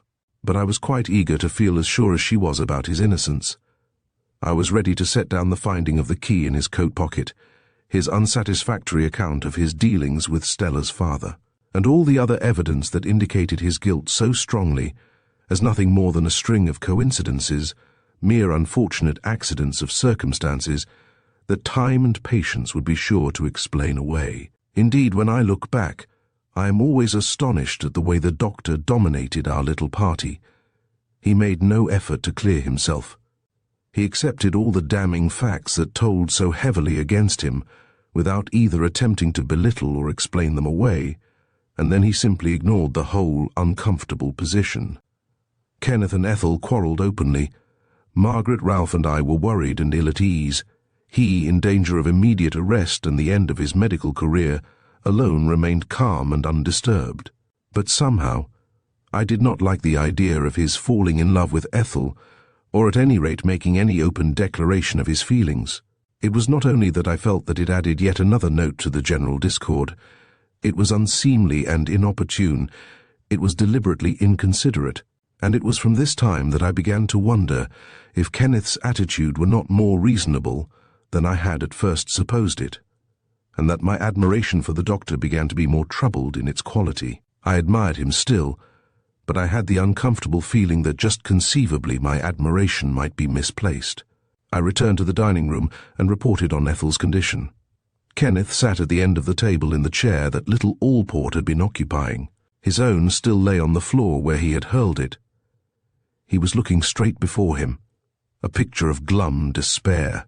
It has often occurred to me that people of a quick and ready temper must be altogether lacking so far as any sense of humor is concerned, that these hot bursts of passion must leave such a feeling of ridicule and shame that only those insensible to both could afford to indulge. Kenneth, however, was not of the hot-tempered type, and as I saw him seated morosely at the end of the table, I was both sorry and concerned. Sorry for him, wholeheartedly sorry, concerned for the future. How were we to get through the next few days, I wondered, with the doctor and Ethel and Kenneth all confined within the 10-foot wall that circled Dalehouse and its secluded sun-baked garden. Barely 6 hours had passed since Ethel had left the breakfast table to waken Stella, and yet here we were, all at loggerheads and enmity, Ethel's and Kenneth's engagement broken, probably beyond repair, the doctor making love to Ethel, if my hearing had not played me a trick, Kenneth giving way to violence and the hurling of chairs, each one of us busy with his own dark thoughts and conjectures. How were we to get through the hours that lay ahead? Allport was writing up some notes in his notebook, and looked up as I made my statement. "Well, that's a mercy at any rate," he grumbled, and with a glance over his shoulder at the clock.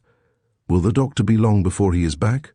I want to see him again, and I must leave the house by 3 o'clock, would you mind telling him, and ask Miss Summerson to bring me the statement she has been writing out." I had forgotten all about Miss Summerson, but I hurried back along the passage to the consulting room to give the Tundish the detective's message. Ethel was still on the couch, lying on her back with the lower part of her face heavily bandaged. She raised her eyebrows by way of a smile of greeting. It was all she could do. Poor girl. And in answer to my question as to the doctor's whereabouts, she pointed to the door of the dispensary. I found him standing against the desk, holding a sealed envelope in one hand. To my astonishment, he was humming a gentle air. "Here is Miss Summerson's report." He laughed. "But where, oh where, is Miss Summerson herself? I don't think our little friend will be overpleased, will he?" "Do you mean to say she has gone?" "Yes. And after all, she wasn't definitely told to stay. However, let us take her report to Allport and hear what he has to say." We found the little man, watch in hand. "Oh, here you are at last," he said. "I've got exactly 5 minutes left, and these are my instructions. You, Dr. Wallace, can go on your rounds as usual. It might appear too extraordinary, did you not? But one of my men is to act as chauffeur. I've already arranged it with Inspector Brown. If anyone asks questions, as no doubt they will, you are to say that Miss Palfreeman died in her sleep, and that the police are arranging for a post-mortem to find out the cause if they can. You can say it's a mystery, as indeed it is, and you need mention neither suicide nor murder. 'I don't know' will be your best answer to most of the questions you are likely to be asked. Apart from the doctor, none of you is to leave the house and garden, and you are not to make any mention of Miss Palfreeman's death, either over the telephone or by letter. Miss Hanson, for instance, is not to write to her father or mother about it. There will be a formal inquest the day after tomorrow which you will have to attend, but I am arranging it so that practically no questions at all will be asked you. It will be a purely formal affair, postponed until after my return." Then he added after a brief pause, "I have been wondering whether you should like one of my men to sleep in the house. What do you say, Miss Hunter?" Margaret looked at him wide-eyed. "Surely that is hardly necessary," she said. "It shall be as you wish if Miss Hanson and the others agree. I will ask Miss Hanson myself. How do you feel about it, Mr. Dane?" Kenneth looked stonily ahead and refused to answer. Allport shrugged his shoulders, saying, "Well, if you feel safe and the doctor here agrees as well, Miss Hunter shall have her way. I don't imagine you are likely to have any more trouble, at least no trouble that any man of mine could prevent. And now, where is Miss Summerson?" "She has gone," said the Tundish. "I found this addressed to you on the desk in the dispensary just now. The devil she has." He tore open the envelope and hastily read the contents, a sarcastic smile twisting his sloppy mouth. Then he included us all in a stiff, formal little bow and left the room. A few minutes later we heard the front door bang, and we were alone once more and left to our own resources. Another devastating silence, a silence which, awkward and uncomfortable as it was, it seemed yet more awkward to break, settled down on us. Kenneth made no movement, and we four stood tongue-tied looking first at him and then at one another. The doctor was the first to speak. "A cold bath and a change is the proper prescription for all of us, I fancy. But if the inspector can lend me a bodyguard, I have 1 or 2 patients who will be feeling neglected. Ethel ought to go to her room and lie down. Margaret, will you try to persuade her to? She is to keep the bandage on until I come back. Then a piece of plaster will be all that is required. You needn't feel that she is badly hurt, Kenneth." "Go to hell," was Kenneth's comment. "I'll go to my patients first," the Tundish replied pleasantly. "I'll order tea for 4:30, and as this room is so hot, I'll tell Annie to set it in the garden." I was glad when he was gone. I could see that his good-tempered tolerance acted like a red rag to a bull as far as Kenneth was concerned, and I feared another explosion. Margaret departed to see after Ethel, and I went to the telephone to explain my lengthened holiday as well as I might to Brenda. I got through promptly, but I found my talk more difficult than I had anticipated. The line was clear, and she was full of awkward questions. "Are you in the finals, then?" she queried in a jesting voice that was anything but complimentary. "No, but I am staying on over Thursday and perhaps until the end of the week. But I thought you were to be in London on Friday." "That will have to be postponed. I can't help myself. I shall get back as soon as I can, but it may not be till Saturday." "You do sound mysterious and not a bit as if you were enjoying yourself. What on earth's the matter?" "There's nothing the matter, and I'll let you know more exactly when I shall be home as soon as I can. You must hold your curiosity in check until you see me. Oh, I say," and then with a giggle that sounded doubly inane over the wire, "have you gone and done it at last?" I put the receiver down with a bang. Why on earth did Brenda always imagine that I was on the brink of a matrimonial adventure? She was nearly as bad as the diminutive Allport. A bath and a change of clothes brought some relief from the depressing heat, but I had an encounter with Kenneth which went very far to nullify it, and I came to the conclusion that I had better leave matters alone and that peace would be attained only if those of us who differed could keep apart. He was coming out of the bathroom as I came out of my bedroom to go downstairs, his dark blue dressing gown open at the throat and showing the splendid proportions of his chest. I asked if I could come along with him and have a chat while he dressed. "Why, yes, of course," he answered pleasantly enough. He found me cigarettes and matches and pulled out a wicker armchair. "Look here, how are we going to get through the time until Allport releases us?" I began with some little hesitation. "Can't we arrange some sort of a compromise?" "Surely we have compromised. At any rate, we've agreed to put up with him for a couple of days."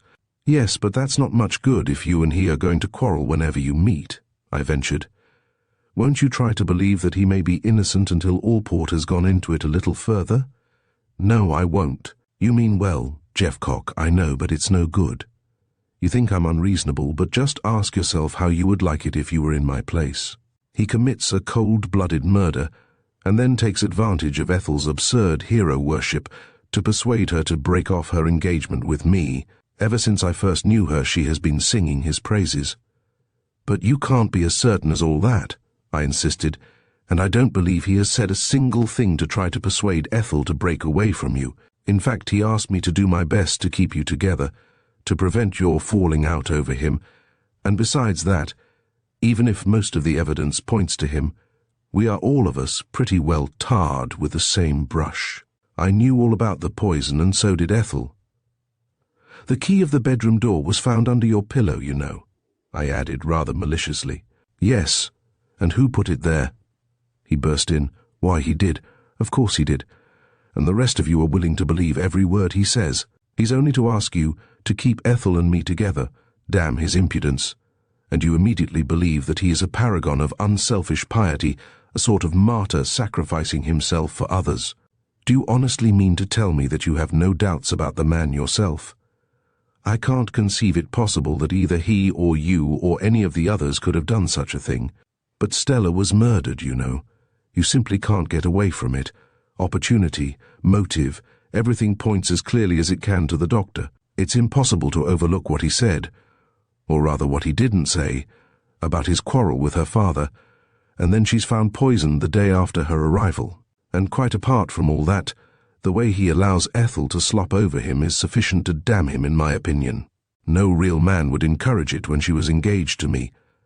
Then he puts the key under my pillow so that she may begin to have doubts about me." "Nonsense," I cried.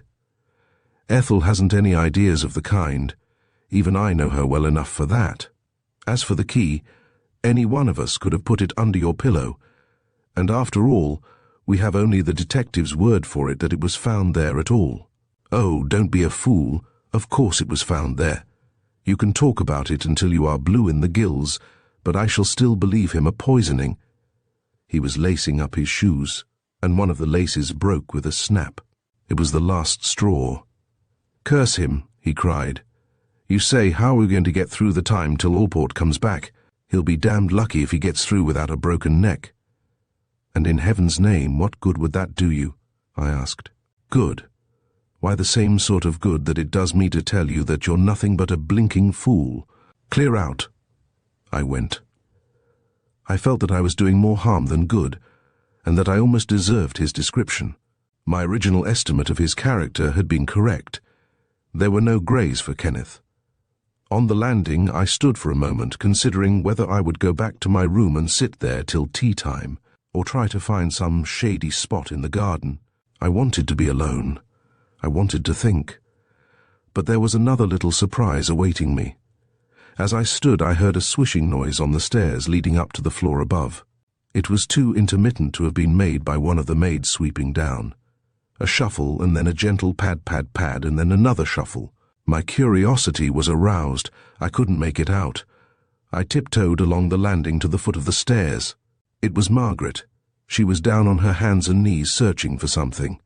She was patting the pile of the stair carpet, and that had made the padding noise that had attracted my attention. There was something feverish and urgent about the way she searched.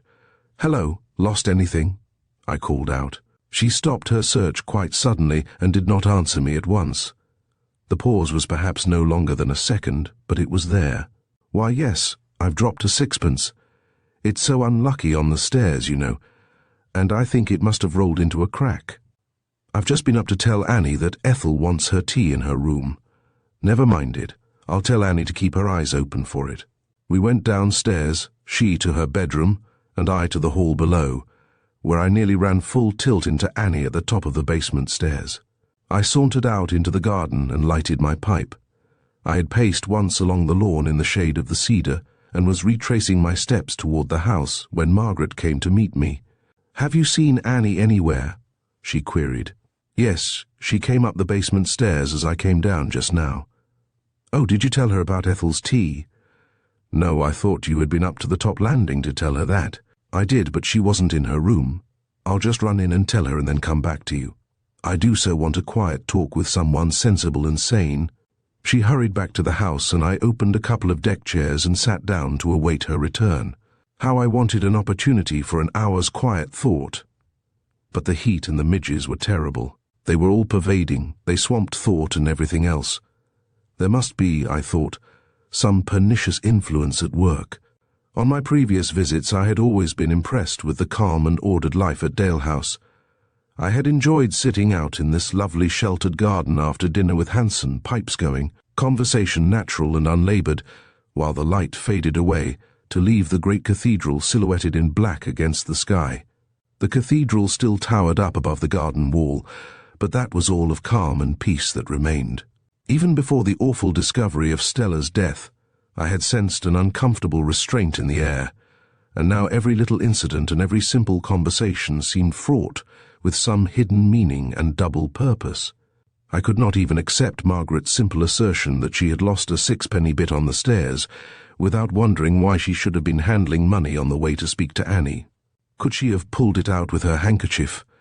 I began to ponder on how and where girls carried them. I found that I was very vague about it, but I had a general impression that pockets no longer existed, and that even if they carried purses at all, they did not have to extract them when a handkerchief was required. What did they do with their money? No, it somehow did not seem natural and reasonable that she should have dropped a sixpence on those stairs, but why she should lie to me about it, or for what else she could have been looking so urgently if she had lied, I could not guess. Thinking over our conversation, I found that I could not remember whether she told me she had actually given Annie her message or not, but I most certainly had the impression that Annie was upstairs in her room. Or why should I have been so surprised when I ran into her a moment later at the top of the basement stairs? Margaret came and sat down in the deck chair beside me. She had brought out a red parasol with her, and as she lay back in her chair, it heightened the rosy colour in her pink and white cheeks and tinted her golden hair a ruddy bronze. She heaved a little sigh of satisfaction as she settled down against the cushions. Rather like a cat she was, I thought, where cushions and comfort were concerned. She made a luxury of them. "I wonder how long this is going to last," she said pensively, and then after a pause, "You know, I have a sort of feeling that it's this awful heat that is making things so terrible. It gives to everything a feverish, unnatural kind of air." "I am so glad to hear they're having prayers for rain in the cathedral." I assented and continued to puff away silently at my pipe. Annie came out with a tray and began to set out the tea things on a little table in the shade of the house. The cathedral chimed the 4:15, and so hot and still was it that the last fading note left the air pregnant with unvoiced vibrations. The clash of clapper on hot metal in the high cathedral tower, the dull boom of the note, and then the air thick with the ghosts of sound. It came to me that there was some similar quality in the embarrassed silences that seemed to stand out so sharply from all our conversations. The air was full of the thoughts we were all afraid to voice. "Mr. Jeffcock," she continued after a time, "I want you to promise not to be vexed, but I do so long to ask you a question." I nodded. "You are sure you won't mind? Promise?" she repeated, holding up one finger with a coquettish air. "I promise I won't show it anyhow," I returned. "Well," she continued, "you remember, tell me, did you put the key under Kenneth's pillow?" I was aghast. There was a little puzzled frown on her face. I looked at her closely, but she gave me look for look. "I did no such thing. What on earth made you think that I did?" I replied, trying to keep my voice pleasant and unconcerned. "Why, I have been thinking it over, and it simply can't have been anyone else. Oh, it is all so thrilling. You remember, just before Dr. Wallace went out to see his patient this morning, I came up from the basement with some things for Ethel and met you in the hall." "Yes, I remember that. Well, you know how the basement stairs go down under the main staircase up from the hall to the first landing?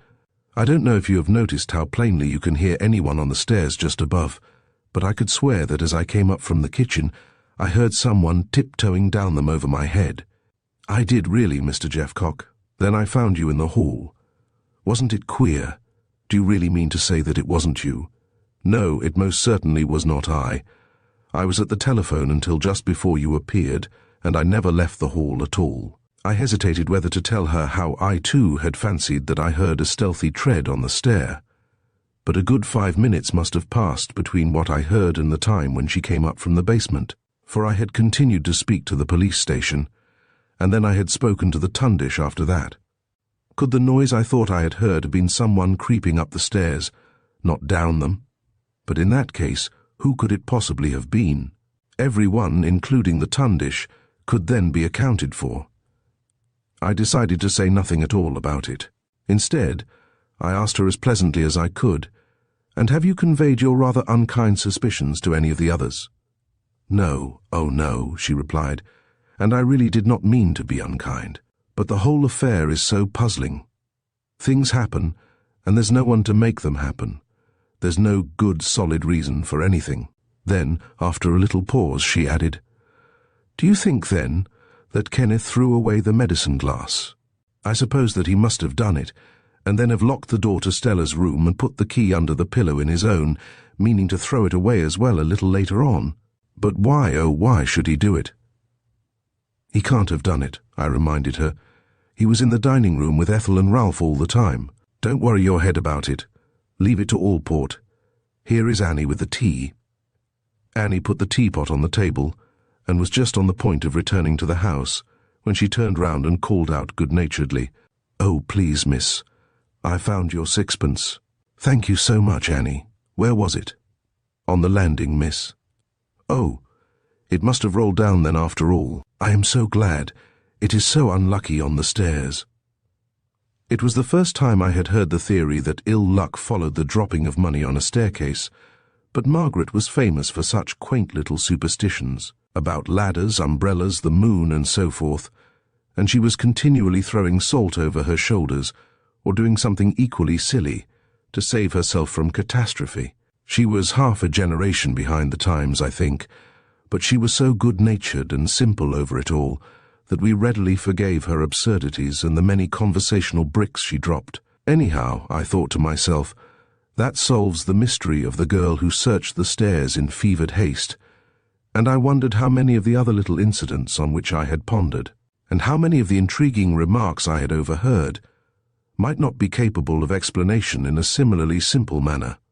We found that the table had been laid for 3, Kenneth and Ralph, doubtless with a view to avoiding the doctor, having decided to stay indoors for their tea.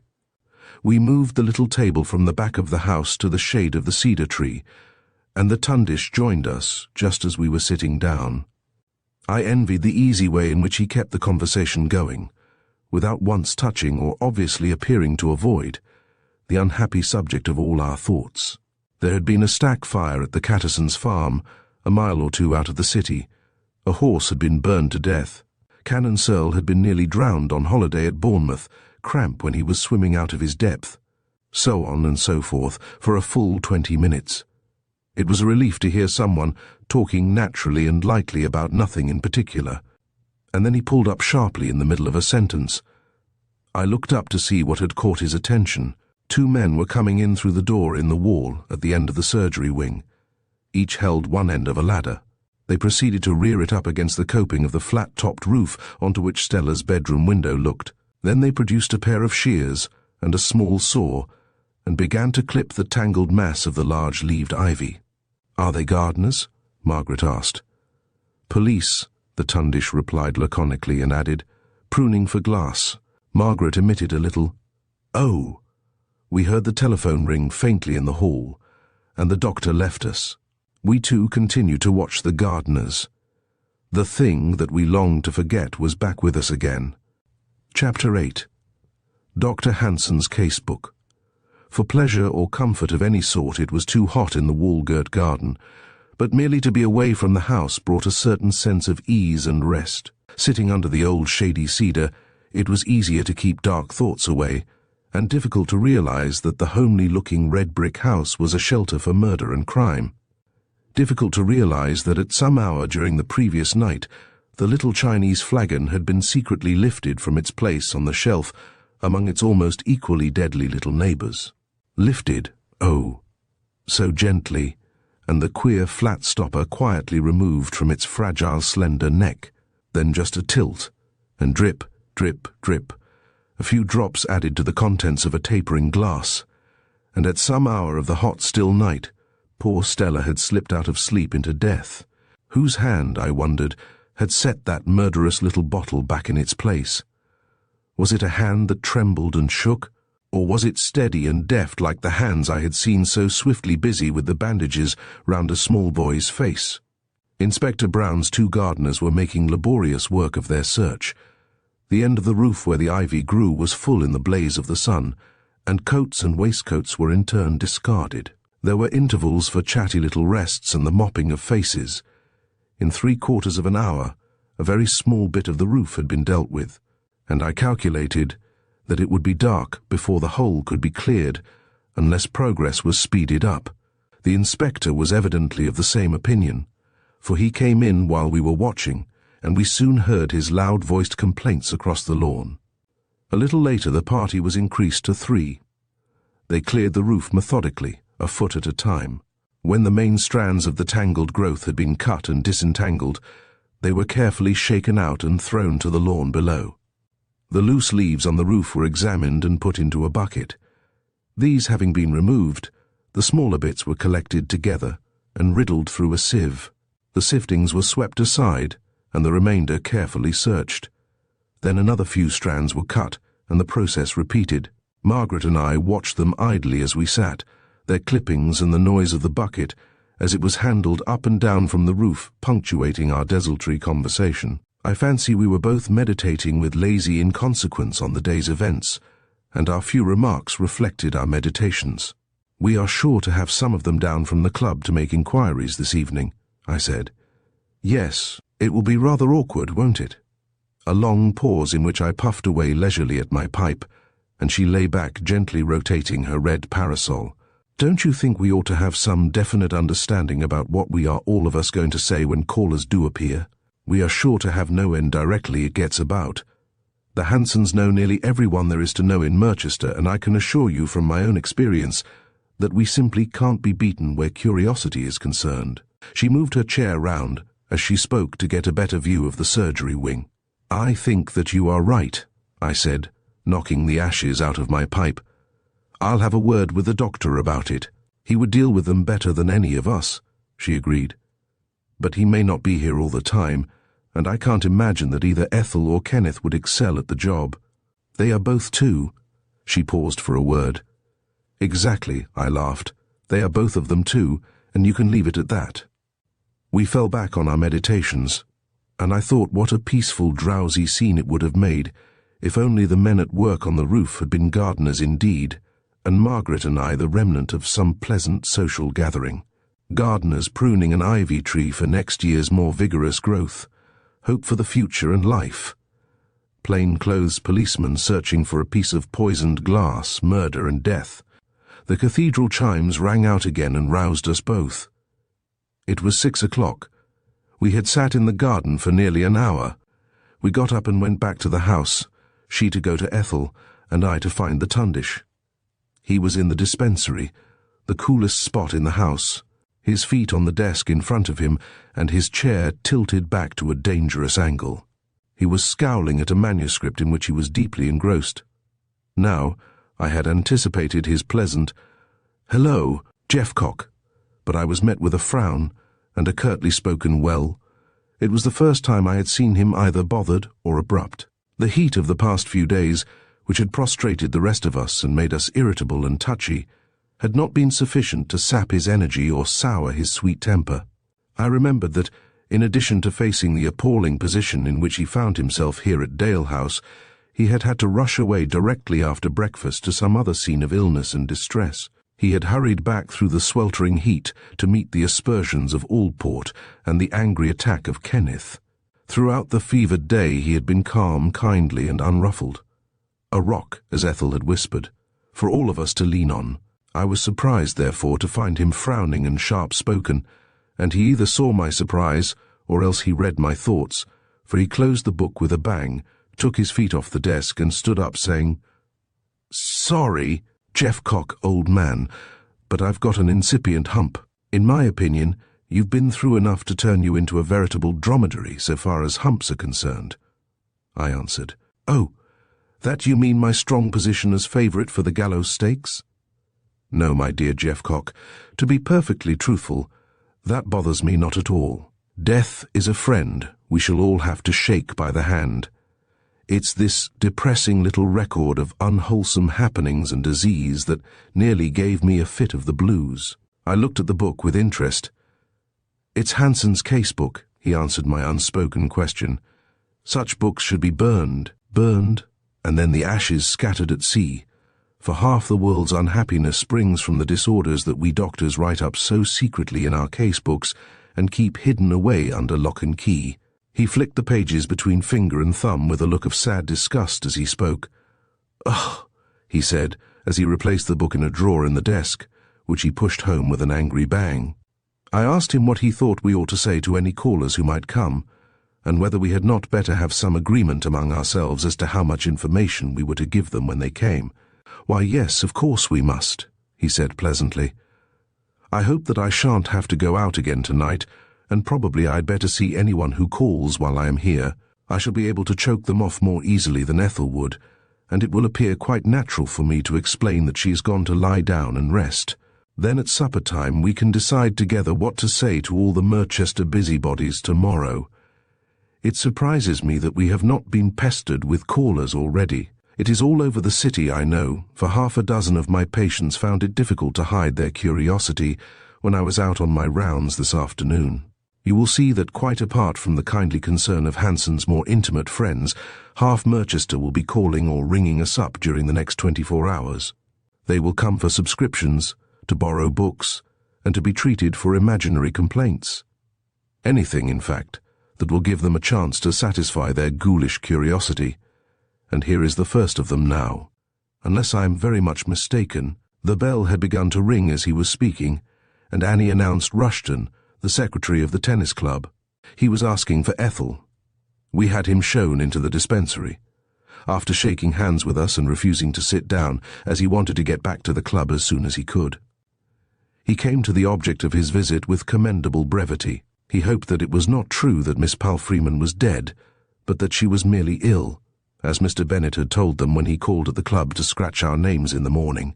He was a rather nervous little man, at the best of times, and it was obvious that he was not enjoying his visit. "It is unfortunately only too true," the Tundish replied. "She died at some hour during the night, and Miss Hanson had the shock of trying to wake her up this morning." "Oh, I say, I am so sorry. And is it true that there is to be an inquest?" "Yes, that is true too. No one was with her when she died, and I am unable to certify the cause of her death. We have consulted the police, and they tell us that an inquest can't possibly be avoided." Rushton stood embarrassed and muttering, "Oh dear, how sad. How very, very sad." Ill at ease, he was tracing half circles on the cork matting with the toe of his shoe. "Look here, I don't want to add to your troubles," he said, looking up suddenly, as though he had made up his mind to go through with an unpleasant task. "But I thought I ought to tell Miss Hanson about it at once. I wanted to see her and tell her. There are all manner of things being whispered about at the club." He hesitated again, uncomfortably, and then went on with a sort of nervous rush. "They are saying that the police have been in and out of the house all day long, that Miss Palfreeman was murdered, that you have all of you been detained, and that you, Dr. Wallace, were seen being driven off to the police station itself under escort. There are all sorts of whisperings, and each that I have overheard has been a little more gruesome than the last. It's beastly unpleasant news to have to give you, but I really felt that someone ought to come and let you know of the things that are being said. It has been exceedingly kind and considerate of you, the Tundish reassured him. From the questions I was asked and the looks that I got, looks that I could almost overhear, when I paid a few professional visits this afternoon, I guessed that some such stories must be afloat. The facts, however, are as I have told you. Miss Palfreeman's death is at present a mystery to us all. She was rather overtired, but otherwise in normal health when she retired for the night. The police have moved her body to the mortuary so that a careful examination can be made. There is to be an inquest, and Mr. Jeffcock here, and the others, have been asked to remain in Merchester until it is over. That is really all that we can tell you. We are nearly as much in the dark as anyone else. It is a very painful position without exaggeration, and if you can help to thin out some of the rumors that are thickening the air, we shall all be not a little grateful. Oh, I will. I most certainly will. I'll do everything I possibly can. He retreated nervously. The doctor, I felt, had not been over-convincing. Rushton, I am sure, really came to us out of kindness, and because he felt that someone ought to warn us of what was being said, however unpleasant the task might be. But if he had no suspicions of his own before he came, the doctor's so-called explanations would most surely have aroused them. A doctor in the house, a mysterious death which the doctor would not certify, a body removed to the mortuary by the police, and an inquest, an unpleasant string of facts to have to admit.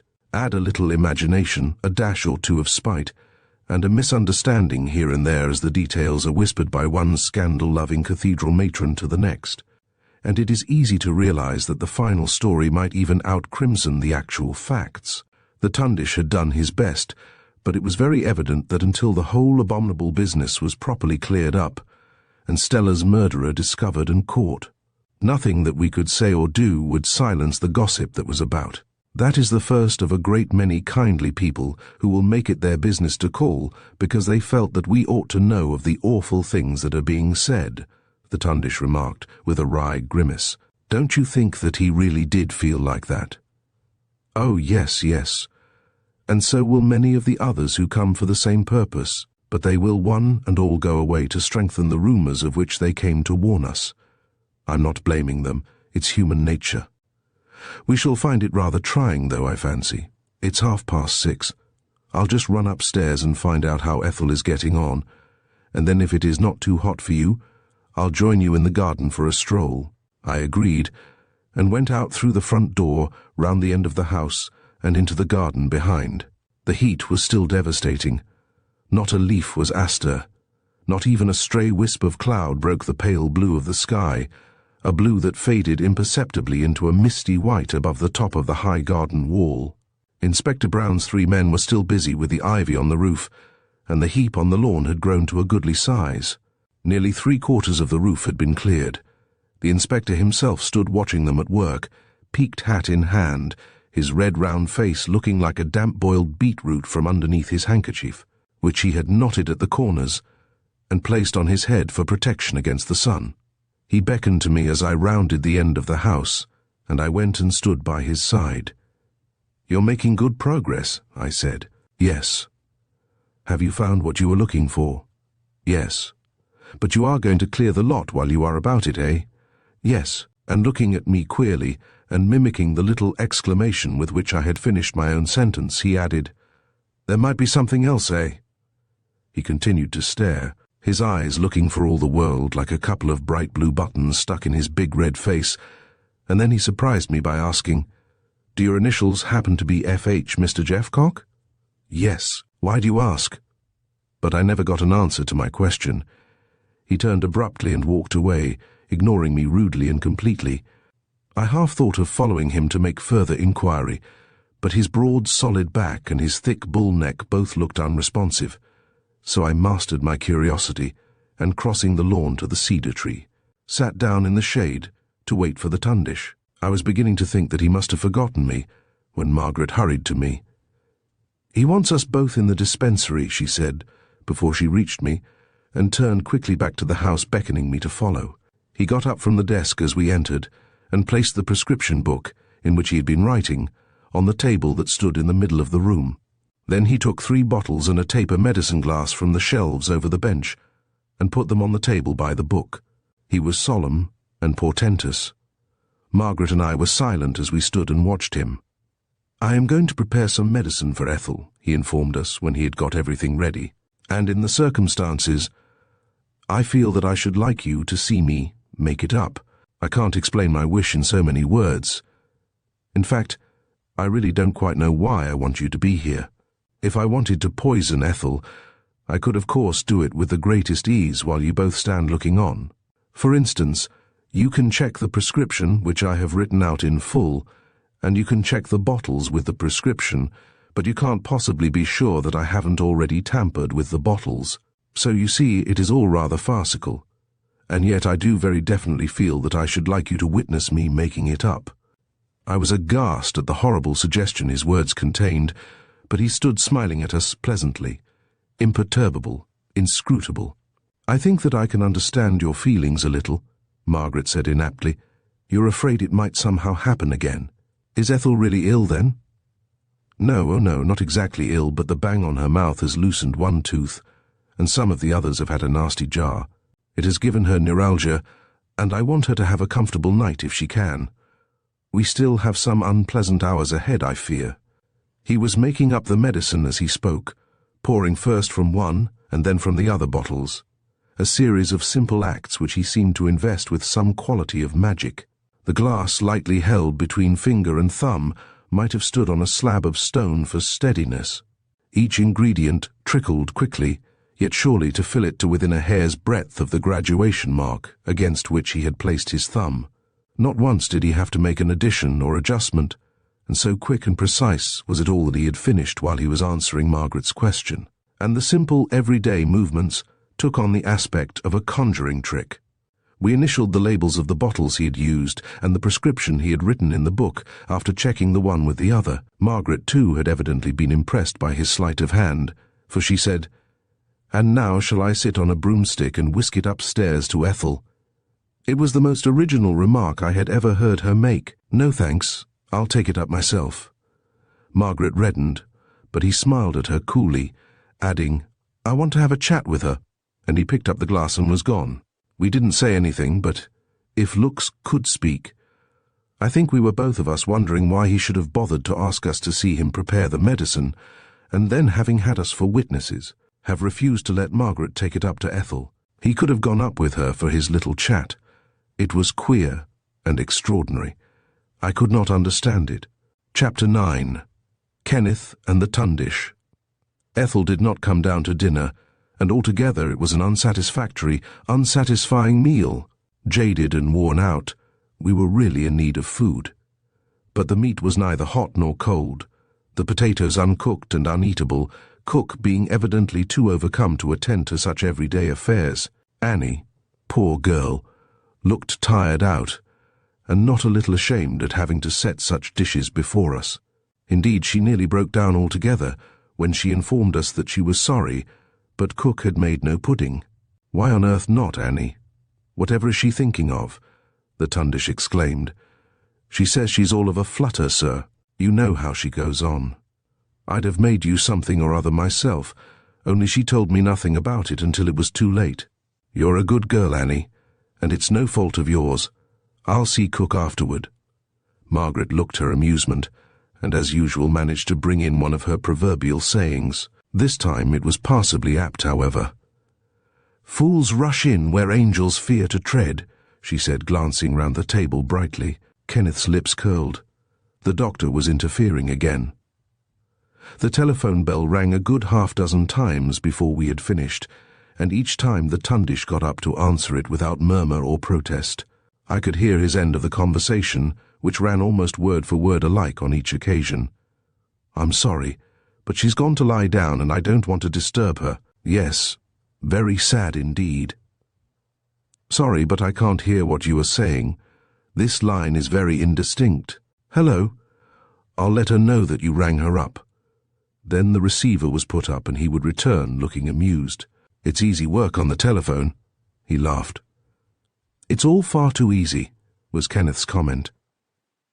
After dinner we sat about uncomfortably, Margaret curling herself up like some large cat in one of the big armchairs and busying herself with her interminable knitting.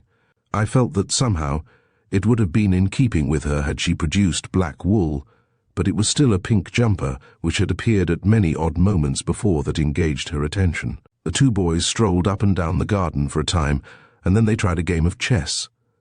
I went out into the garden with a book and sat under the cedar with the tundish. We hardly spoke. He was really reading, I think, from the regular way he turned the pages of his book, but try as I might, my own thoughts would wander from the printed page and revert to the day's events. But I could not think consecutively. Ethel had set the seal of terror on us all when she had burst in on us at breakfast time with her, "Do come, I'm afraid." And from that moment, while the sun had blazed and scorched, we had passed from distress to distress. Now the shadow under the garden wall was broadening out across the lawn toward us. Would that darker shadow, that seemed to threaten this unruffled man reading so calmly and so peacefully at my side, with its steady, inexorable encroachment, darken his life and then blot him out forever? Or would a door in the high wall open, slashing the shadow with a path of light down which he would pass? Perched high on the centre post of the arch that spans the garden walk where it pierces the hedge of yew, a thrush was filling the air with its limpid song, and when the deeper notes of the chimes came booming down from the cathedral tower, he would stop a while, bright head cocked, alert and listening. Then as they died away, he would throw himself back, and with throbbing throat, fill the air again with pure ecstasy. The long hot day of death and horror was closing on a note of peace. That was my hope, as I sat in the mellowing evening light. But the sun was not to set before I witnessed yet another angry scene between Kenneth and the doctor. He and Ralph came round the end of the house as the thought crossed my mind. Catching sight of us, they halted, talking urgently together. Even from where I sat, I could see that Kenneth was obstinately overriding advice that Ralph was giving. He stood with his legs wide apart, his hands thrust deep into his trousers pockets, his chin stuck out, stolid and determined to have his own way. Then they hurried toward us, Ralph lagging behind a little, half reluctant. I wondered what new trouble had arisen. It was the medicine the tundish had given to Ethel. Margaret had told them about it. Kenneth was furious. "I say, is it true about your giving some medicine to Ethel?" he asked, planting himself straight in front of the doctor's chair. "Yes, quite true." "Have you any objection?" the tundish replied, gently closing his book, keeping his place with inserted finger, and looking up with a slow smile and a twinkling eye. "Objection? I should think I damned well have. I for one don't care for your way of making up prescriptions." "No?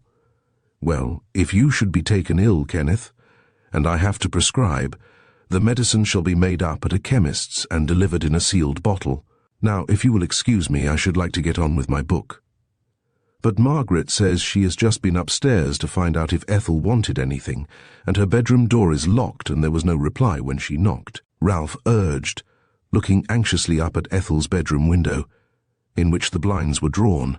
"My dear young friend, I told her to lock it myself. I do hope that Margaret hasn't waked her up. Now please be sensible and let the poor girl have what rest she can get. You can do no earthly good by making any bother. If I have poisoned Ethel's medicine, which I take it is the friendly suggestion you are both of you making, she is dead by now, and nothing that you or anyone else could do would save her. If I haven't, then isn't it rather a pity to wake her up merely to satisfy your curiosity? That's the logic of the position, but if you feel it to be your duty, go and have a word with Inspector Brown about it. He's just packing up his treasures prior to departure." This, I felt, was taking things a little too calmly, and I could understand the frown that had gathered on Ralph's dark face while the doctor was speaking. Could not his behaviour, which I had described to myself as calm and unruffled, perhaps be more aptly labelled callous and cold-blooded? And if so, what revision of ideas and estimates of possibilities might not then be necessary? Kenneth had turned round and called out to the inspector at once, as he was on the point of opening the door into Dalehouse Lane. Ralph was hesitant, but Kenneth took him by the arm and dragged him across the lawn. while I watched them talking to the inspector, wondering with interest what that stolid individual would advise them to do. The Tundish had returned to his book. He was absorbed immediately, lost to the world. He had given them his advice, and that apparently was the end of it as far as he was concerned. After a few minutes' conversation, Inspector Brown departed. A brief consultation between the two boys followed, and then Kenneth came back to us alone. "We have decided to do as you asked us," he said tersely. "Thank you. I'm very glad to hear it." Kenneth came a step nearer. "But if anything happens to Ethel, I'll kill you." He spoke very slowly and leaned over toward the doctor. His fists were clenched, and for a moment I thought that he was going to strike. The Tundish never moved a muscle. Do the hangman out of one job and give him another? That the idea? He laughed pleasantly, and returned once more to his interrupted reading. Kenneth controlled himself with difficulty and strode away.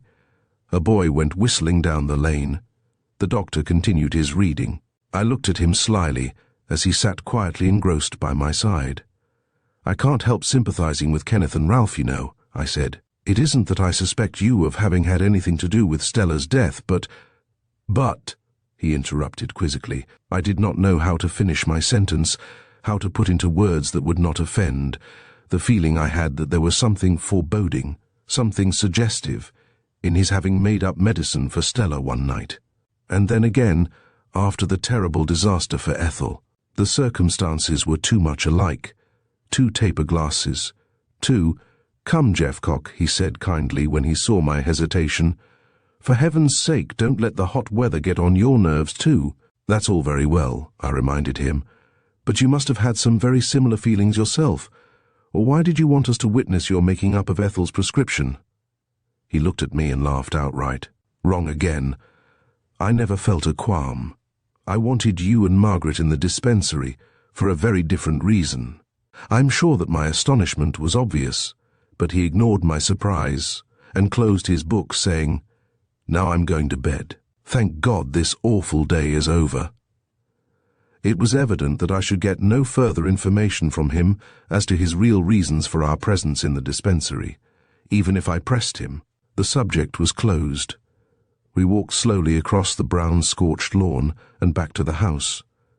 In the hall we met Cook, dirty and unkempt, a wisp of greasy hair straggling across her pasty, unhealthy-looking face. She was on her way upstairs to bed. The Tundish was as good as his word, and asked her rather sharply why the dinner had been so badly cooked. She folded her arms across her floppy, ample bosom and leered at him offensively. "Come, Grace, I want an answer to my question." She tilted back her ugly, pasty face, half-closed her beady eyes, and nodded slowly backward and forward, the greasy wisp of hair waving ludicrously with every movement that she made. The leer became an ugly smile, and then she laughed aloud, a low, disturbing laugh. Fat red arms folded against her untidy dress, she looked revolting as she stood there nodding at us, leering and laughing in turns. The doctor gazed at her solemnly, unmoved, showing neither annoyance nor the disgust that I felt myself. His steady eyes were disconcerting. Her laughing ceased. Then she wiped the back of her hand across her mouth, stuck her head forward at the doctor, and whispered hoarsely, "I knows what I knows, Dr. Wallace." She waddled away unsteadily. I turned to the Tundish to see how he would take it. He was standing immovable, unseeing. Only that same morning had I seen him standing thus in the doorway as we were having breakfast, his brain so deep in thought that his eyes, while open wide, were blind, inanimate and uncontrolled. Then he had muttered, "I can't have made a mistake. I simply can't have made a mistake." But now he whispered, nearly inaudibly, "I wonder what she knows. Now I wonder what she knows." He came back to life with a start and a smile of amusement at his own abstraction, told me that he was going straight to bed as he half expected that he might be called out in the early hours to a case of indisputable first aid, and then with one foot on the bottom stair, he turned to me and said, "And by the way, Jeffcock, if you'll take my advice, you'll lock your bedroom door tonight." Then he said, "Good night," and was gone. Chapter 10. I analyzed the position. I moved across the hall into the drawing room. The 2 boys, I learned, had already gone to bed, but Margaret was still curled up in a chair by the window placidly knitting. She looked pretty, I thought, with the fading evening light from the window shining on one tight little coil of golden hair, the graceful curve at the back of her head emphasized by the parting that ran down the middle. Her occupation, somehow, seemed proper to the setting and enhanced the pretty picture that she made. Ethel knitted jumpers too, but she went at them with a rush.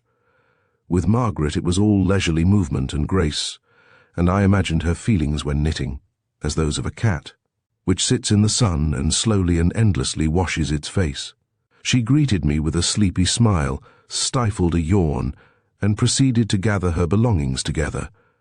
But her scissors could not be found, though we searched the floor together and felt down the hidey-hole between the back and the seat of her chair. Finally we had to give them up for lost, though she was sure that she had had them only 5 minutes before, and she bade me good night and left me. I was alone. The house was very still and quiet. It was yet daylight, but the light was fading rapidly, and I switched on one of the electric lamps. The high red wall sheltered us completely from the road. There was no need to draw the blinds. The windows stood wide open. But so stifling and quiet was the air that they might have looked out onto some huge overheated greenhouse instead of an English garden. Tired out, I yet had no desire for sleep. For the first time during the long trying day I was absolutely alone, unobserved, and with time and solitude for thought. I paced up and down the room for a full half-hour, pipe in mouth, busily rehearsing first this incident, then that, in a vain attempt to achieve some reasoned explanation, some possible solution, of the mystery that surrounded Stella's sudden death. Alone and away from the influence of his calm assurance, my instinctive, unreasoning belief in the doctor began to weaken and give way under the combined bludgeonings of evidence and argument. Seeing a writing pad lying on one of the window seats, I drew up a chair to a small occasional table, and taking a pencil out of my pocket, I proceeded to make out a list of all who were in the house on the previous night, setting down every piece of evidence, every possible relevant fact, in an attempt to clear my mind and analyze the situation. At the outset, I came to the conclusion that on the important question of motive, I should not only have to consider the obvious and the possible, but also the unlikely and the grotesque. The murder must have been premeditated, cold-blooded, an abnormality. It would not be surprising, therefore, should the motive, the root from which the evil deed had sprung, be found, if ever unearthed, as something twisted and rotten. I kept the rough notes that I made, and on referring to them, I see that I was methodical enough to add my own name to the list. They are detailed and tedious, and I will only quote in full the remarks I wrote down about the doctor on that hot, sultry night in the Dalehouse drawing-room. Here they are: Dr. Wallace, the poison. The Chinese poison, on which he and Dr. Hansen had been working, would leap to his mind at once did he wish to kill by poisoning. Its action is difficult to diagnose, but would he then have called Allport's attention to its peculiar taste? Would he have stated that he found the glass at Stella's bedside with a drop at the bottom of it, and that he suspected the Chinese poison at once by reason of its smell? Yes, he might. He would know that he would be suspected at once, and he might reasonably argue that by calling attention to the Chinese poison himself, he would be creating a favorable impression, an impression that would be strengthened when it was found that the medicine glass had been thrown away. But the key in his own pocket? Could he not have poisoned her equally easily at any other time? Yes, but what better time could he have had? He was making up medicine for her. He had just been threatened with some sort of exposure. Then he played the practical joke on the beds and took care to have it clearly established that we all of us had the chance to be upstairs and alone on the evening of the murder. The cupboard key. Had his own all the time. The medicine. Yes, both knowledge and opportunity. The bedroom key. He could have thrown the glass away after Ethel came downstairs, have locked the door, and have put the key in the pocket of his thin coat which he was wearing at the time. But why should he then come and tell me that he had left the door unlocked? Obviously to make it look as though someone else had locked it. But in that case, he would surely have placed the key in a position incriminating someone else and not himself. A possible explanation is that he intended to do this, but either had no easy opportunity or forgot. Then just as he was going out, he remembered and came back to make the omission good. only to find me turning away from the telephone, having completed my conversation, and his coat with the key in it hanging up straight in front of me. He certainly must have come up behind me very quietly. What would he do in those circumstances? Would he tell me that the door was unlocked and then go calmly away to his patient, leaving the key in his own pocket? Would he take that enormous risk? A man of his undoubted ability could surely have found some excuse to get me out of the way, have made some opportunity of getting at the key.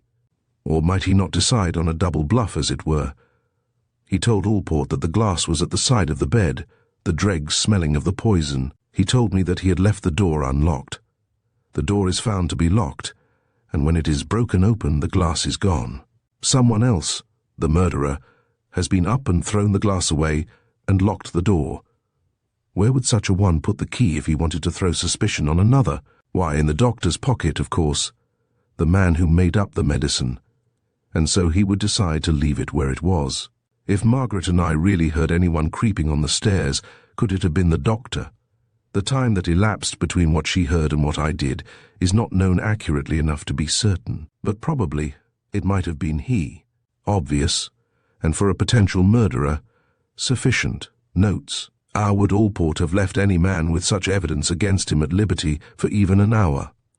Unless there are points in his favor that I have either overlooked or have had no opportunity to learn about. B. Why did he call Margaret and me into the dispensary when he made up Ethel's medicine this evening? So why did he tell Ethel to lock her door and warn me about mine? D. What did Cook's I know what I knows portend?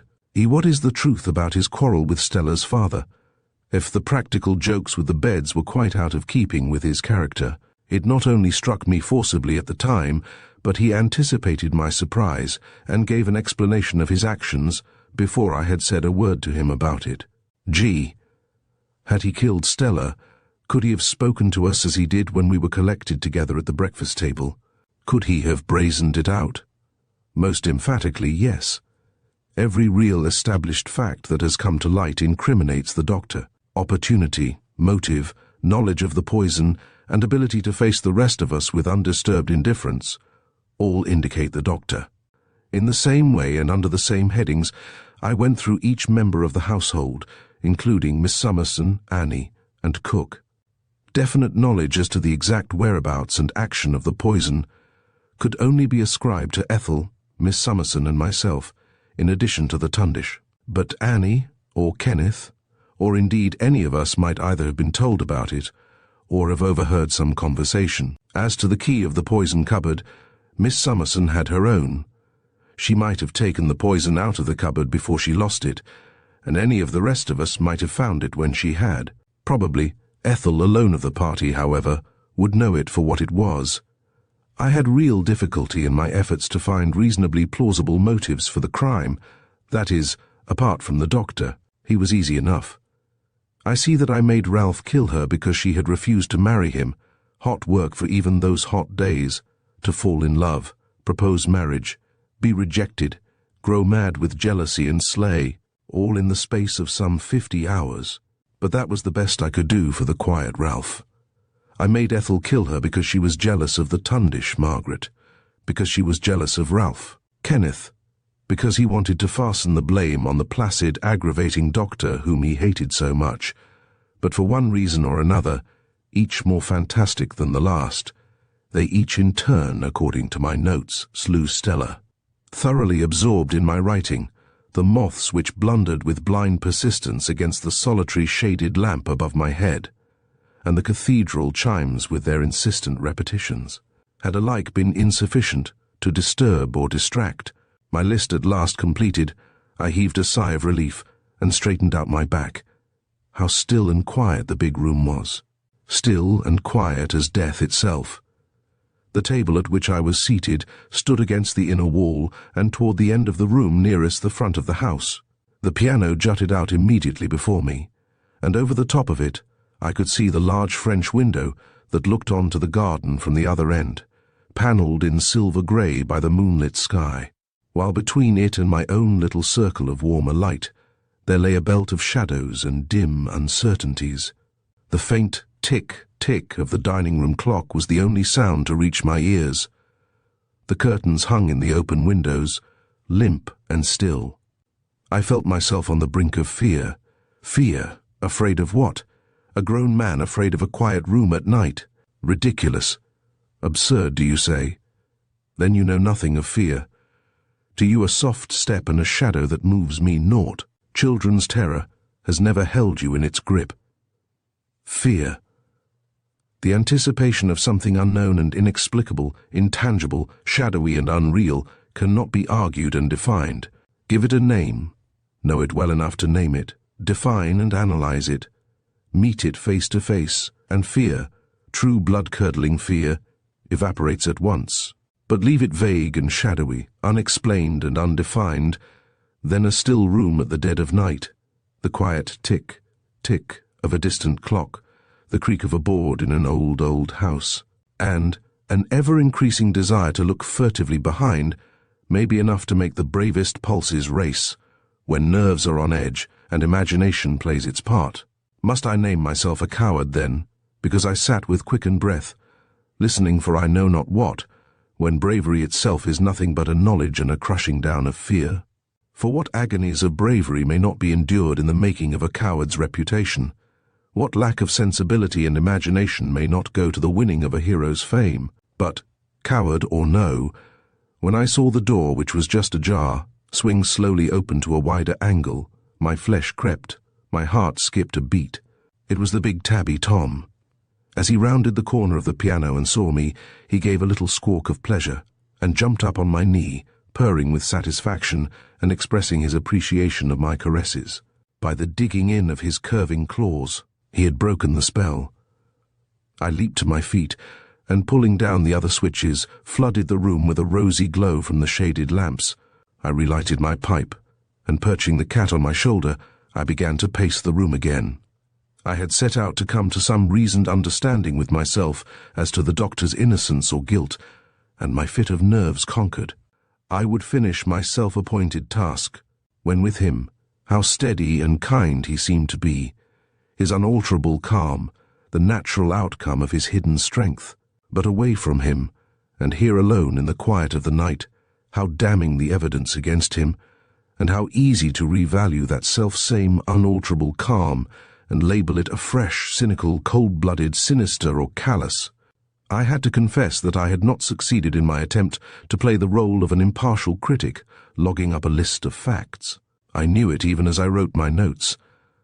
Horrible as it may sound, I had found myself longing and searching for some further possible evidence against Miss Summerson, something that might incriminate Annie or Cook, anything, however trivial and absurd, that might in some small measure relieve the doctor of the burden of suspicion that weighed him down, and help to take the guilt of murder further away from the members of our little party.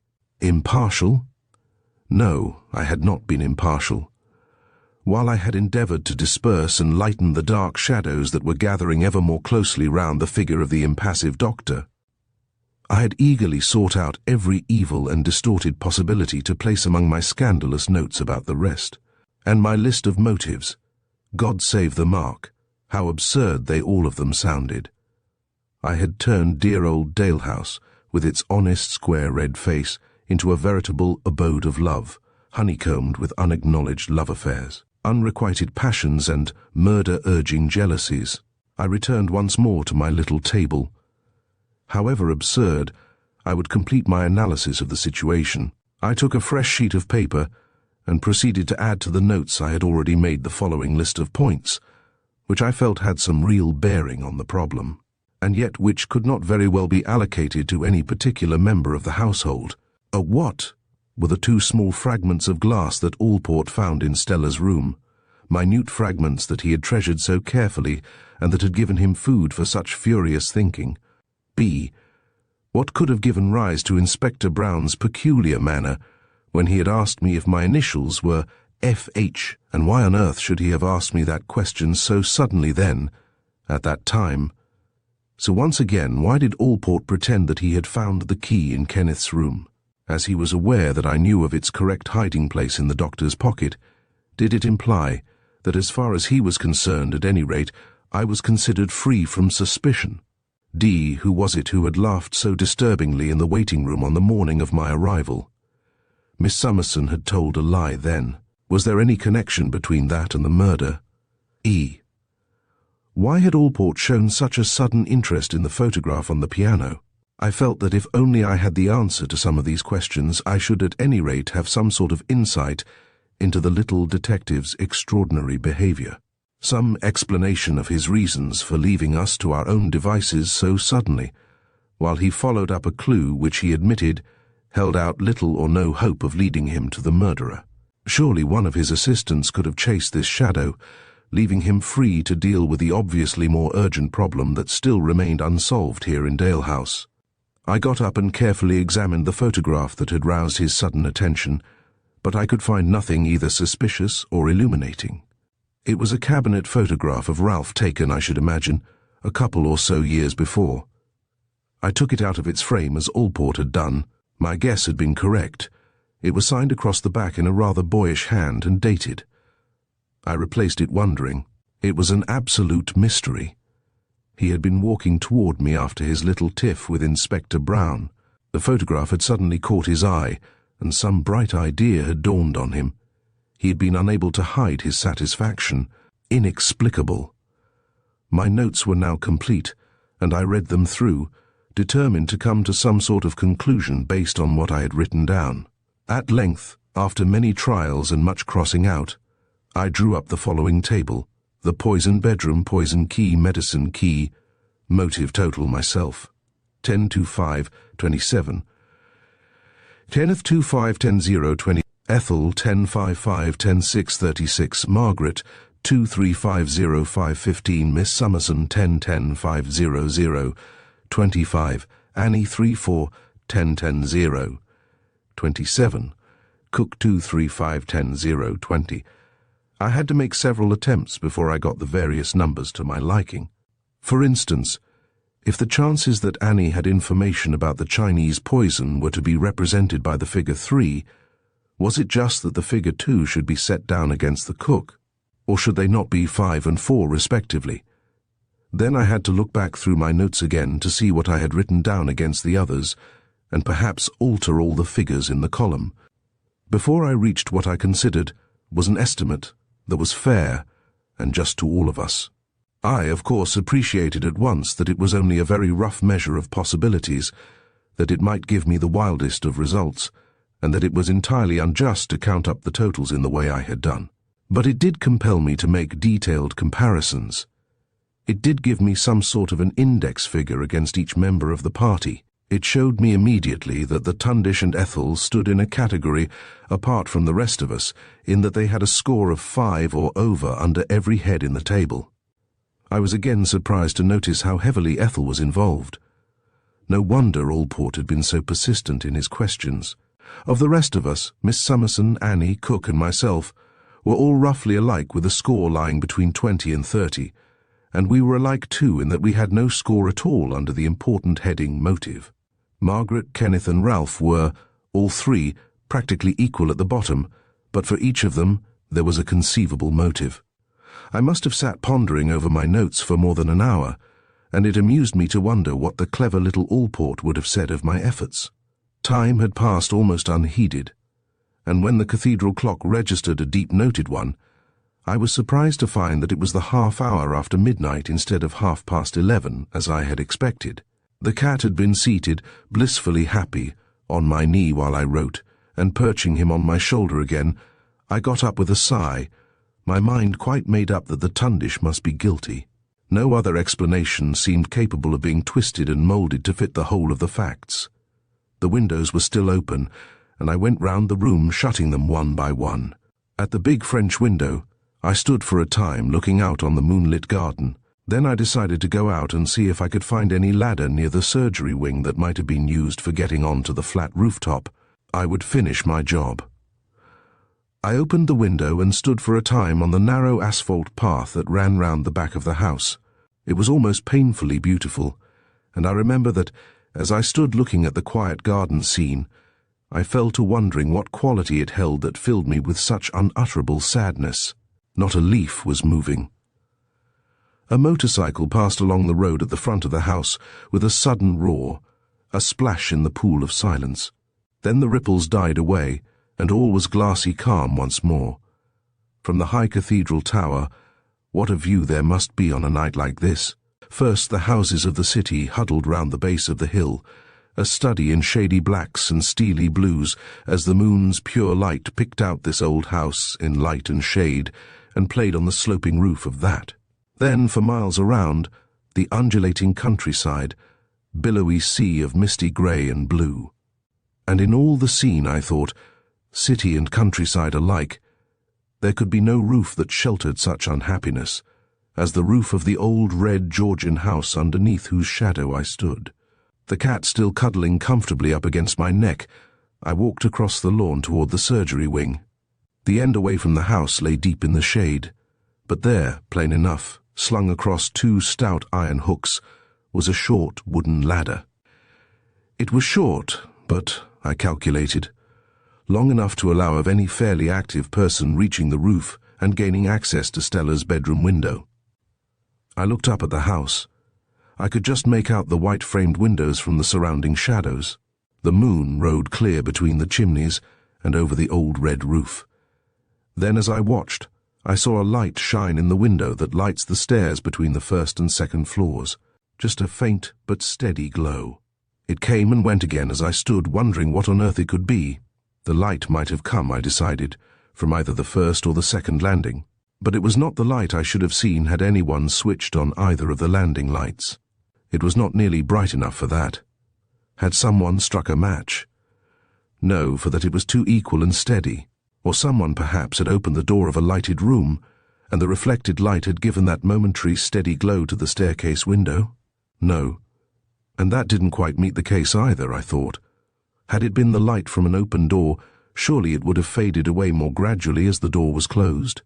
Quickly, perhaps, but not with a sudden jerk like the light I had seen at the window. That had gone out with a click. A click! Yes, that was it. Someone had been using an electric flashlight on one of the landings. I returned to the warm light of the drawing room and quietly relocked the door. Then out into the hall, where I stood for a minute listening.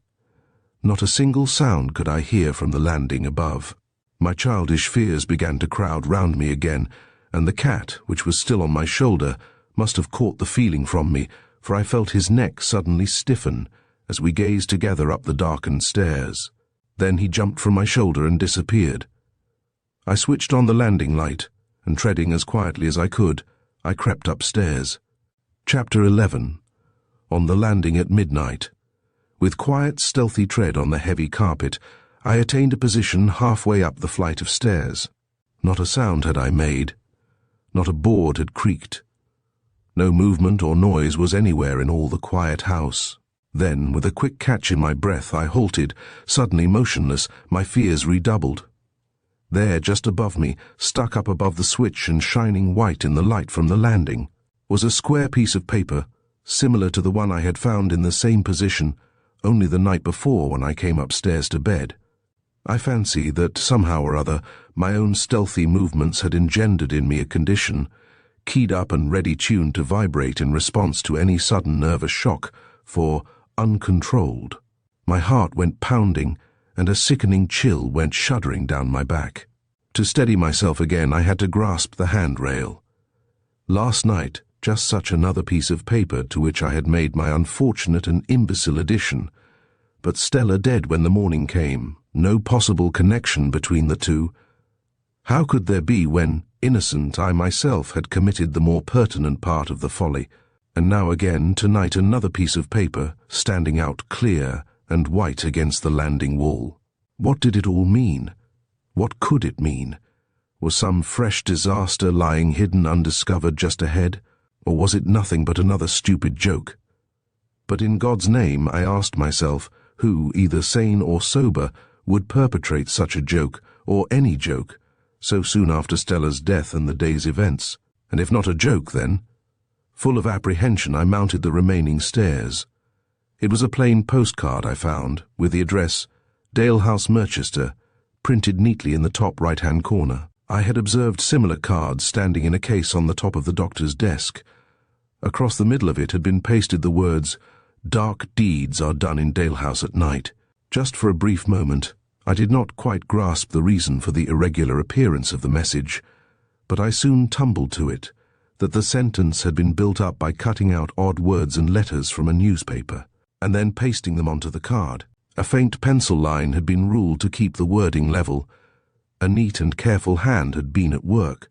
I suppose that in even the most sheltered and uneventful lives there are some little scenes that, for one reason or another, stand out with illogical precision from among the million of tiny impressions that are daily transferred from retina to brain. Childish memories, perhaps, that stand out clear and unfaded by the passage of time, while the settings of life's more important crises become fogged and indeterminate.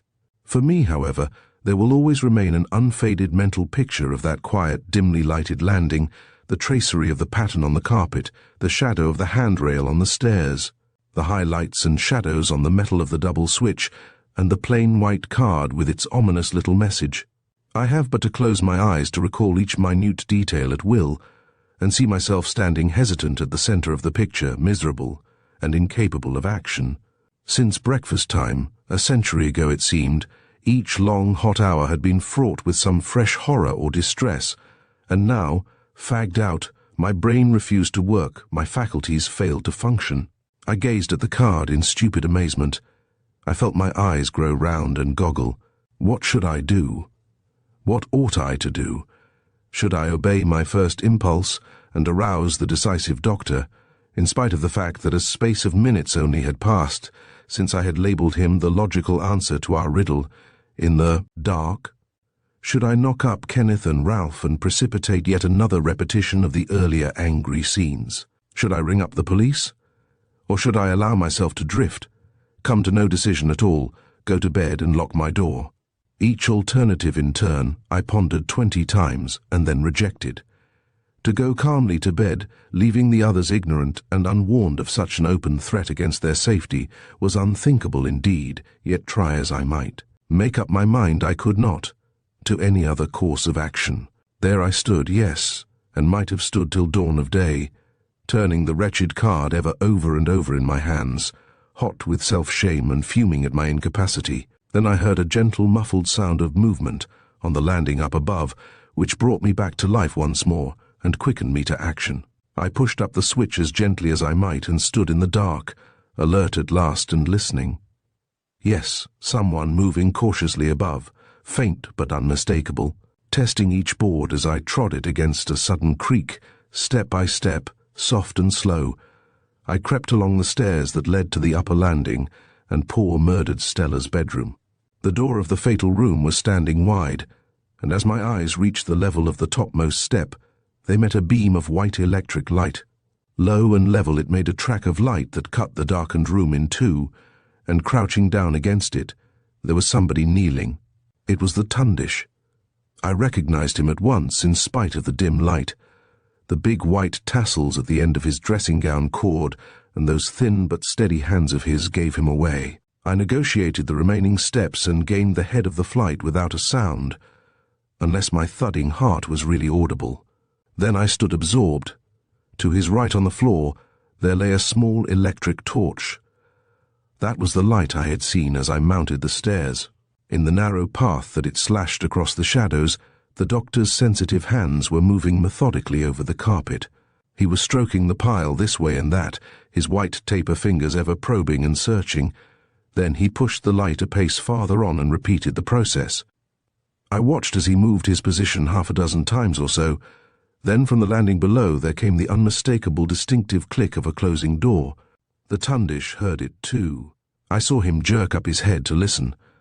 His hands ceased their restless searching and lay quiet and still in the band of light. What would he do, I wondered, if he thought that there was someone awake and moving about on the landing beneath? What would he do if he knew that I stood there in the dark just behind him watching him at work?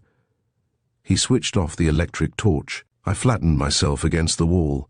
"What is it, Jeff Cock?" he whispered. "Did you hear a door shut down below?"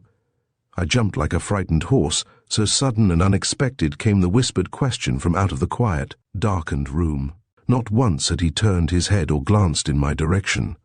The landing was inky black. I could have sworn that I had not made a vestige of noise as I crept up the stairs to find him. Yet, not only did he know that he was being watched, But he knew that it was I. Had we both been seated comfortably at the breakfast table, he might have questioned me as to a second helping of bacon in just such a casual tone of voice. Astonishing and imperturbable, could nothing shake him? Did he see nothing incongruous or bizarre in my standing there on the darkened landing at dead of night while he made his secret search on the floor by Stella's bed? "What on earth are you doing, and how did you know I was there?" I asked in a shaking voice that I failed to control.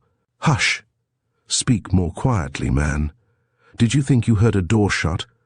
Come along in and close the door, since I have often thought, and I must confess with not a little shame, that there could have been no better illustration of a strong man's personality dominating that of a man less strong. There was I with my suspicions all aroused, suspicion backed by evidence and based on solid reasoning, suspicions which, in spite of my instinctive liking for the doctor, would not lie dormant and disregarded, yet he only had to whisper, "Come along in and close the door," and I go to him in a darkened room without thought of harm or danger. One minute I write him down a murderer, the next, unhesitating, I place my life in his hands. I find him creeping furtively about the house at night with an electric torch. And it is he who quietly asks me what I am doing and what it is that I want. In the dark we stood with straining ears for a little time, and then he opened the door and listened again at the top of the stairs. I remained alone in the room, still troubled as to what line of action I ought to take. Should I show him what I had found and tax him with having put it where I found it, or let matters run their course and see what happened next? I could just make out the outline of Stella's bed. Dark deeds are done in Dalehouse at night. I still held the card in my hand. He came back to me, shutting the door carefully behind him. He switched on his flashlight again, taking care to keep the beam directed away from the window, in which the blind was undrawn. "What is it, Jeffcock? Is anything the matter? What made you come up here?" he whispered quickly. "I heard you moving about. What were you looking for?" He hesitated. "Look here, Jeffcock, I really am most awfully sorry, but I can't tell you. I was merely following up a little idea of my own, doing a little private detective work."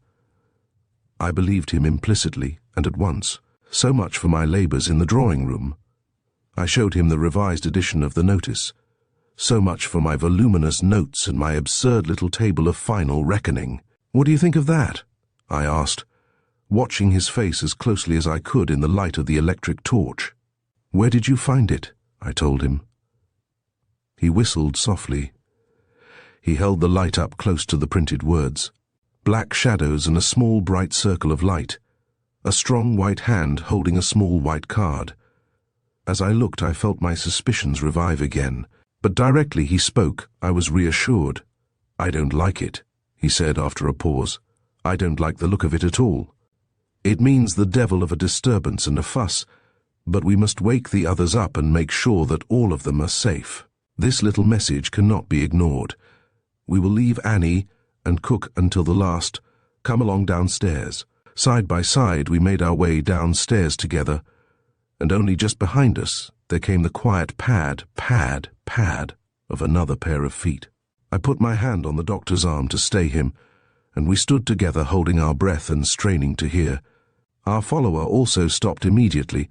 He or she must be standing a little way above us on the darkened stairs. The tundish flashed on his torch and sent its white beam searching up and down. Not a soul was to be seen. All was empty and quiet and still. To say that I was badly scared would be an understatement. The unhealthy heat of the interminable day, the shock of the morning's discovery, the ordeal of Little Allport's inquisition, Kenneth's violent outburst, these and all the other events that had followed one another with such sinister regularity, each in turn had sapped my strength, until now I stood a bundle of tortured nerves. I could have turned and fled. "Well, that beats the band," the tundish whispered. "You did hear a step?" "Yes, I could have sworn to it." He sent his light flashing to every corner again.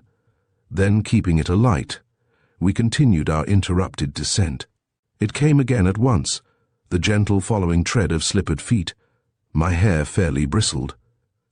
Then, to my astonishment, I heard the doctor chuckle. He twisted round and pointed his light at the steps immediately above him. "There's the ghost," he said, pointing to the tassels at the end of his dressing-gown cord, which was undone and dragging down the stairs behind him. He shook with silent mirth. "What a priceless pair of fools we are," he gasped. But I had been too much upset to enjoy the humour of the situation. Arrived on the bottom landing again, he switched on the light. It was an old lamp retired from one of the rooms to do more humble service, and it gave but a dim and feeble light. It was very quiet. "Well, here's for it," he said. "You go and rout out Kenneth and I'll attend to Ralph." I turned the handle of Kenneth's door and was not surprised to find it locked. Soon, we both of us were knocking loudly with our fists. There was no longer need to be quiet, and the noise that we made went echoing, like a challenge, through the silent house. Dark deeds are done in Dalehouse at night. I thumped it out on Kenneth's door. He was very sound asleep, and I heard the doctor talking to Ralph before I could wake him up. When at length he did unlock his door, I told him to slip on his dressing gown, and soon the four of us were gathered in a group under the landing light. The two boys were full of questions, but the Tundish asked them to wait with what patience they could, while he roused the girls and made sure that they both were safe. Ethel's door swung slowly open on its hinges even as he moved toward it, and, clad in a pretty smoke-blue dressing gown, she stood in the doorway before us, swaying slightly, only half awake, a hand against each post to give herself support. She had switched on her bedroom light, and its brighter glow shone through her ruffled curly hair.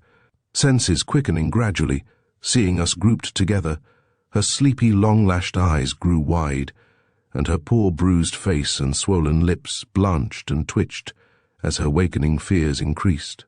She tried to speak and failed. The Tundish hurried toward her. "What it is? Oh, what is it, Tundish dear?" she whispered. He reassured her with a quiet, "There's nothing to fear." He held himself well in check, but I could see how he longed to take her in his strong, safe arms and kiss her fears away. It was pitiful to see them standing there together, their love for each other so evident to us all. To Kenneth it must have been wormwood and gall. Ralph fetched her a chair from his room, and we showed her what I had found. Margaret was the last to be roused, and we had to knock on her door repeatedly before we could wake her up, and then she was some minutes again before she joined us. Her eyes, too, seemed heavy with sleep, but in contrast to Ethel, she looked alert and awake. A pink dressing gown, open wide at her full white throat, showed the creamy texture of her curving breast. She put up a hand to the pretty gap as with a giggle she said, "What a sight I must look."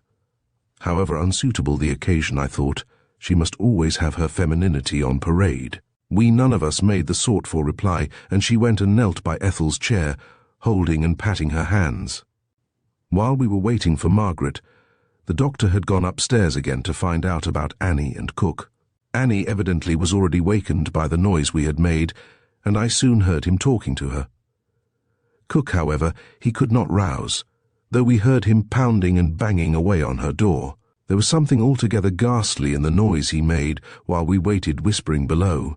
Thud, thud, thud, and then a pause, and before the echoes had died away, a fierce thud, thud again. Thud, thud, thud, death. For surely the dead and only the dead could sleep through such a thudding. He rejoined us, placid and unconcerned. "I can't wake her, but I am sure that I can hear her breathing," he told us. "If she has been drinking, though, it might take more than mere noise to rouse her. She has locked her door and left the key in it turned so that I can't push it out." He was the only one of us, I noticed, to speak above a whisper and in his usual voice. "But what on earth is it all about?" Kenneth asked. "You were pretty sarcastic, I remember, this afternoon, when I suggested waking Ethel." He overpitched his voice in an attempt to copy the doctor's equanimity. "Poor Kenneth." Yes, but then you see, I knew that she was safe, and this little Satan's love note had not been found. I don't understand it." "What were you both doing about the house at this time of night?" Kenneth asked, turning to me. "If you found it, why did you wake up the doctor, of all people, before the rest of us?" I looked at the Tundish. Not a word had I said as to where I'd found him, and I wondered what he would tell them, but he never hesitated for a fraction of a second. "Oh, I imagined that Jeffcock would have told you all there is to tell while I have been upstairs," he replied, and then he proceeded to tell them everything. How I had sat up late, and going into the garden for a stroll, had seen a light shine from the landing window. How I had found the notice behind the switch and him, with his flashlight, searching the floor of Stella's room. The only thing he omitted to mention was the door we both heard shut with a click on the landing below. When he had finished, he turned to me to corroborate his statement. I could not understand him. Why should he confess so readily to being abroad at night, in circumstances so suspicious, and then ignore the one salient point that stood out so clearly in his favor? I nodded my assent. It was his business after all, and I would not interfere. His explanation was received in silence, a silence tense with incredulity and disbelief. Ralph asked him what he was doing in Stella's room, and he gave the same explanation that he had given to me a little time before. His voice held not a trace of emotion or concern.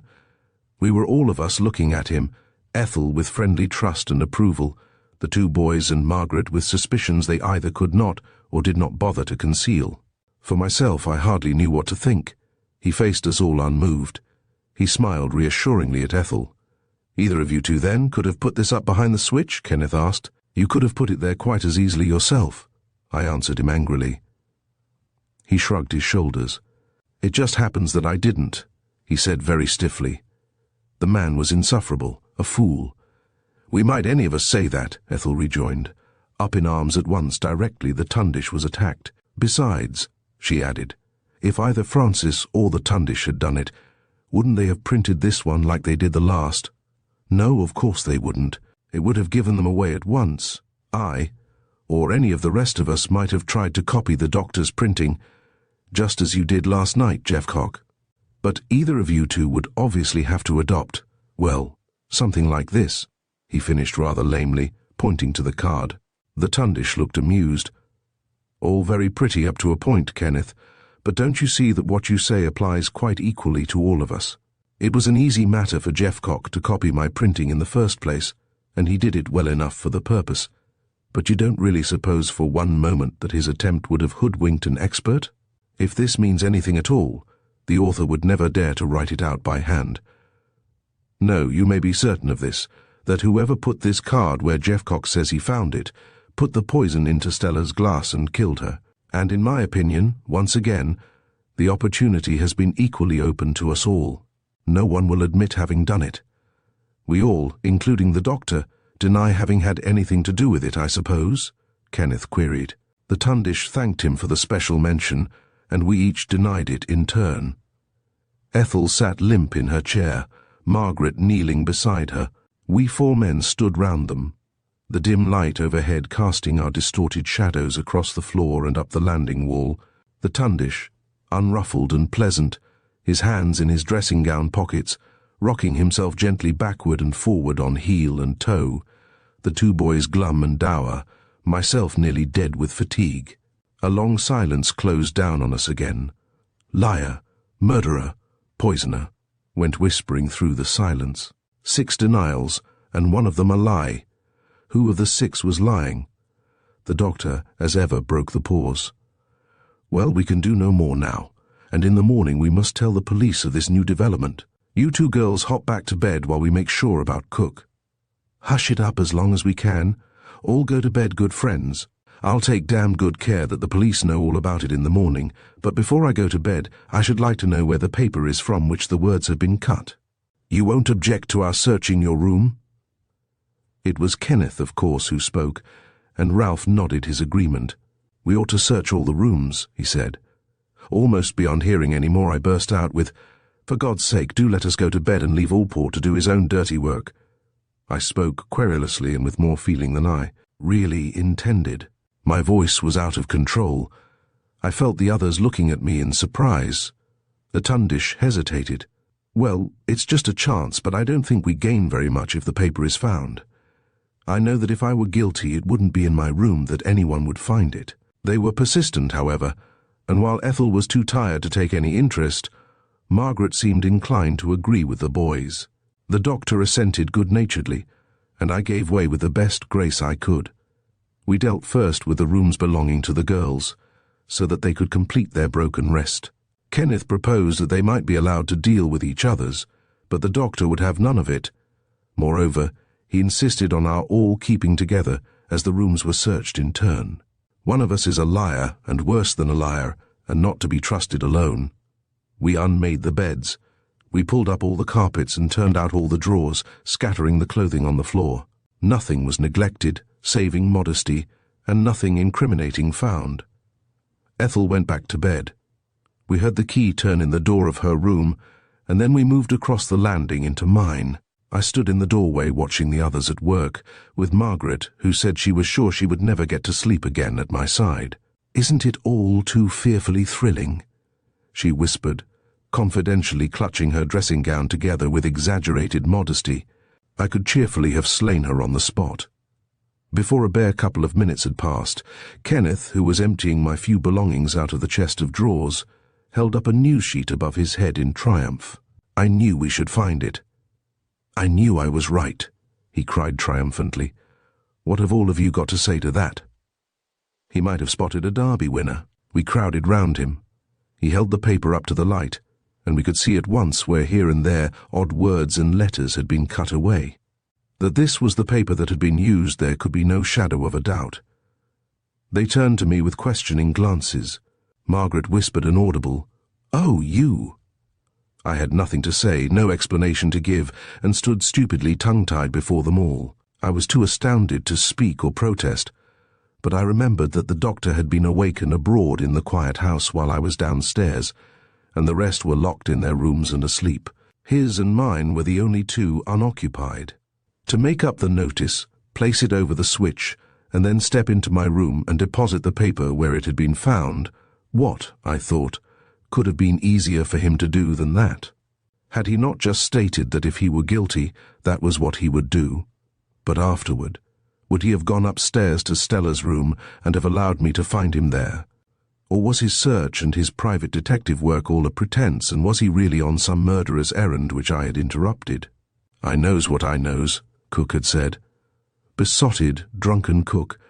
What did she know, I wondered? Was she really upstairs snoring, or had she too, like Stella, made her last adventure and opened the door at the end of the passage?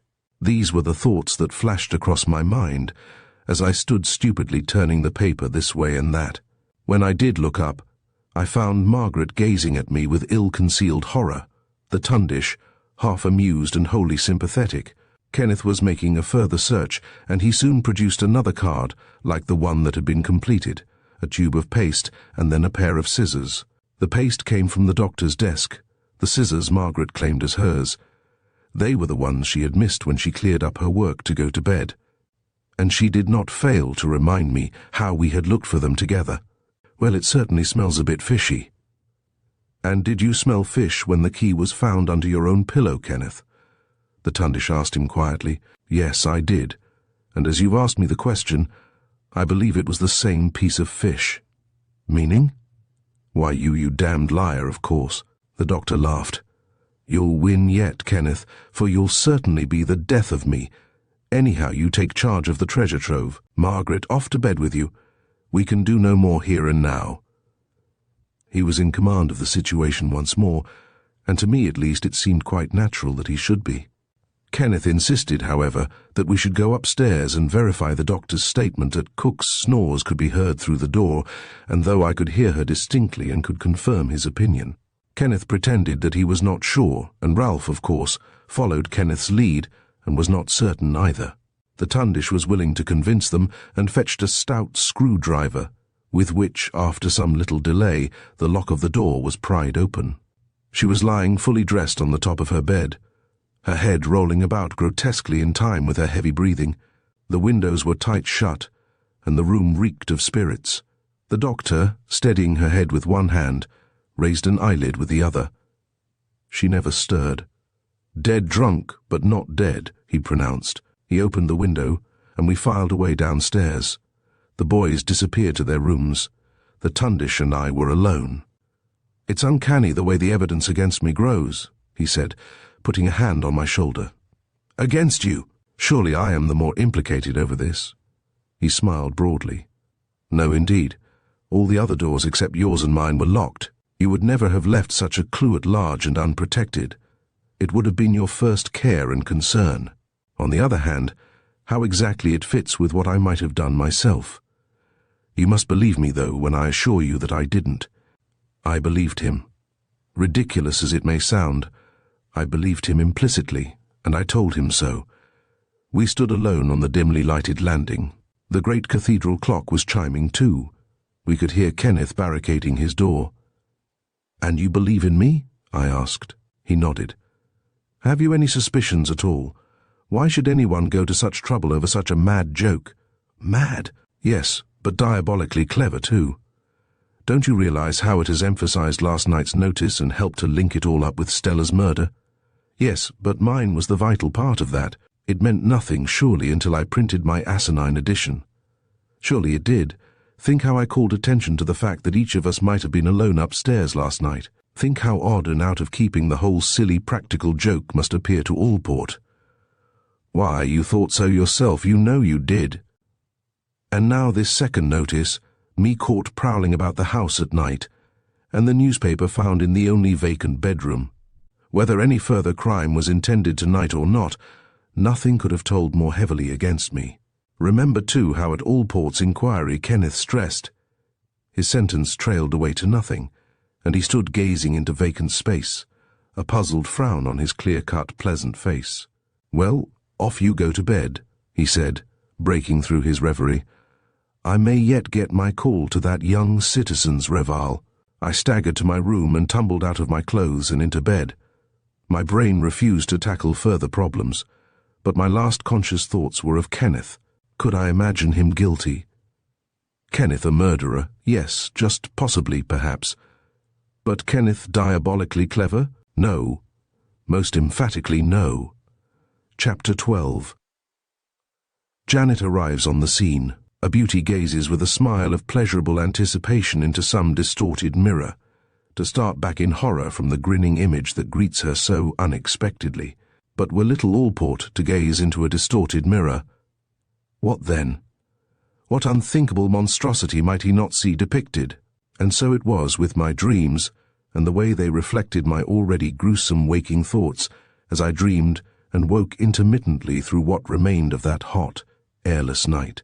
If the day had seemed long, those few hours of dream-disturbed sleep were like a slice of eternity itself, an eternity which I occupied in playing tennis at the club, serving through an interminable game, first with the baby flagon of Chinese poison, and then with my own severed hand, which Margaret handed to me on her racket like a ball, in racing frantically from room to room, to find Ethel, then the Tundish, then each of the others in turn, lying dead on their backs with staring bloodshot eyes, all dead, and myself alone with the dead, alone and tearing desperately from one room to the next, to find a sign of life, thumping madly on resounding doors, crouching, shrinking down outside them, opening them in fear, and banging them to again in terror when I saw what there was within, looking furtively behind me to see little Allport standing there, grinning sardonically, leering at me, dangling a pair of blood-stained handcuffs before my starting eyes,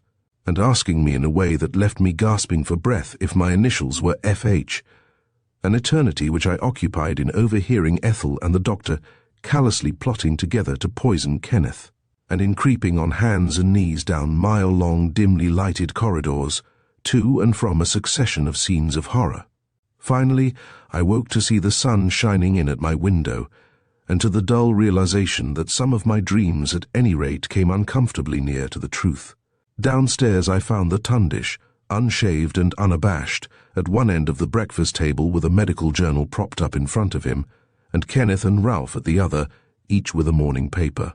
I saw the doctor's eyes twinkle with amusement as I took my seat next to him, and he told me that he had been called out of bed again at 4, and had only just returned. "And what about the escort? Did he accompany you?" "No. I rang up the police station yesterday evening telling them that I expected the call, and they trustfully allowed me out on parole." This fresh negligence on the part of the authorities seemed to rouse Kenneth's ire, for he jumped up from his breakfast and rang up Inspector Brown, reporting the finding of the notice and the doings of the night in aggressive carrying tones that we could none of us fail to hear. Apparently his news did not meet with quite the expected reception, for, "Will you please repeat what I've told you to Mr. Allport as soon as you can, and ask him to let me know when this abominable farce is going to end," were his final words, and he returned to his interrupted breakfast, glaring offensively at the doctor, as much as to say, "Damn you, now you know what I think about it." Then Margaret came in, and after a moment's obvious hesitation, which seemed to underline and emphasize her choice, she too moved to the end of the table away from the doctor and took a chair next to Kenneth and Ralph. Thus we started out on the second day after the murder, already divided into opposing camps. The Tundish and I at one end of the table, Margaret and the two boys at the other, an uncomfortable accusing gap between us, and in our different ways we each of us, except the doctor, showed the embarrassment we felt. He conversed with me very much at his ease, tapping the open journal in front of him with his egg spoon to emphasize his forcible remarks, decrying the sins of the anti-vaccinationists and glibly labeling them as nothing but a gang of murderers, as though the word murder held no terrors and was the most natural word in the world for him to use, when the chances were that a murderer sat at the table, and I alone of the four believed him anything else. I saw the three exchange glances, and Margaret murmured, "Murder will out," though what she meant by it exactly was not quite clear, but words held a fascination for Margaret apart from any meaning they might convey. Had her pretty head been equipped with brains, she would surely have been a poet. Folding up his paper, the doctor rose from the table, asking, "Has anyone seen anything of Ethel? Is she coming down for breakfast?" "I haven't heard a sound from her room," Margaret replied. "Still sleeping, I expect, after her broken night, which is not surprising. I'll run up and find out how she is." We heard her knock twice, and again. Then she came back and stood in the doorway. "I can't make her hear," she told us, with a queer little catch in her voice. Now Ethel had been safe when we woke her in the middle of the night, and we had all heard her lock her door when she returned to her room. But when Margaret made that simple statement, it sent our thoughts back to yesterday's breakfast, when Ethel herself had come tumbling into the room with her white face, to tell us that she couldn't waken Stella. We looked at one another in dismay. Kenneth pushed back his chair and rose slowly to his feet. The doctor sprang to the door and raced up the stairs 2 at a time, and like an echo from the night before, we heard him hammering on her door. Then, to our infinite relief, we heard him asking, "Are you all right, Ethel? Would you like your breakfast sent upstairs?" I saw Margaret's eyes brighten unnaturally, and a tear roll down her cheek. "Oh, how absurd of me," she said, and hurried away to hide her emotion. Kenneth and Ralph went out into the garden. The doctor returned and rang the bell for Annie, giving her instructions about Ethel's breakfast. Then he turned to me. "So you've had a fright, have you?" he asked quietly, and I felt myself redden under his penetrating gaze. "I did too," he added, mopping his forehead. "What a ruffian I must look, Jeffcock. I must bathe and shave and get to work. Thank God I have a busy day ahead." "Yes," I agreed, "you certainly have the advantage of us there, for we have nothing to do but sit about and jag one another's nerves. How on earth are we going to get through another day of this? Possibly 2 or 3. "It may all end sooner than you expect," he answered enigmatically, and with that he left me and ran upstairs. How was I to get through the day, I wondered? Sleep, smoke, write letters, slink about the garden, avoiding Ethel so that she should not learn of my ever-increasing doubts about the doctor. But there were 12 weary hours to while away. I would have gone into the garden and adopted Kipling's cure for the hump, dig till you gently perspire. But I was doing that already. My thoughts travelled with longing to the tingling crystal air of the Yorkshire moors. That was where I would like to be on such a day as this, off for a 20-mile tramp with my pipe for company. But that was not to be, and, with a sigh of distaste, I collected writing materials and proceeded to the shade of the cedar to write some letters. Presently Ethel joined me. Her face was still swollen, the bruise beginning to blacken. She looked tired too, and I imagined had been crying, but her eyes lit up with something of her old smile as she came toward me, a letter in her hand. "Do listen to this," she cried. "Isn't it just like Mother? She's sending us a visitor now of all times, and someone we've never seen before at that." Mrs. Hanson's incoherent hospitality was a family joke. Visitors she must have. She had no discrimination in the matter of individuals and occasions and the way they might jar or mix. She would think nothing of bringing home a perfect stranger, August or otherwise, and feeding him on kindliness and cold mutton. And I will give her credit for this. The visitor, August or ordinary, the cold mutton, the kindliness and the occasion would generally mix to a pleasantly affable blend. My own friendship with the Hansons dated from one of these haphazard invitations, so I smiled at Ethel reminiscently as she stood by my side with the letter in her hand. A good thing too, perhaps, I said. We shall have to sit up, mind our manners and behave. Tell me more about it. What is it to be, rich man, poor man, beggar man, or thief? Ethel began to read me bits of the letter. You remember we were expecting to see my cousin, Bill Kenley, when he got home from Rhodesia. We were to look out for him next week on the Channel boat. Well, rather to our surprise, he arrived this week. Yesterday, in fact. And he surprised us still more by bringing with him a wife. They're on their honeymoon. Such a jolly girl. We both of us like her immensely. But poor things, while we were having lunch, a cable arrived for Bill ordering his immediate return. Some native unrest that they fear may develop into serious trouble, and he must be on the spot. So he sails back again tomorrow. Meanwhile, what is his wife to do? She has no relatives here. I should have liked her to stay on here with us, but Dad takes all my time and he doesn't want to be bothered with anyone else. So it occurred to me, why not send her down to you? You need a chaperone, you know.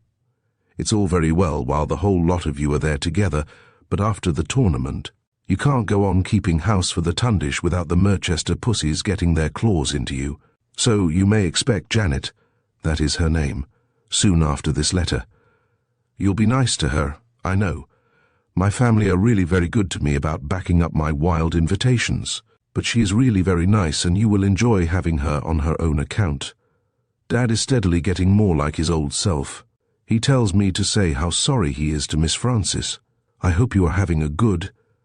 Oh, well, that is all that matters, Ethel finished, sitting down and fanning herself with the letter. How am I to explain the situation to her, Frances, when she arrives?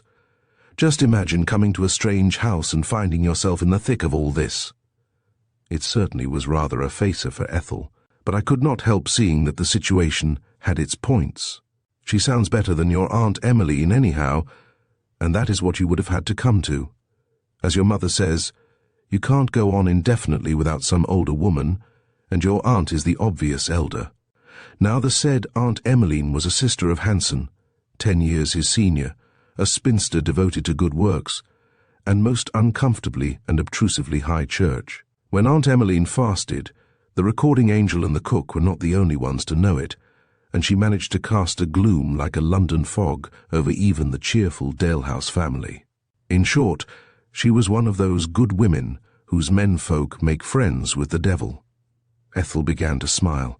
Yes, Frances, as you say, there may be something to be said for the idea, but I don't relish the job of explaining the explanations. Oh, well, if she's a good sort, she'll see you need help. If she isn't, she'll help herself off.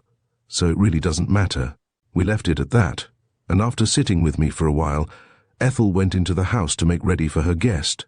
Apparently, Margaret stayed indoors to help Ethel, for I hardly saw her all the morning. Kenneth and Ralph paced slowly up and down in the shade at the side of the house.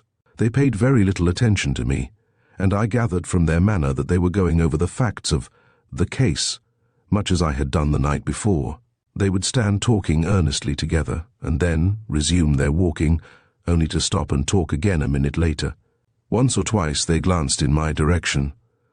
Then Ralph pulled a notebook out of his pocket, and they disappeared behind the garage. Kenneth was shaking his head emphatically as they went, and I could guess that he was deriding any suggestion of Ralph's that did not involve the doctor. I wondered if the two girls were carrying on a similar conversation, and thought how much happier we should be if the boys would behave more as Margaret did.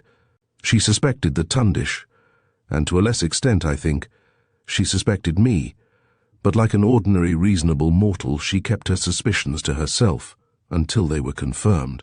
Rather shamefacedly, I got out my own notes and went over them again.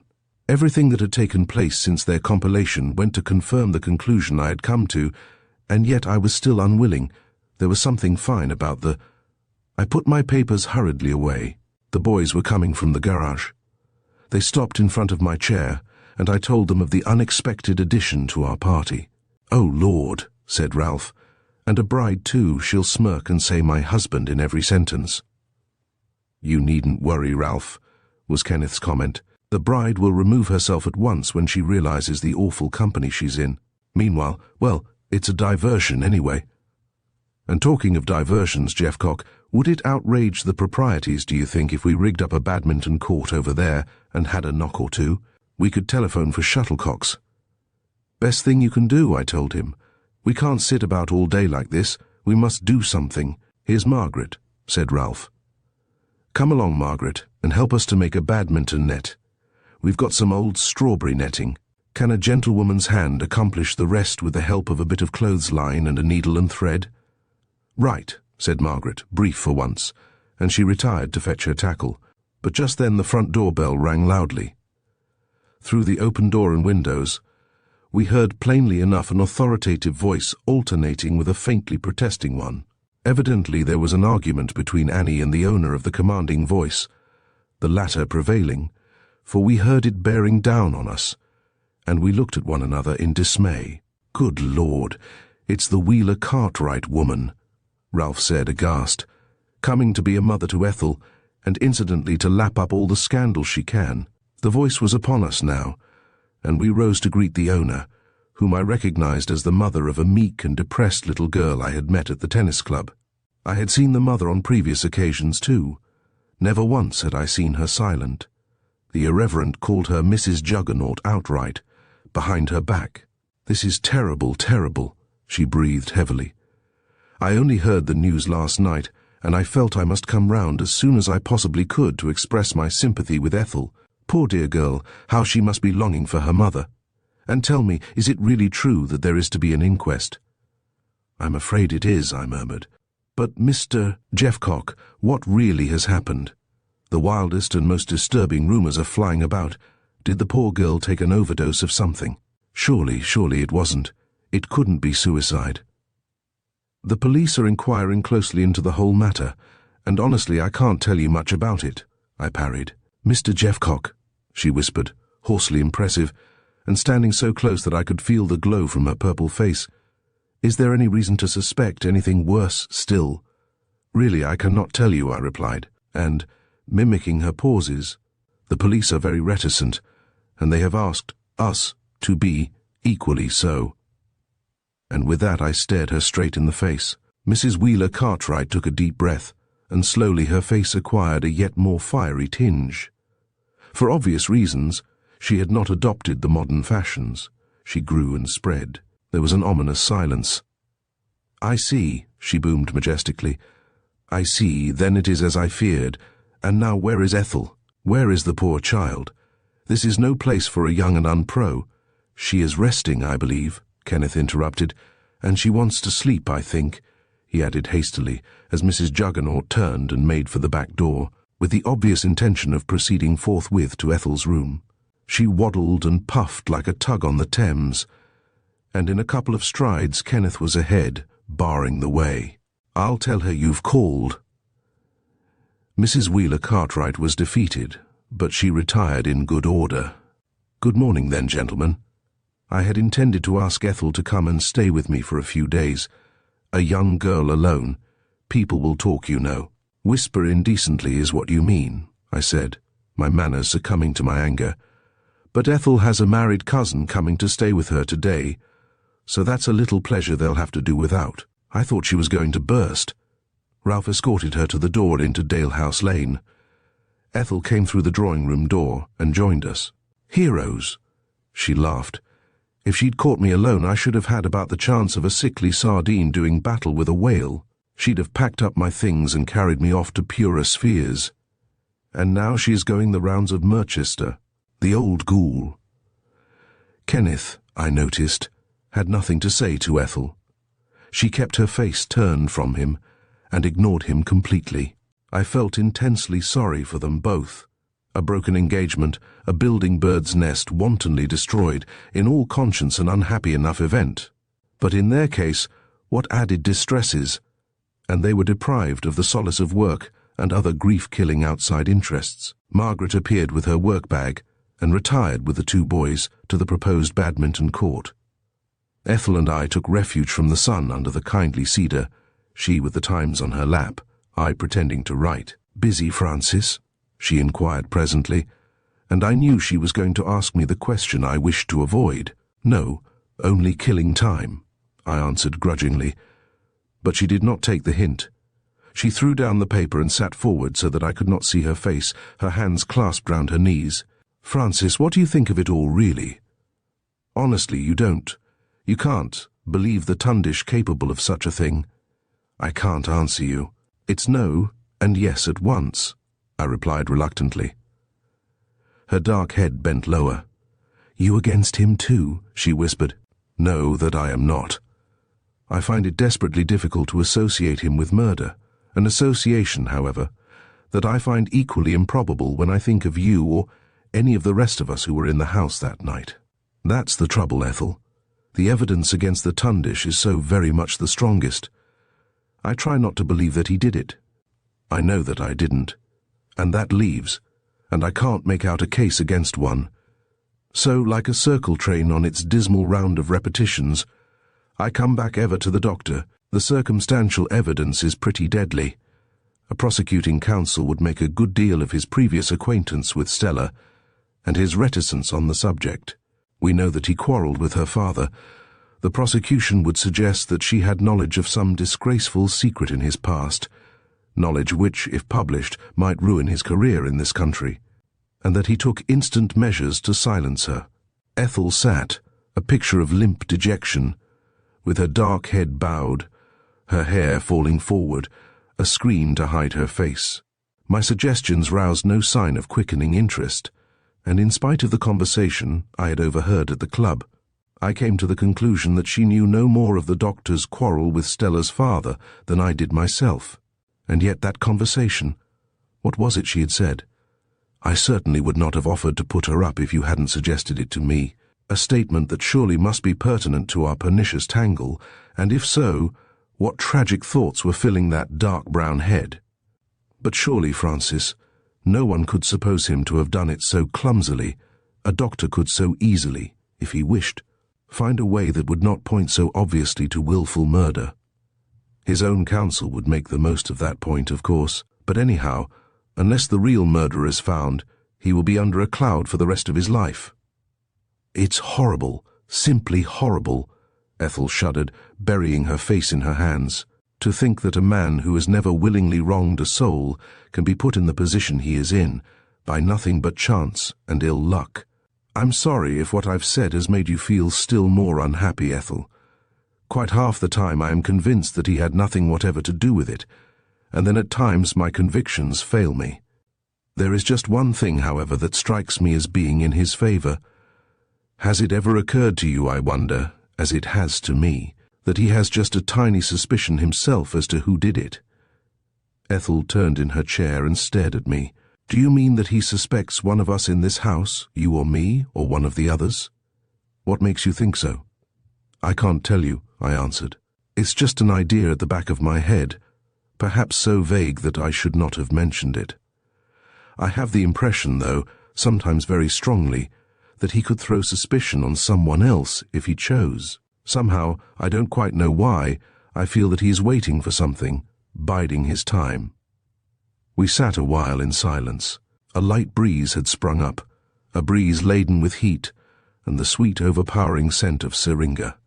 A mowing machine droned a garden or two away.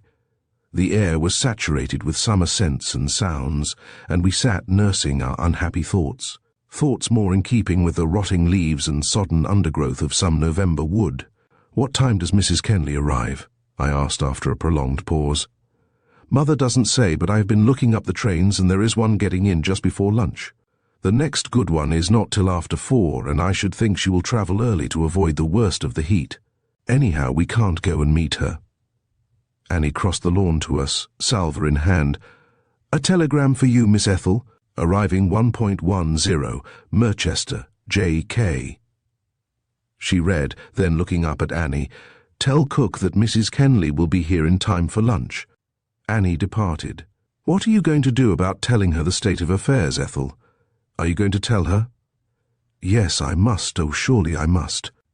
I shall wait until the afternoon, though, I think. It might look as though I wanted to drive her away if I told her at once. But how I am going, oh, how I hate it all." Poor Ethel was on the verge of another breakdown. I could see by the way she leaned back in her chair and turned her face away. I had wanted to ask her if she too had heard someone laughing in the waiting room before she came into the dispensary on the Monday morning, when she came down from the club to get some tape for the handle of her racket, and to question her regarding that intriguing conversation of hers with the Tundish, which had come to my ears so clearly across the courts as I sat in the umpire's chair.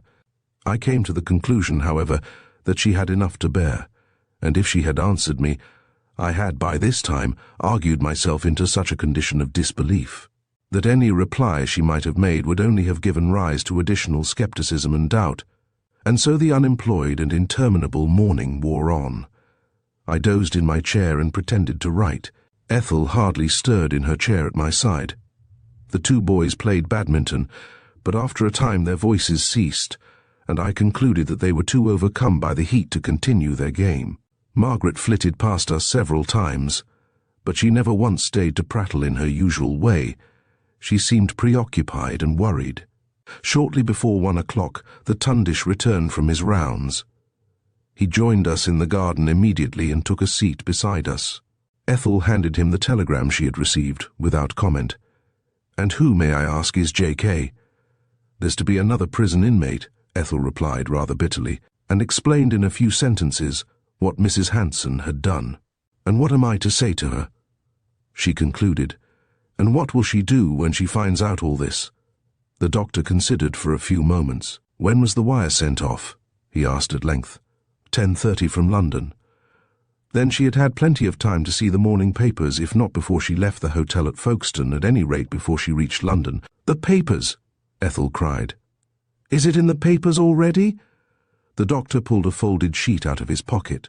"Not in the," he said, "but the penny papers have lost no time in getting hold of it. Look at this." He pointed out a paragraph to her. I read it over her shoulder. It was on the front page and was headed, "Sudden Death of Young Tennis Player. A sad event occurred yesterday in the old cathedral city of Merchester, where the annual lawn tennis tournament is in progress. Miss Stella Palfreeman, a promising young player, died suddenly during the night of the 16th. There is reason to suppose that her death was due to an overdose of some narcotic medicine. Miss Palfreeman retired to bed in her usual health at night, and was found dead by her hostess in the morning. We understand that the police are inquiring into the matter." Ethel threw down the paper and shivered, her eyes filling with tears. "And tomorrow it will be shouted and billed all over the place. I shall never be able to hold up my head in Merchester again. Oh, I can't bear it. I simply can't bear any more." The Tundish took her hand in his and held it while he spoke, his other hand affectionately on her shoulder. "Ethel, you must not give way like that. It's ridiculous. Hold up your head indeed. What have you to be ashamed of? Come now. I know how brave you can be, and we are all going to need all the grit we've got in the next few days. Now about Mrs. Kenley. She may be with us any minute."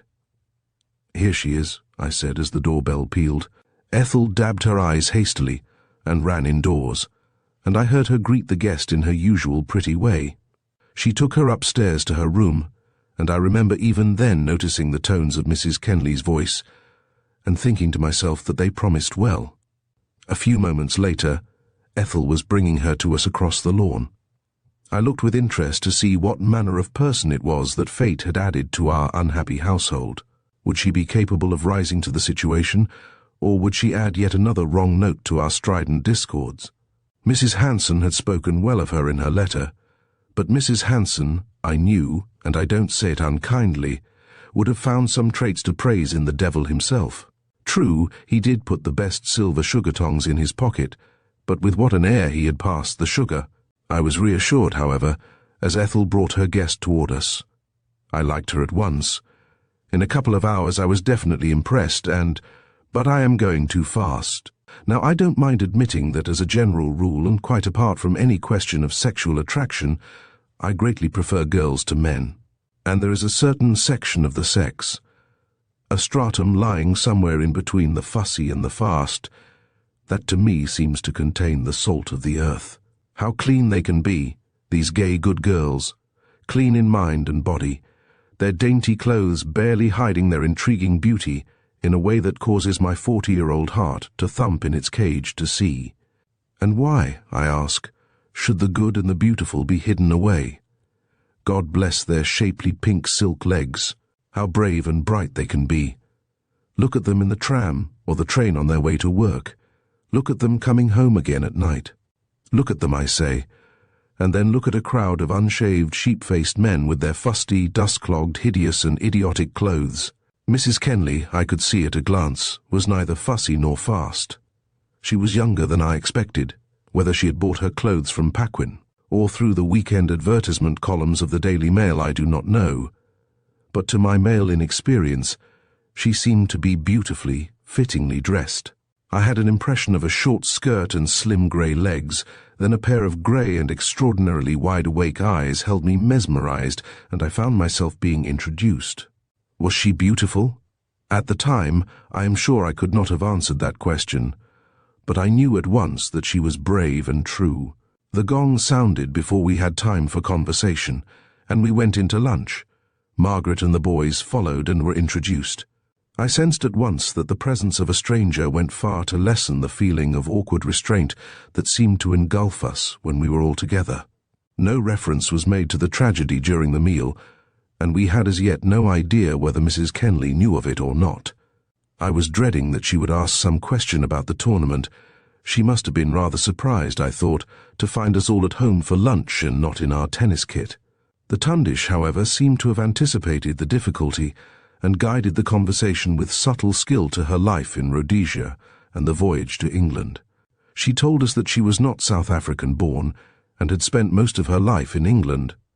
So the meal passed pleasantly enough. When it was over, the doctor announced his intention of taking, if possible, a couple of hours' sleep, and he advised us all to do the same.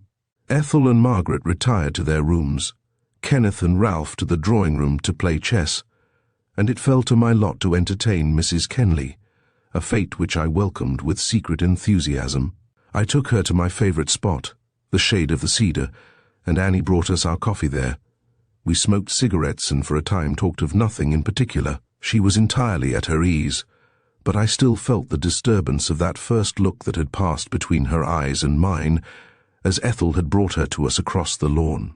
And while I regarded her as closely as I could without appearing to be rude, I added little to the conversation. She smoked her cigarette in pensive contentment, and I fell to wondering why one look from a pair of clear grey eyes should have set my blood a-tingle and made me wish for all manner of unpleasant happenings to overtake the unoffending cousin Bob. Certainly Mrs. Kenley was charming, but I had met plenty of charming girls before. Margaret and Ethel were both that, and they both looked you straight in the eye without these disturbing results. Disturbing, but very refreshingly disturbing. And I think that for the first time since the murder, my thoughts wandered contentedly in pleasant places. Mrs. Kenley put down her coffee cup on the grass by her chair, and hitching it round to face me more squarely, asked me in her low-pitched voice, "Now, Mr. Jeffcock, will you please tell me all about this terrible affair? Of course I saw it in the papers on my way here this morning, and one paper mentioned that Miss Poll Freeman was staying with a Dr. Hanson. I can see that things are in a bad way here. You would naturally all have gone home by now if you could, so I suppose it means that you are being detained by the police. Is that so?" I nodded and she continued. I wondered if I ought to change my plans and go elsewhere, but I remembered that Mrs. Hanson really seemed to want me to come and chaperone Ethel, and so I thought I would come on for one night at any rate, to see how things were. Tell me now, honestly, what do you think I ought to do? "I hope you'll stop, Mrs. Kenley," I answered promptly. "It would be a real kindness to Ethel if you will. I am sure she will ask you to stay when she gets a chance to have a talk with you." With that, I told her about the whole miserable affair from beginning to end, Stella's tragic death, Ethel's rupture with Kenneth. the ugly suspicion that had fastened on the Tundish and more or less shadowed us all, of the feeling of subtle distrust that seemed to fill the air, and all the wretched series of events of the past 2 days. True, little Allport had instructed us to be reticent, but Inspector Brown had surprisingly agreed to our visitor, and if she were going to stay in the house, there seemed nothing to lose by telling her the facts, and little possibility of keeping them secret. I was glad to have somebody to talk to, someone who by no possible juggling with keys and time and facts could have had anything to do with Stella's death. I was amazed at the ease with which she grasped the whole situation and at the pertinent questions she asked. At the end of an hour's talk, she knew all that I could tell her of the murder, of other matters, of how charming I thought her, of how beautiful I thought the curved arch of her penciled brows over those wide grey eyes, of the adorable little trick she had of pushing out her dainty but determined chin when she wished to emphasize a point I could not. Tell her in so many words, and whether she guessed anything of my feelings I do not know, but I think that even then we both of us realized that the foundations of friendship had been well and truly laid.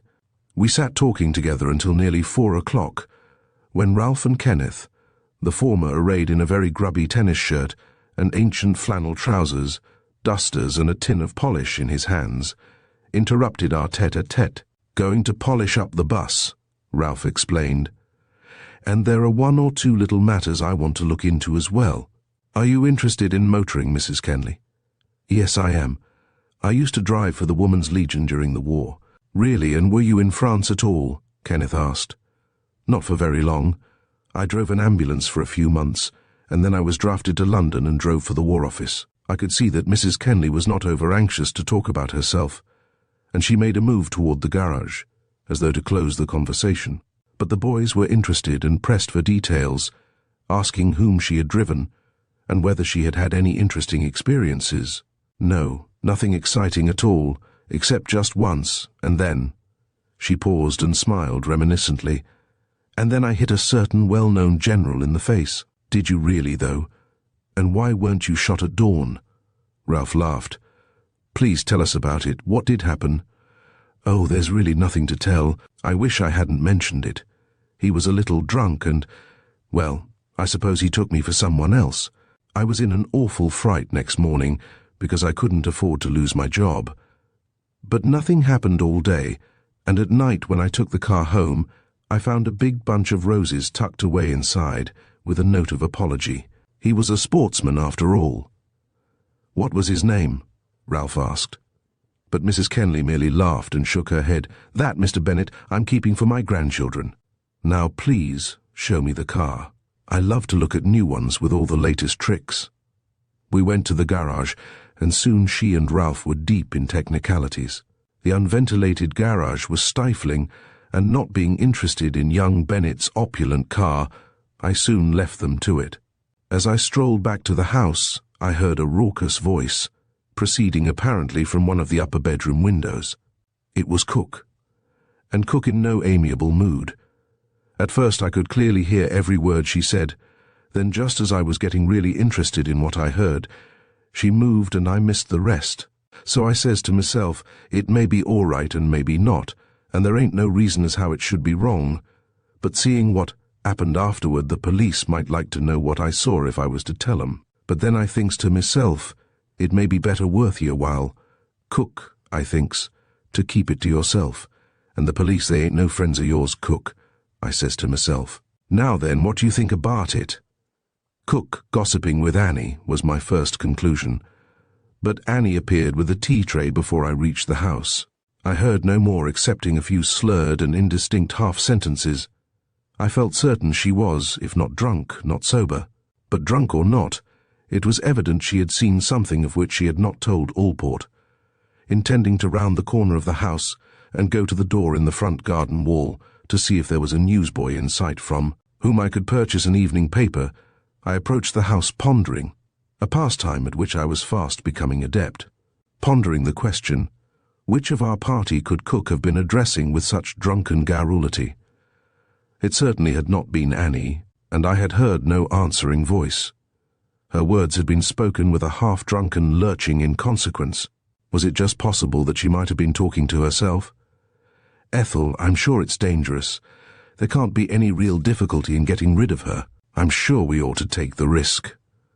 It was the doctor's voice, and I walked full tilt into him and Ethel round the corner of the house. My shoes were fitted with rubbers which made no sound on the hot plastic asphalt path, and though I had heard every word the doctor said, it was obvious that they had not heard me. He was standing with his back to the wall.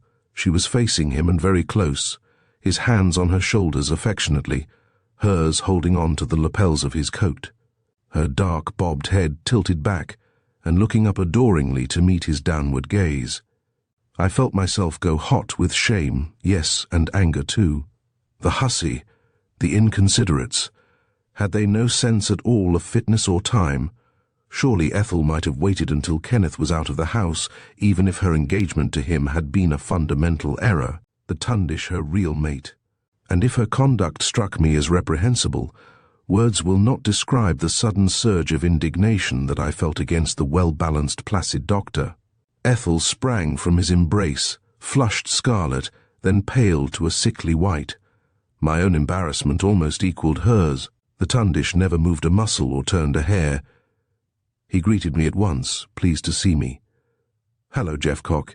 You've just come in time to help us decide about the dismissal of Cook. I'm for prompt measures. Ethel for tomorrow and delay."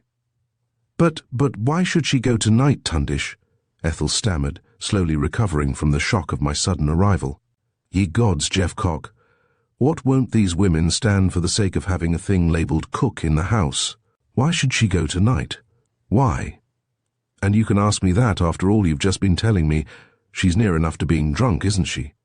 And, as I was saying, I'm sure there's no risk of any row." Ethel said nothing. Her colour had returned, but I thought she looked bewildered and confused. The doctor turned to me, explanatory. "She's afraid that she might not consent to go without a fuss, that we might get a crowd round the house if we had to turn her out.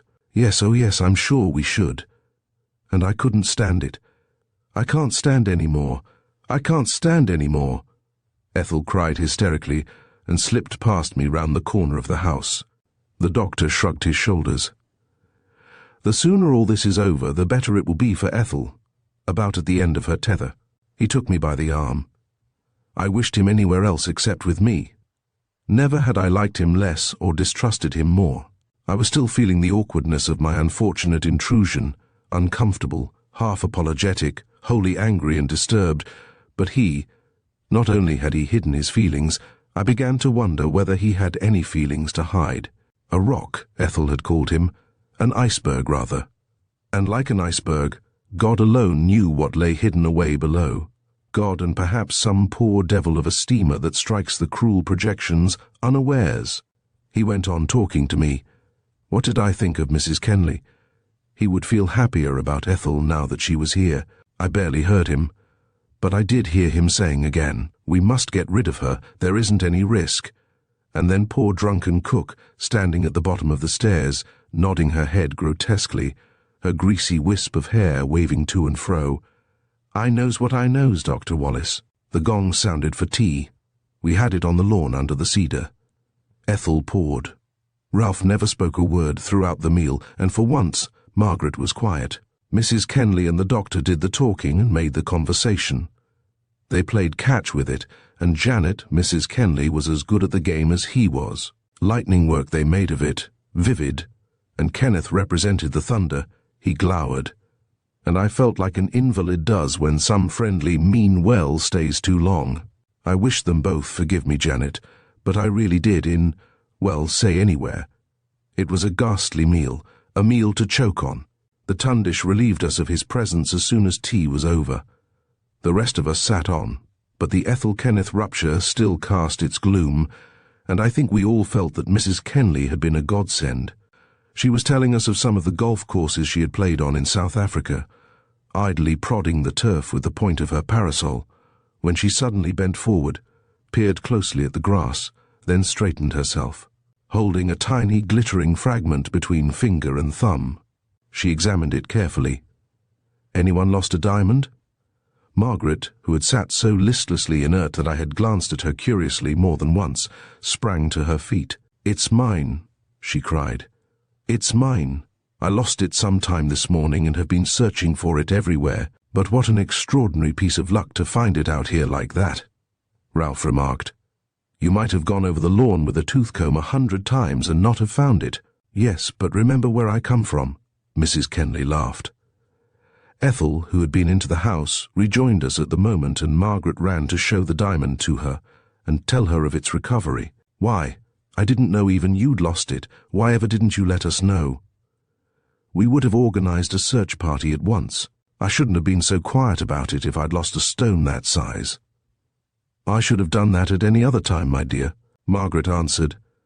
"But it seems so petty to make a fuss over the loss of a paltry diamond when things were so, you know what I mean." "Well, I'm awfully glad you found it," Ethel said, handing it back to her. "And now, Janet, if you can spare me a few minutes, I want to consult you about something." They went indoors arm in arm, and the four of us were left. Kenneth suggested bridge, and so we whiled away the time until dinner. That meal was so abominably cooked that we left most of the dishes untouched and satisfied our hunger on bread and cheese, which Ethel, in high annoyance, told Annie to fetch. "What will you think of us, Janet, and on your first night too?" "Oh, please don't distress yourself on my account. I prefer bread and cheese to roast beef on a night like this." "It's quite all right, Ethel dear," Margaret soothed. "They say you don't want so much meat in hot weather, don't they, Dr. Wallace?"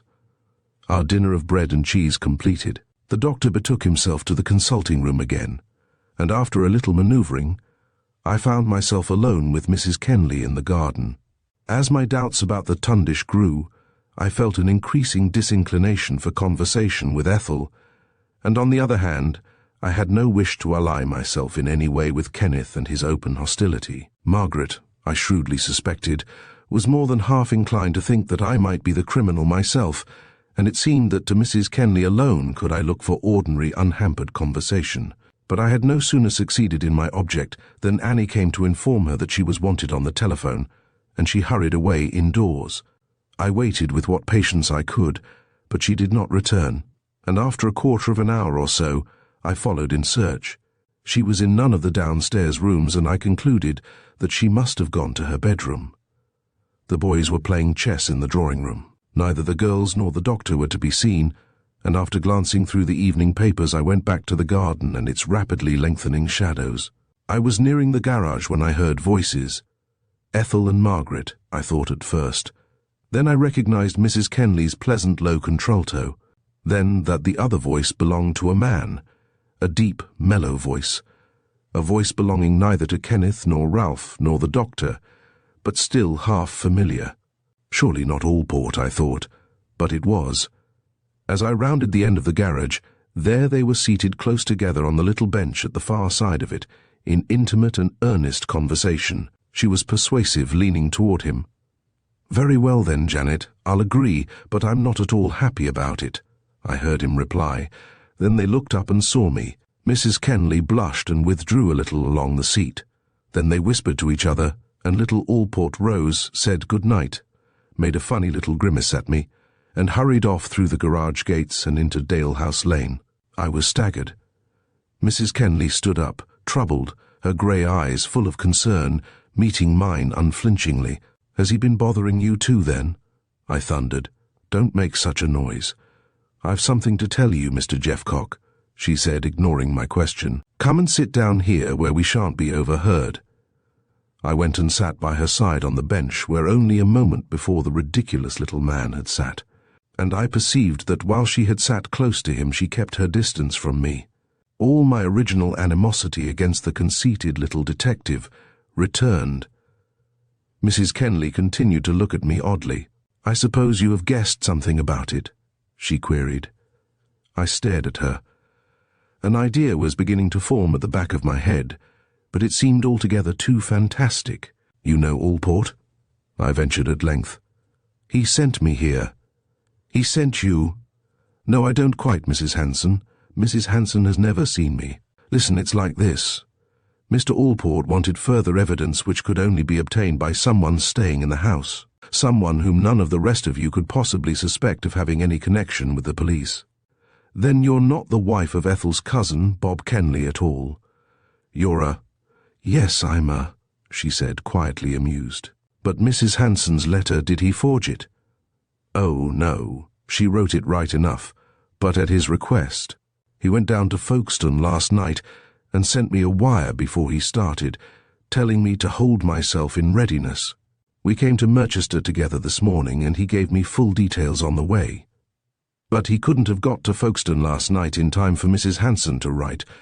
Oh yes, he did, though. He went by aeroplane from here, explained the whole affair to Mrs. Hanson, and persuaded her to write the letter. That was why he made you all promise that you wouldn't write to anyone mentioning the murder. He was afraid Ethel and the doctor might think it peculiar if Mrs. Hanson didn't come back from Folkestone, and he wanted you all to remain here just by yourselves, and no further additions made to the household. I had to admit that Mrs. Kenley had played her part to perfection, but somehow I didn't quite like the idea of our all being bottled up in Dalehouse for her to play the spy on, and I think she understood my feelings, for she turned to me with a deprecating little gesture. I'm sorry, you do see that it was the only thing to do, and as for me, well, I had to obey my instructions, and now why does Mr. Allport want me to know? He didn't. If you hadn't caught us together, we shouldn't have told you anything, though I'm not at all sure that it hasn't turned out for the best. I may as well tell you that we are all in some danger. Mr. Allport wanted me to leave the house tonight and to break up the house party right away, but I persuaded him to let me stay until tomorrow. Why does he think the danger greater tonight than it has been hitherto? You know he took away the bottle of poison. Well, the analyst has found it to be nothing but water. Water? But Stella, yes, it was poison then, but the trouble is, where is the poison now? Was it thrown away? And if not, well. I could only stare at her stupefied, and the doctor's words to Ethel about there being no risk in getting rid of Cook seemed more sinister than ever. Allport had no right to take such a responsibility, I said at last. It isn't quite so bad as you might think at first. The poison has a bitter taste and a strong smell. Miss Palfreeman, of course, took it unsuspectingly and would naturally think nothing of it if her medicine had an unfortunate taste. Besides, there is no real reason, so far as we know, why the person who gave it to her should harbour murderous designs against anyone else. I don't understand it at all. It's a complete mystery. I never could see why anyone should have murdered her. Apart from the doctor, perhaps, I added, remembering my own growing suspicions and his quarrel with her father. Well, I don't think I am justified in telling you any more. I was to tell just as little as possible, but I am very glad to have someone at hand to help me at a moment's notice if an emergency should arise. I sat for a time in thought. To say that I was surprised at the revelation would be to put it too mildly. I had been pleased to imagine this grey slip of a girl at my side as clean and free, a breath of sweet outside air refreshing the exhausted atmosphere of some hot, unventilated room, a ray of sunlight piercing the shades of deceit and hypocrisy that seemed to have engulfed us, and here she was, with one unknown exception, more involved in the wretched affair than any of us. Never had I seen anyone less like imagination's picture of a woman detective, neither hard-eyed, brazen, and tight-lipped, nor of the vampire siren type familiar to frequenters of the cinema. Well, I think that you must be very brave, and I'll do my best to help you if I can. But tell me, is this sort of thing your regular work? No, I've done a good deal of it from time to time, but I'm not officially attached to Scotland Yard. Mr. Allport lived next door to us when we were children, and we grew up together. I can see that he's not exactly popular with any of you here, but in many ways he's very fine. I've seen a side of him that you have not. When my husband was killed, just before the armistice, he was the best friend imaginable and has helped me ever since. When I was demobbed, I went on the stage for a time. I wasn't much good. Had a pretty hard time. Mr. Allport used to find me odd jobs in connection with his detective work. Not very often at first, but lately I've helped him quite a lot. We sat behind the garage talking together for some little time, and I learned that her real name was Janet Player. She told me many things of Allport, always to his credit. She was loud in the ugly little fellow's praises. And when I learned that he was married and the father of a family, I trust they took after the mother. I disguised my dislike, and apart from actually admitting him an Adonis, agreed to most of what she said. The light was fading when we rose to go indoors. The sun had scorched its way across the sky and set, and now behind the house and over the northwest garden wall, the air was aglow with its last refracted golden rays. In the east, the cathedral seemed to have advanced by half its distance, so clear did it stand with the paling green light behind it. Rooks were cawing their pleasing raucous lullaby among the neighbouring trees.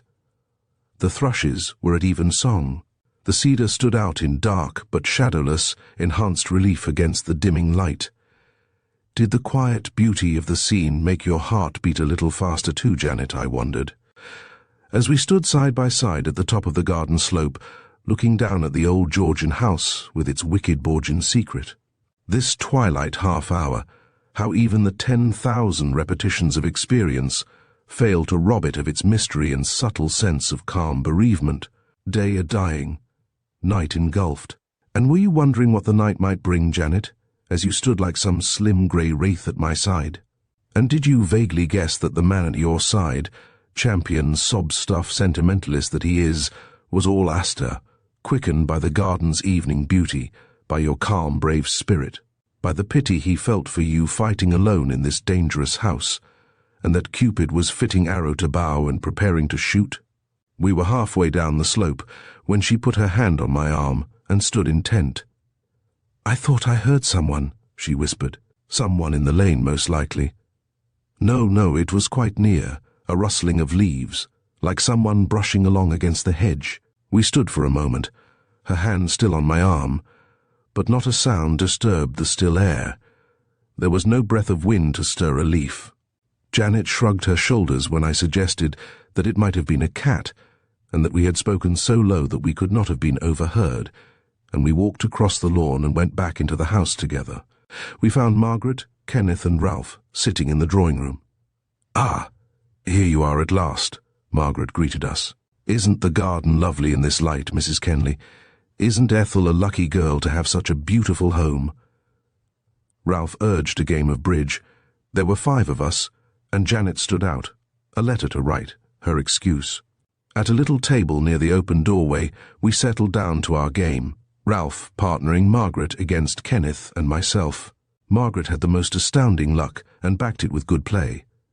Twice they made grand slam, rarely less than 3 tricks. They registered rubber after rubber. "Never mind, unlucky at cards, lucky in love," Margaret giggled. Kenneth scowled, but she seemed to be blissfully unconscious of having dropped a brick, and added sentimentally, "I sometimes wish that I wasn't so lucky at cards." I murmured something inane about there being plenty of time for luck to change. Kenneth yawned openly and suggested bed. "Where can Ethel be all this time?" Margaret asked, as we gathered up the cards. "The naughty girl hasn't been near us all the evening. I should not have been surprised had she come out with, 'Best to be off with the old love before you are on with the new,' but that we were spared, and having collected her knitting she went off to the consulting room, saying, 'I shall scold Dr. Wallace for keeping her so much to himself.' Janet came downstairs as we were going up to bed, and I took time to caution her to lock her bedroom door. She nodded emphatically. "I will. And more than that, Mr. Allport has given me a bolt, a set of screws, and the wherewithal to fix them." Chapter 13. Accident or... I undressed and pulled aside the curtains to admit the moon's pale, haunting light. My bed had been moved close up to the window, and again there was little fall from the daytime temperature. The condition of heat and drought seemed stable and set forever. I propped myself up with the pillows and lighted a cigarette. Outside I could just see the top of the garden wall at the front of the house, a ridge of steel blue where the moonlight caught the tiles aslant, a barrier of black beneath. Moonlight. Sunlight speeding through the years, flung wide of the earth, and caught by a dead world and killed. Sunlight with the life sucked out of it. Flowers and bees, sparkling waves, ruddy basking babies, hot desert sands, and the light and the glow of the sun. Graveyards, tombstones, rotten creaking doors, deserted, derelict old houses, and sad lovers' sighs in the pale cold light of the moon. How it has always disturbed me, this shadow light, even its beauty filling my heart with an ache and a pain. It came slanting in obliquely through the window, picking out the crockery on the washstand in ghostly white, making long distorted shadows on the floor and up the walls. Only 2 nights ago, just such another band of light had pierced the dark of Stella's room, to find her dead and kiss her kinky coppery hair. And tonight Mrs. Kenley perhaps was listening for the gentle turning of the handle to her door, and for someone moving stealthily outside it. I hated to think of her alone in the night, perhaps depending for her safety on a single bolt. I hated to think of her, a woman, little more than a girl, alone in this dreadful house, her wits pitted against those of one callous enough to murder and face it out and threaten dark doings again. I wished she had taken me further into her confidence. Who and what did she fear? Last night, in spite of the doctor's injunction to lock my door, I had felt little sense of reality, little sense of any immediate danger. But tonight it came upon me that somewhere in this old house death might still be lurking, that someone who had stolen soft-footed into Stella's room and out again, the cowardly deed accomplished, was still at large and perhaps even now hatching further deviltry, that there was real concrete danger, I had no doubt, or why had Allport brought her a bolt to fix to her door? She had told me that he was married, but how closely, almost intimately, they had sat together on the bench behind the garage, partly to enable them to whisper, no doubt, but was it only that, or was there something more? I thought of her clear grey eyes and brave straight carriage, and there welled up in my feelings, half pity, half jealousy, that should have told me plainly enough whither I was heading. Oh yes, I was greatly interested in Mrs. Kenley, Janet Player, grey-eyed, fearless Janet, planted in the middle of this tragedy by that ugly little gargoyle of a man to do his dirty work. Janet, alone and fighting against Stella's murderer, perhaps the placid doctor. And if it were he after all, then God, how I hated him. 100 little scenes and gestures flashed across my vision. Scenes of cold deceit and gestures of hypocrisy. Scenes and gestures void of truth, killed and sucked dry of sincerity by his placid impassivity, like those ghost beams of reflected sunlight that had been rifled of colour and warmth by the equally placid moon.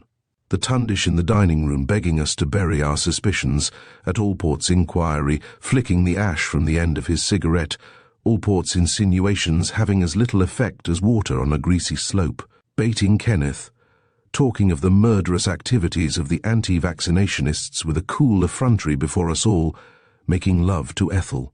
The tundish, impassive and callous and cruel, with his mask of a face and twinkling, unbetraying eyes, these and other little pictures rose before my sleepless eyes. And if it were he, what chance had a girl against him? I recalled the rustling in the hedge as Janet and I came from our secret talk behind the garage. Had someone overheard us then?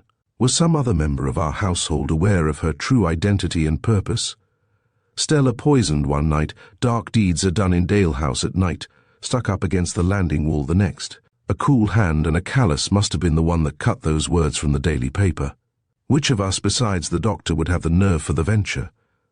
Fool I was, of course it was he. No wonder Janet was afraid, for I saw a look of fear when she heard the rustle in the hedge and realized that we might have been overheard. And now she was all alone in her room, protected, perhaps, by nothing but a flimsy bolt. I jumped out of bed and opened my door. The landing was quiet. No sound reached my ears. I crept along to her room and listened outside the door. Should I knock and make sure that she was safe?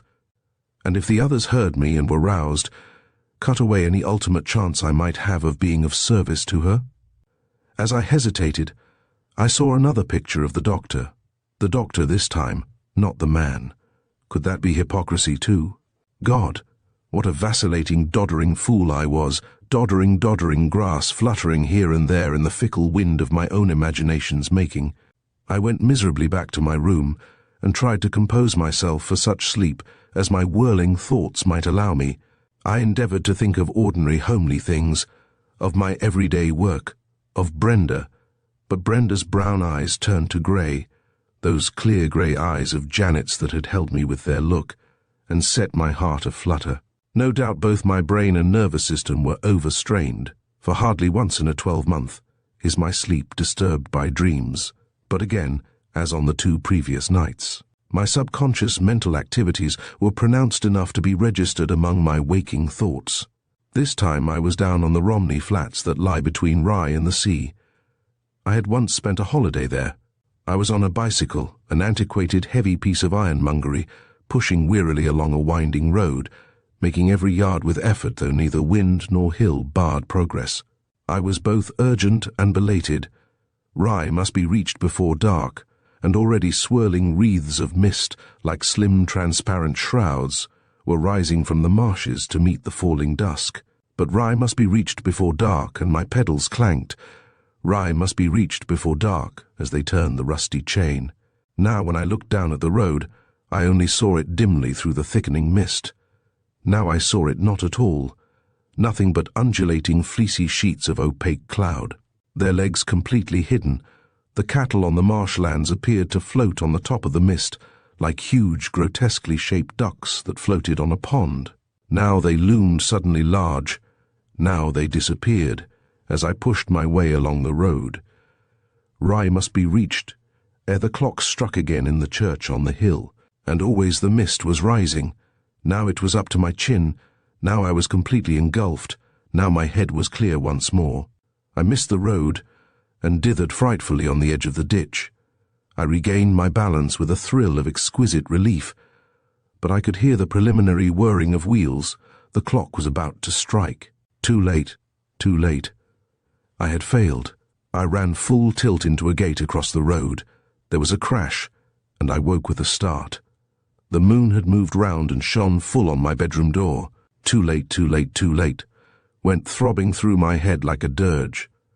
I gazed stupidly at the door, still half asleep, and wondering why the mist had so quickly lifted. But God, how I loathed the moonlight. Too late, Janet, brave lonely Janet. Was she safe? Too late. What could these unaided repetitions portend? I sprang to the door. The landing was black, and the moonlight through my open doorway lit it like a spotlight playing on a darkened stage. I sniffed the air. A sweet, sickly smell greeted my nostrils. Half familiar, then I recognized it for what it was, the unhealthy, enervating smell of escaping gas. Cook, in her fuddled, drunken state, must have made some blunder when she turned it off down below stairs. There was no gas in the house above the basement, so it must be coming from there. I slipped on my dressing gown and hurried down. When I opened the door that tops the basement stairs, it met me in a pungent wave. I closed the door with a bang. No one could go down there in safety, that was obvious. There were movements on the stairs above, and I switched on the light in the hall. It was Janet. God bless her, how dainty she looked. The tundish was following close at her heels, and I nearly cried out my alarm when I saw him just above her. How strange, I thought, that just those two in all the house should have been wakeful enough to hear. Hello, Jeffcock. We seem to take it in turn to prowl the house at night, and get caught in the act. What's amiss? Gas. Can't you smell it? The basement's full. We shall have to open a window from the outside before we can turn it off. The doctor ran toward the dispensary, and I unbolted the front door and ran out into the night, followed by Janet. We descended the area steps and peered in through the kitchen window. We could see nothing. It was impossible to see. Here goes, I said, kicking in a pane of glass. Slipping in my hand, I unlatched the window and threw it wide open. The reek poured out into our faces, and we had to step back to let it disperse. The tundish ran down the area steps, a bundle of wet towels in his arms. Smash in the other window, he said. Cook may be still in there for all we know. I hastened to obey. By this time a policeman had entered the gate and stood behind us. Anything wrong here? He queried. I heard a window smash, I thought. Oh, gas, is it? Anybody in there? We don't know yet. The constable produced an electric torch and turned its beams into the dark kitchen, sweeping it from side to side. There, we gasped together. By the table was seated a motionless figure, arms extended on the table and head fallen forward on them. Already the doctor was wrapping a wet towel over his nose and mouth, and the constable and I hastened to follow his example. 2 of us will be enough, he said. You stay here, Jeffcock, to give us a hand when we get her to the window. The policeman turned on his torch again. and we watched them run across the kitchen to the still figure in the armchair. The tundish darted first to the gas stove, then back to the woman. He and the policeman picked her up between them and staggered to the window. They set her down for a minute on the broad sill while they drew long breaths. Then we lifted her out and laid her on the ground. The constable played the light on her face. Her head and shoulders, set in the bright circle of light, made a ghastly black-framed picture. White face, blue lips, eyes half open showing glints of yellow whites. She looked like some giant jellyfish, washed ashore and fouling the beach, a mass of boneless flabbiness. The doctor knelt beside her, loosening her dress and placing his hand on her heart. "There's another flashlight on my dressing table. Would one of you mind fetching it?" he said, looking up quickly, his question a command. "And some ammonia from the dispensary, too." Janet and I sprang to obey. I ran to the dispensary. She upstairs for the torch. We were both back in a few minutes. She held the light with a steady hand. "Just alive," the doctor said, looking up. "But a few minutes more." "A few minutes more," the policeman echoed. "And there'd have been another inquest." "There may be yet," said the tundish in his pleasant conversational tones. He had unfastened her clothes and was slapping her bare chest with the wet towels, but there was no change in the livid upturned face. He poured ammonia on one of the towels and held it under her nose. There was no response to the treatment. "We'll have to try artificial respiration," he said at length. "And Mrs. Kenley, can you get me a hot bottle? The bottles are in the cupboard in the bathroom, and you'll find a spirit lamp standing on the sideboard in the dining room. Better not light the gas down here just yet." Janet handed her torch to me and ran indoors. "I can take turns with you, sir," the policeman offered helpfully. "I've had this job before." He cast off his tunic and helmet as he spoke and rolled up his sleeves. So the grim struggle went on in the moonlight. I watched and held the torch while they fought in turns for the drunken creature's life. The half-hour struck and still they worked on. Was she going to slip away, I wondered, and take with her into the great unknown whatever it was that she knew of Stella's death? But at last I heard a gasping breath. The doctor stopped and wiped his brow. "Close call. Now what about that hot bottle?" Even as he spoke, Janet ran down the steps, her arms filled with blankets. We wrapped up the ungainly figure warmly. She was breathing now, but still unconscious. The doctor still knelt by her side, holding her wrist. "Better ring up the hospital, constable, and ask for the ambulance. She'll want more care than we can give her here. Drunkenness has not improved her chance of pulling through. The sooner she's there, the better." The policeman hurried indoors, and soon I heard him at the telephone. I was surprised that none of the rest of our party had been roused by the banging of the basement door, the smashing of glass, the voices outside, and the general running to and fro. But they were all of them young and healthy, I reflected, and the previous night had been a broken one. The ambulance drew up at the gate, and 2 attendants came in with a stretcher. They lifted her gently and bore her away. We all drew a breath of relief as the car slid smoothly down the road. The constable resumed his tunic. "Drunken old beast," he said. "She'll pull through, you see if she don't. And if she'd been a good woman with a loving husband and 3 or 4 nice little kids, she'd have conked out. That's the way it is. Assault takes a lot of killing. Well, sir, I'd better take a look round. Then I must write up my report and be off." Janet ran down the steps as he spoke. "Come in and have some tea before you go. I've just made some in the dining room." So we went in and sat at the big table. Janet had made the tea with Ethel's spirit lamp and had hunted up a tin of biscuits. Never was a midnight snack more welcome. But what a strangely assorted little group it was. The policeman, solid and comfortable in appearance but amusingly ill at ease, fingering a notebook which he had extracted from the inner recesses of his tunic.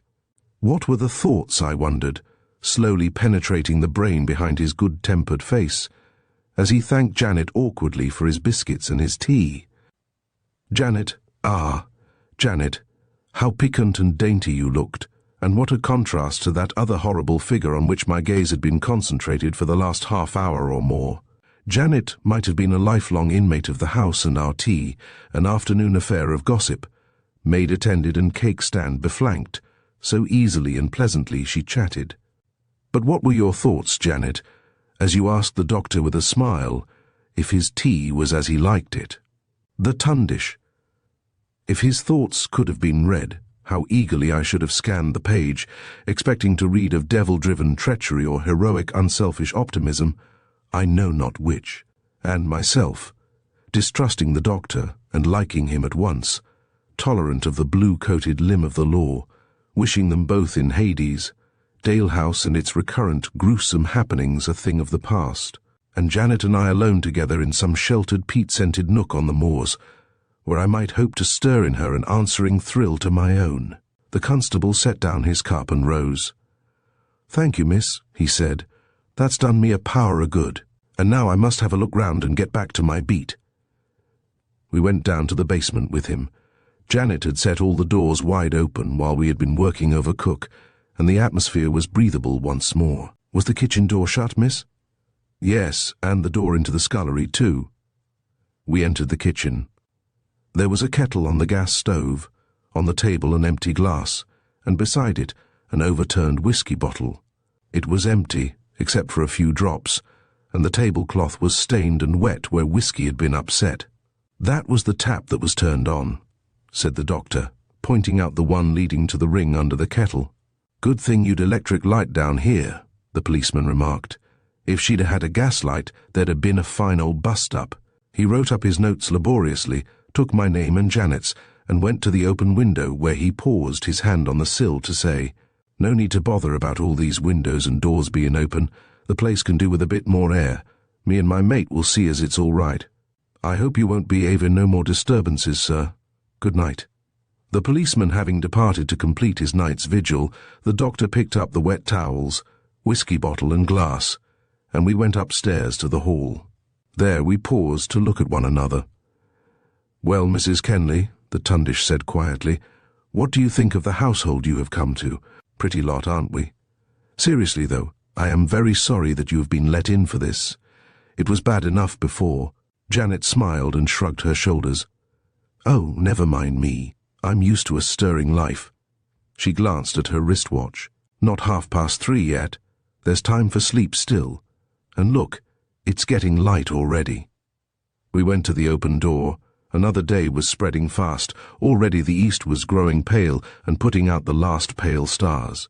A little breeze blew in, ruffling our hair, and the birds were sleepily tuning the first shy notes of their morning song.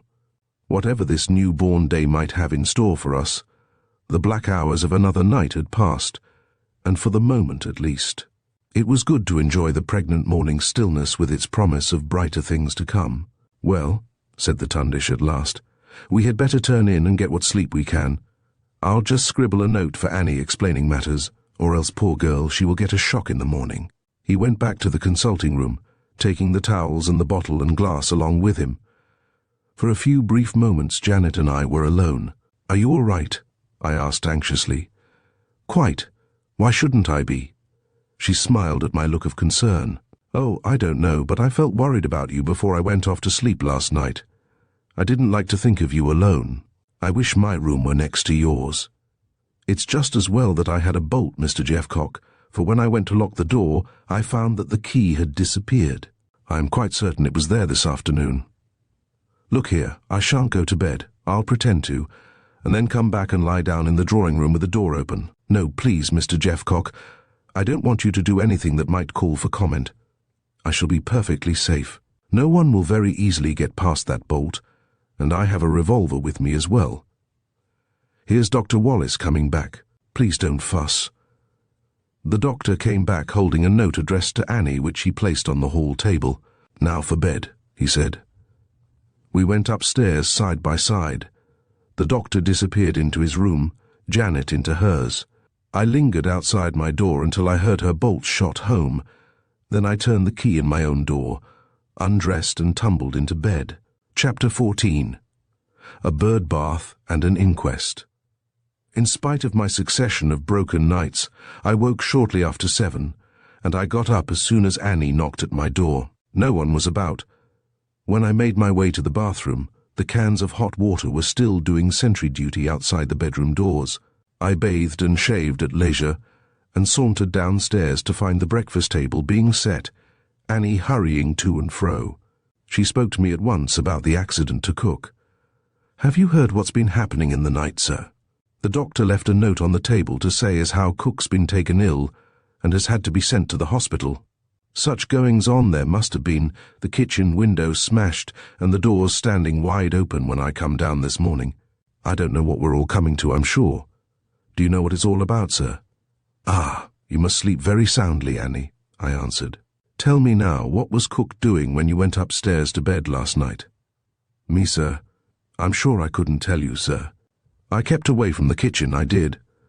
There's all my washing up to do yet, but I wasn't going near cook as she was last night if I could help it, and when I'd cleared away I went and sat by myself in the workroom. And where was cook then, Annie? She was in the kitchen, sir. I locked the back door and fastened all the windows except the kitchen window before I went to bed, but I never heard her come upstairs at all. What was it broke the window, sir? She never went to bed at all, Annie. She must have been too far gone to get upstairs, and apparently she turned on the gas at the stove and then forgot to light it, and nearly paid the penalty. I told her exactly what had taken place during the early hours of the morning, but I could get no useful information in return. Annie had not gone into the kitchen, and could not tell me anything of cook's condition when she went upstairs to bed. My goodness, sir, we might all have been exploded up in our beds. I told Miss Ethel it wasn't safe to have her about the house, was Annie's comment, and she added rather maliciously, she won't get none of her whiskey in the hospital. No, Annie, you may be quite certain of that. And my kitchen isn't half in a mess with broken glass all over the floor. You don't know what became of the tablecloth, do you, sir? The tablecloth, Annie? Yes, sir.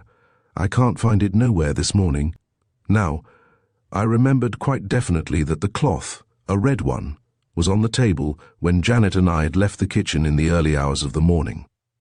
I remembered the large wet patch where the whiskey had been upset. The tundish had taken away the bottle and the glass and had left us two talking alone together. The cloth was there then, and now, only a few hours later, it had disappeared.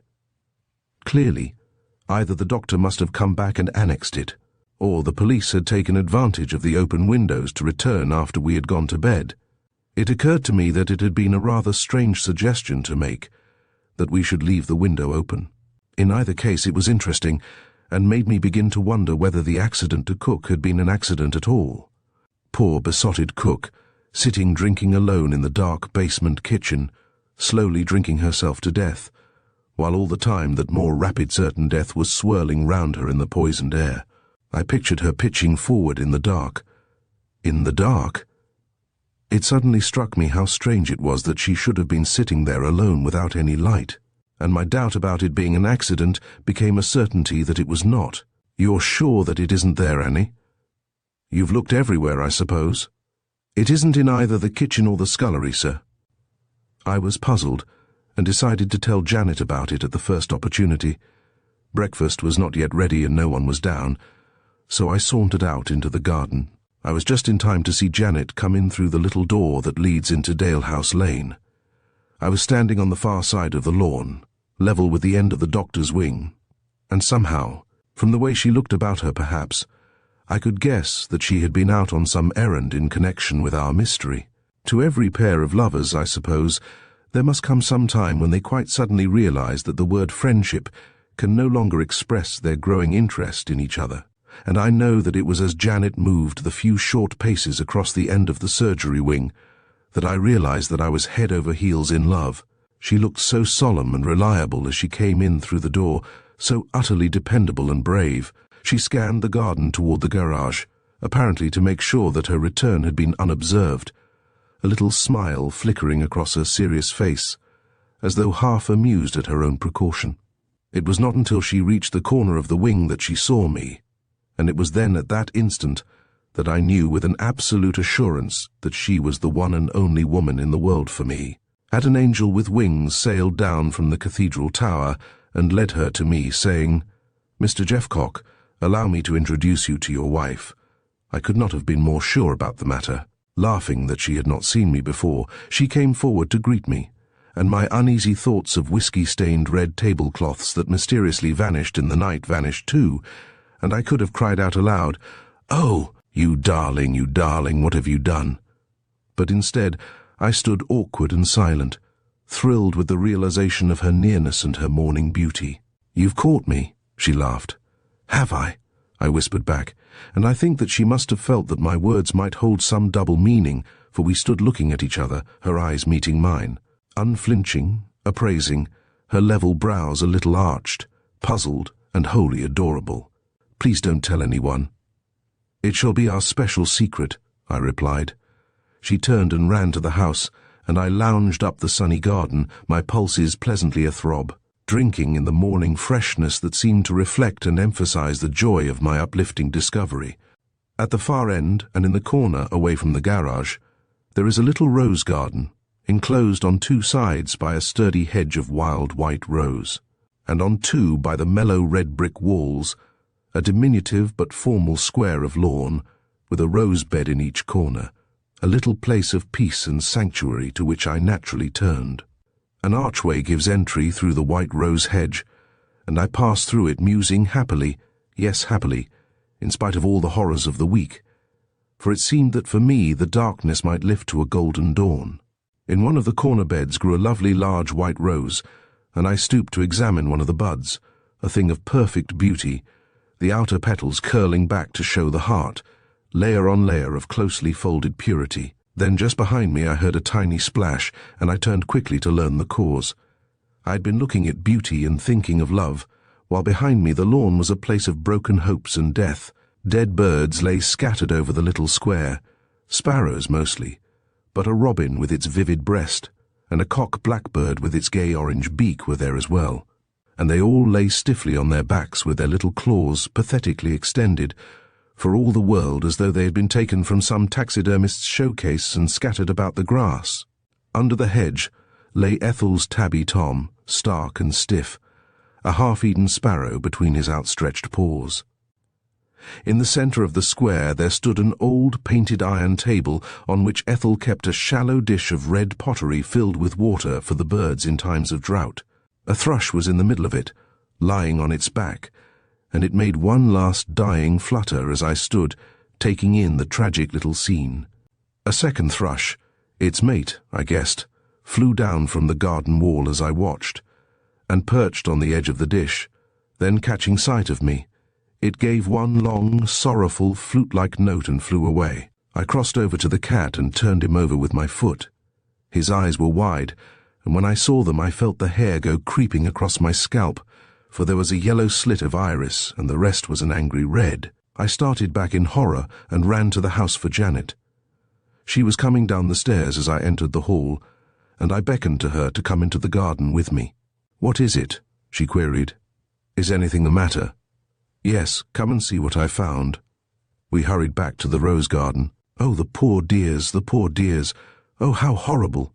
she cried when I pointed to the birds, her sweet low voice vibrating with a tenderness that it made my heart ache to hear. "Yes, it's the poison," she agreed when I showed her Ethel's cat. "How horribly, oh how wantonly cruel. Run in quickly, please, and telephone to Inspector Brown before the others get downstairs. Ask him to come in by the side door and straight to me here at once, not to go to the house. I know he's at the station. If Annie's about, send her to me here out of the way before you speak. If any of the others are about, come back to me at once and we must hide them away without showing the inspector. The number's 47. I'll be thinking of some excuse for wanting Annie."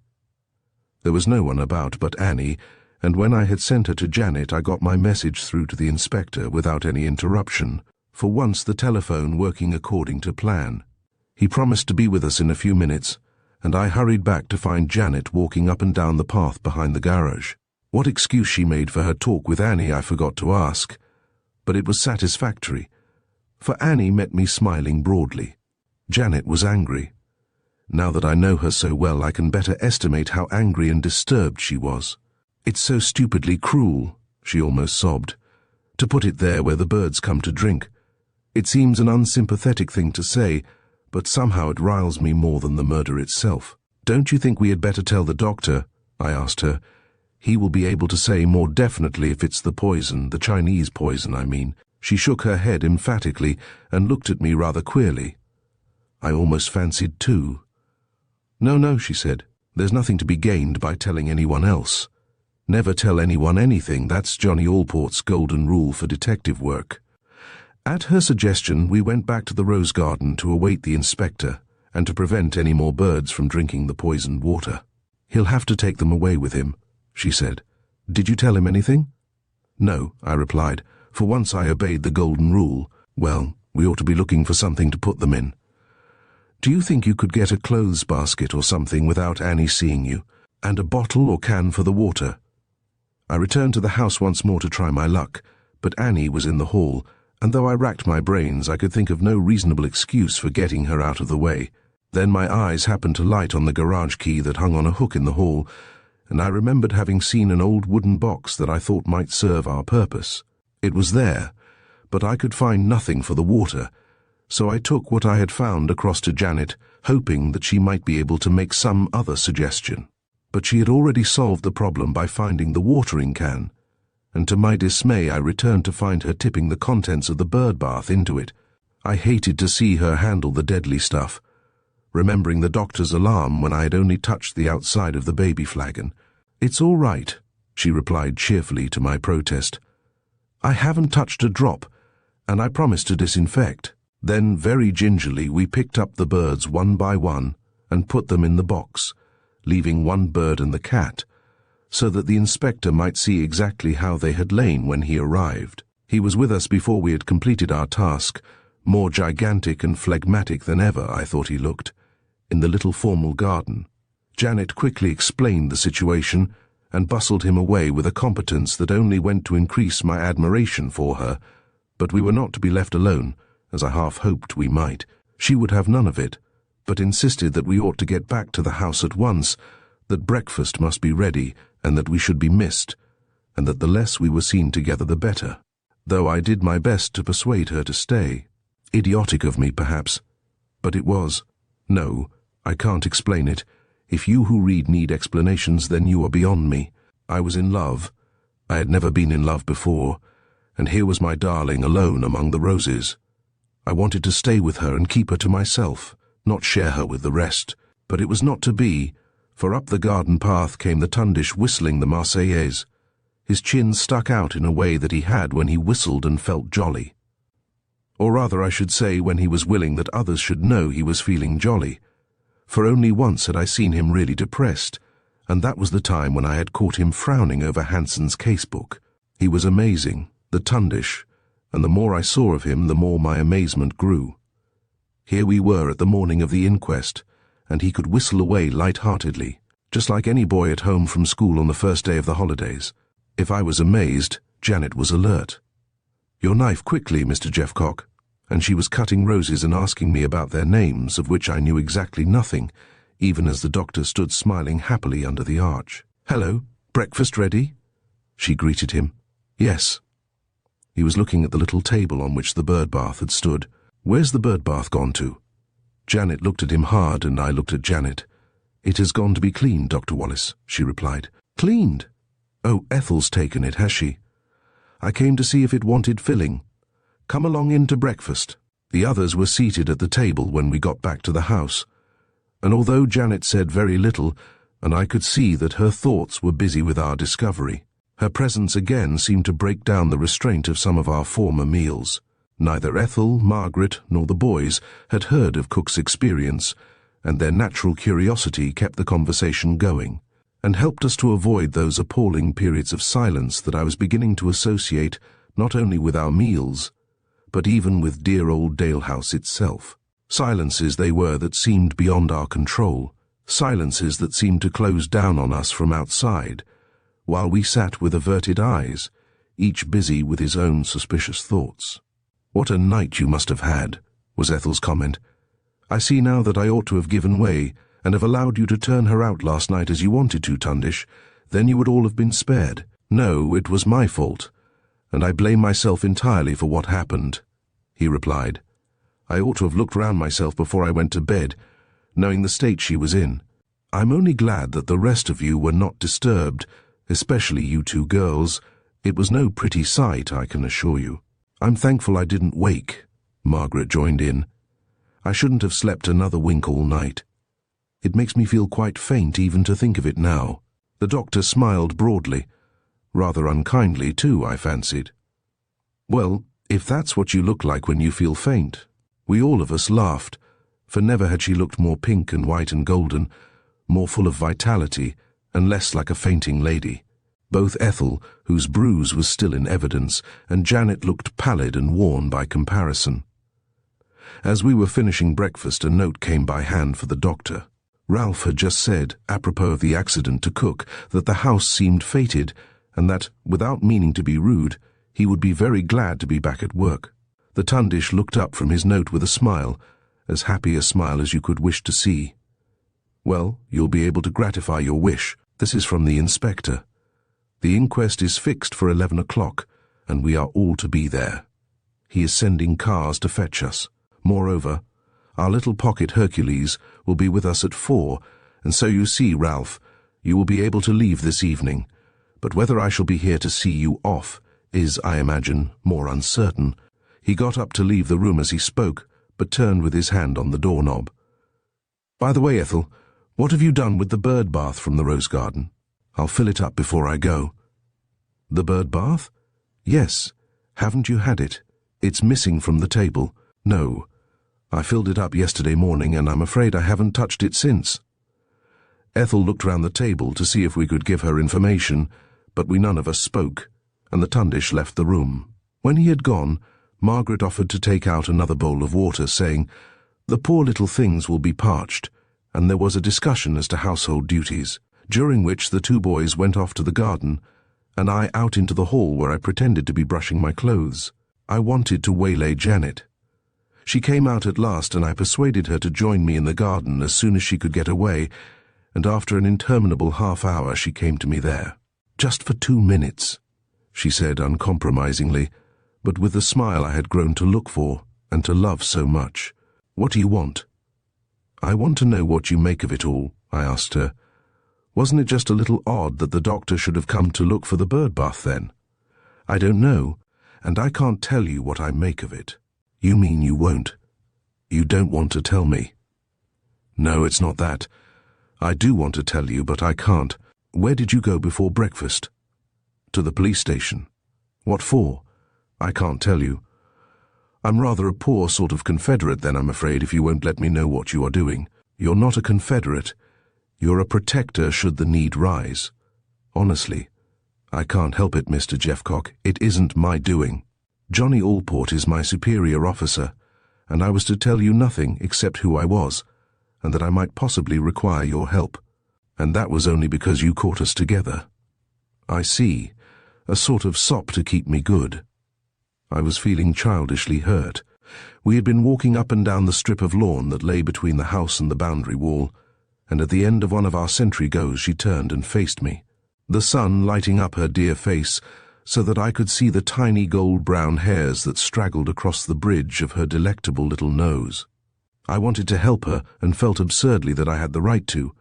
I wanted endless consultations. Here we were, within an hour of the inquest, with the mystery that had bedeviled the Dalehouse atmosphere from cellar to attic, as far from solution as ever, and while yesterday my head had been full of such thoughts as, if he did this, then why did he go and do that? Now this morning I could think of nothing but Janet, and how I might keep her near me. "Do please be sensible," she smiled. "But how can I help you if I'm all in the dark?" "It helps me just to know you're there at hand. Now I must really go." She turned to go back to the house. The two boys were sitting out of earshot under the cedar tree. "I say, do sit next to me at the inquest," I called after her gently. She laughed outright. "Certainly, sir," she said, "only I'm not going." She was gone, leaving me uncertain as to whether I was annoyed or pleased about what she had said, and I only remembered afterward that I had told her nothing of Annie's missing tablecloth. 2 police cars came for us at 1/4 before the hour, backing into Dalehouse Lane, where we got into them without attracting the attention I had rather feared. 2 men only observed us, and I heard one say to the other in passing, "Aye, that's him, goes about the town as bold as brass," a remark which made me appreciate the doctor's bravery or effrontery in continuing to attend his patients. I had never been to an inquest before, and the only thing that really impressed me was the brevity of the whole proceeding. A room behind the mortuary was used for the purpose.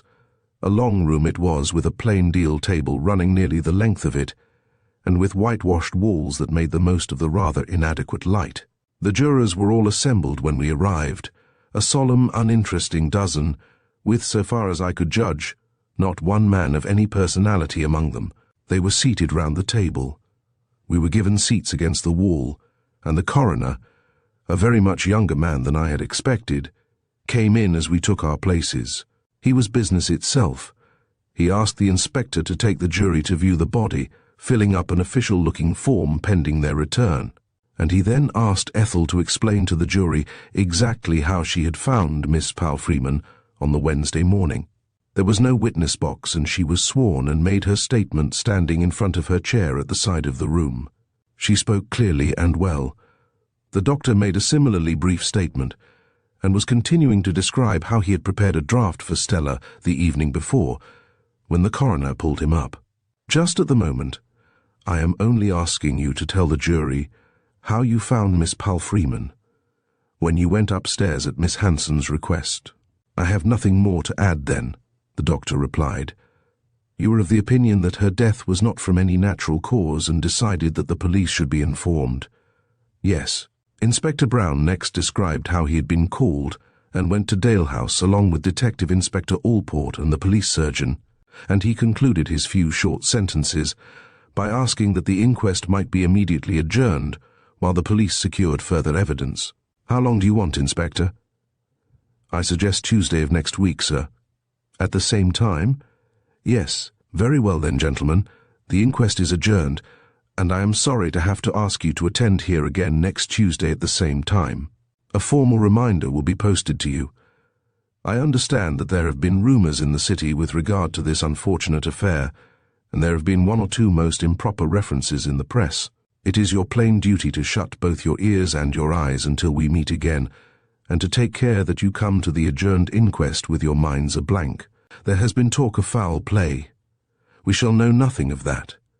The unfortunate girl met her death in circumstances that require further investigation. That is the sum of our knowledge at present.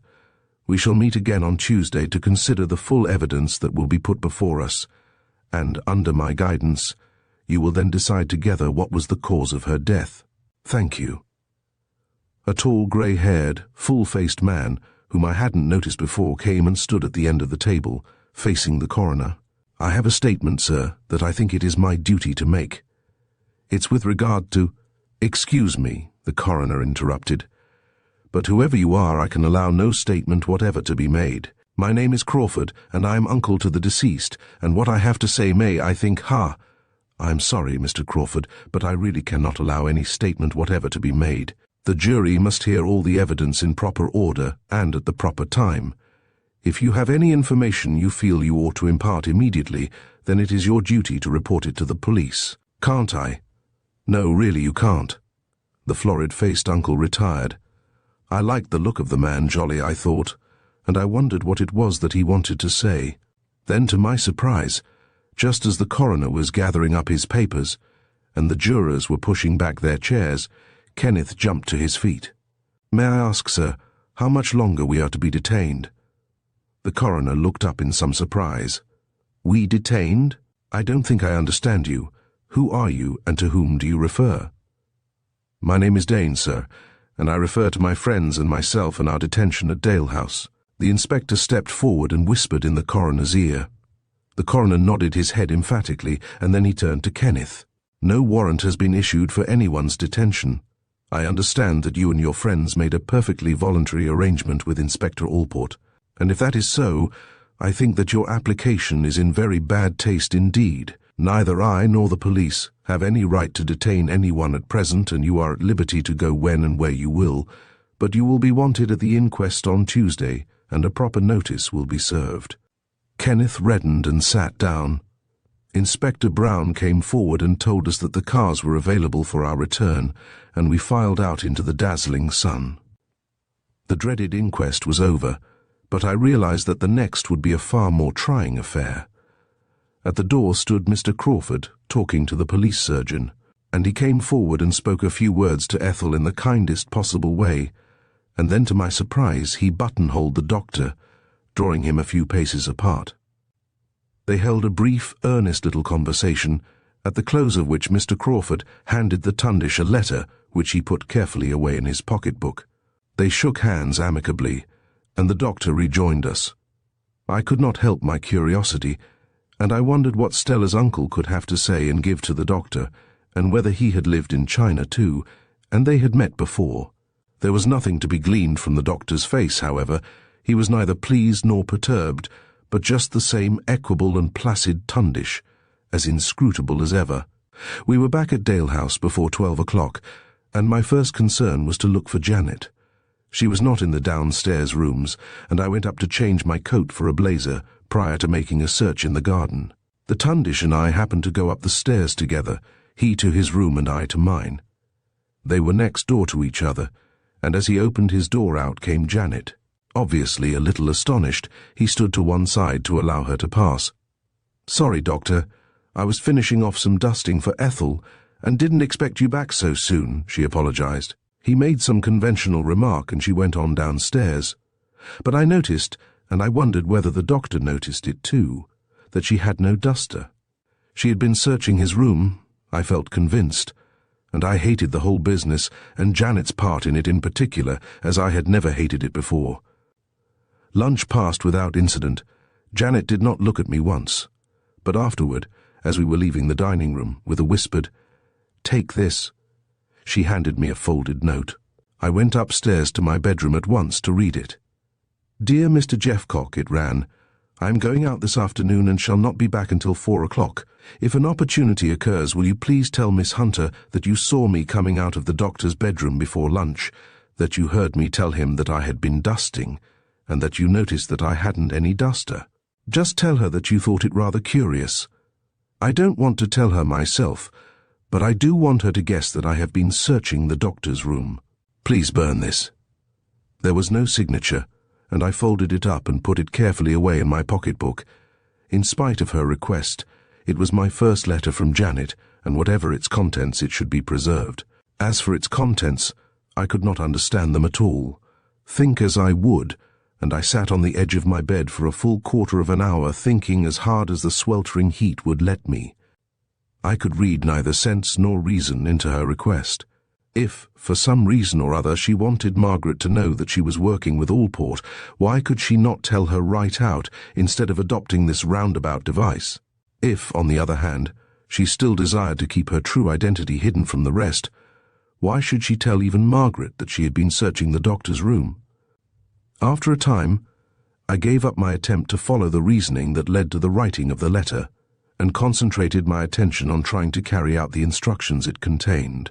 The two boys had been reduced to their chess again and were playing in the drawing room.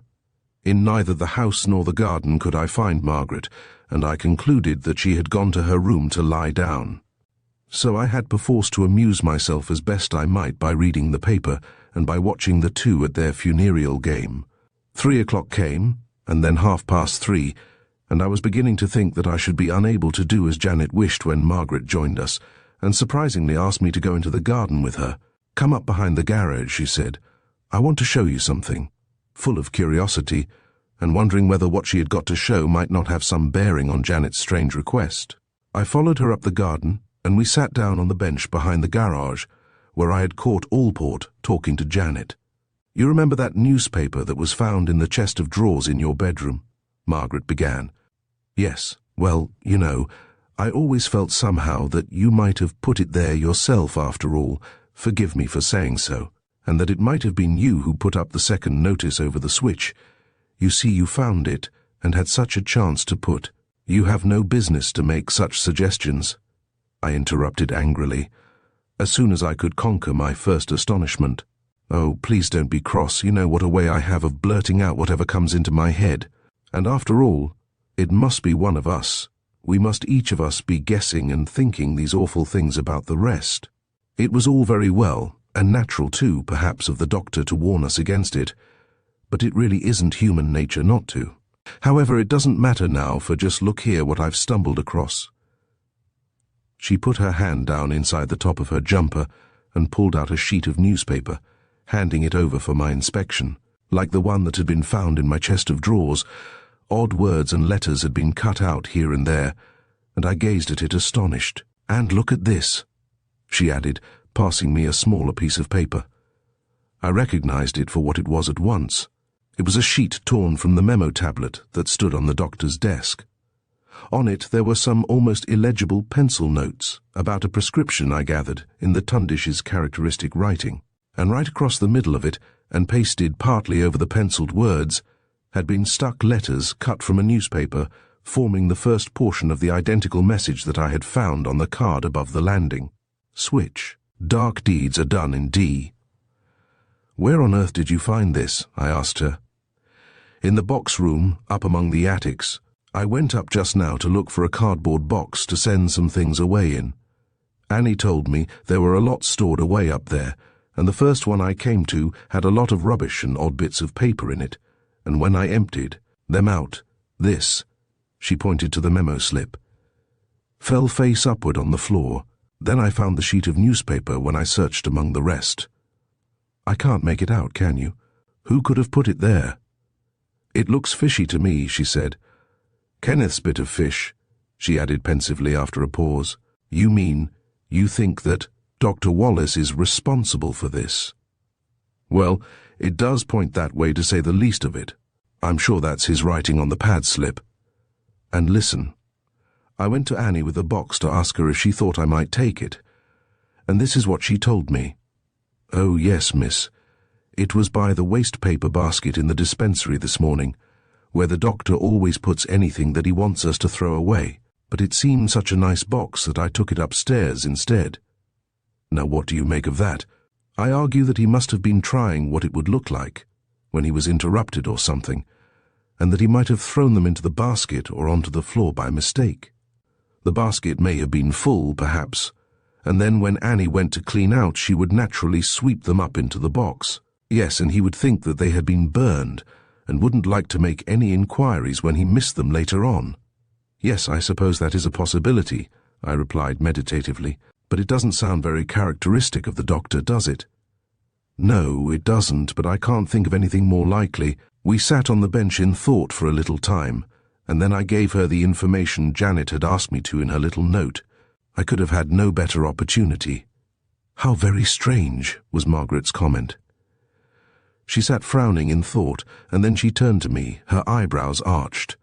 "And so you suspect the doctor after all, do you? Or else why do you think that Mrs. Kenley, of all unlikely people, might have been searching his room? Come now, isn't it more natural to suppose that she left the duster in the room? I think you're almost as bad as I am, Mr. Jeffcock." "Well, one can't help wondering," I excused myself lamely enough. "But what are you going to do with these?" "Give them to the police, I suppose.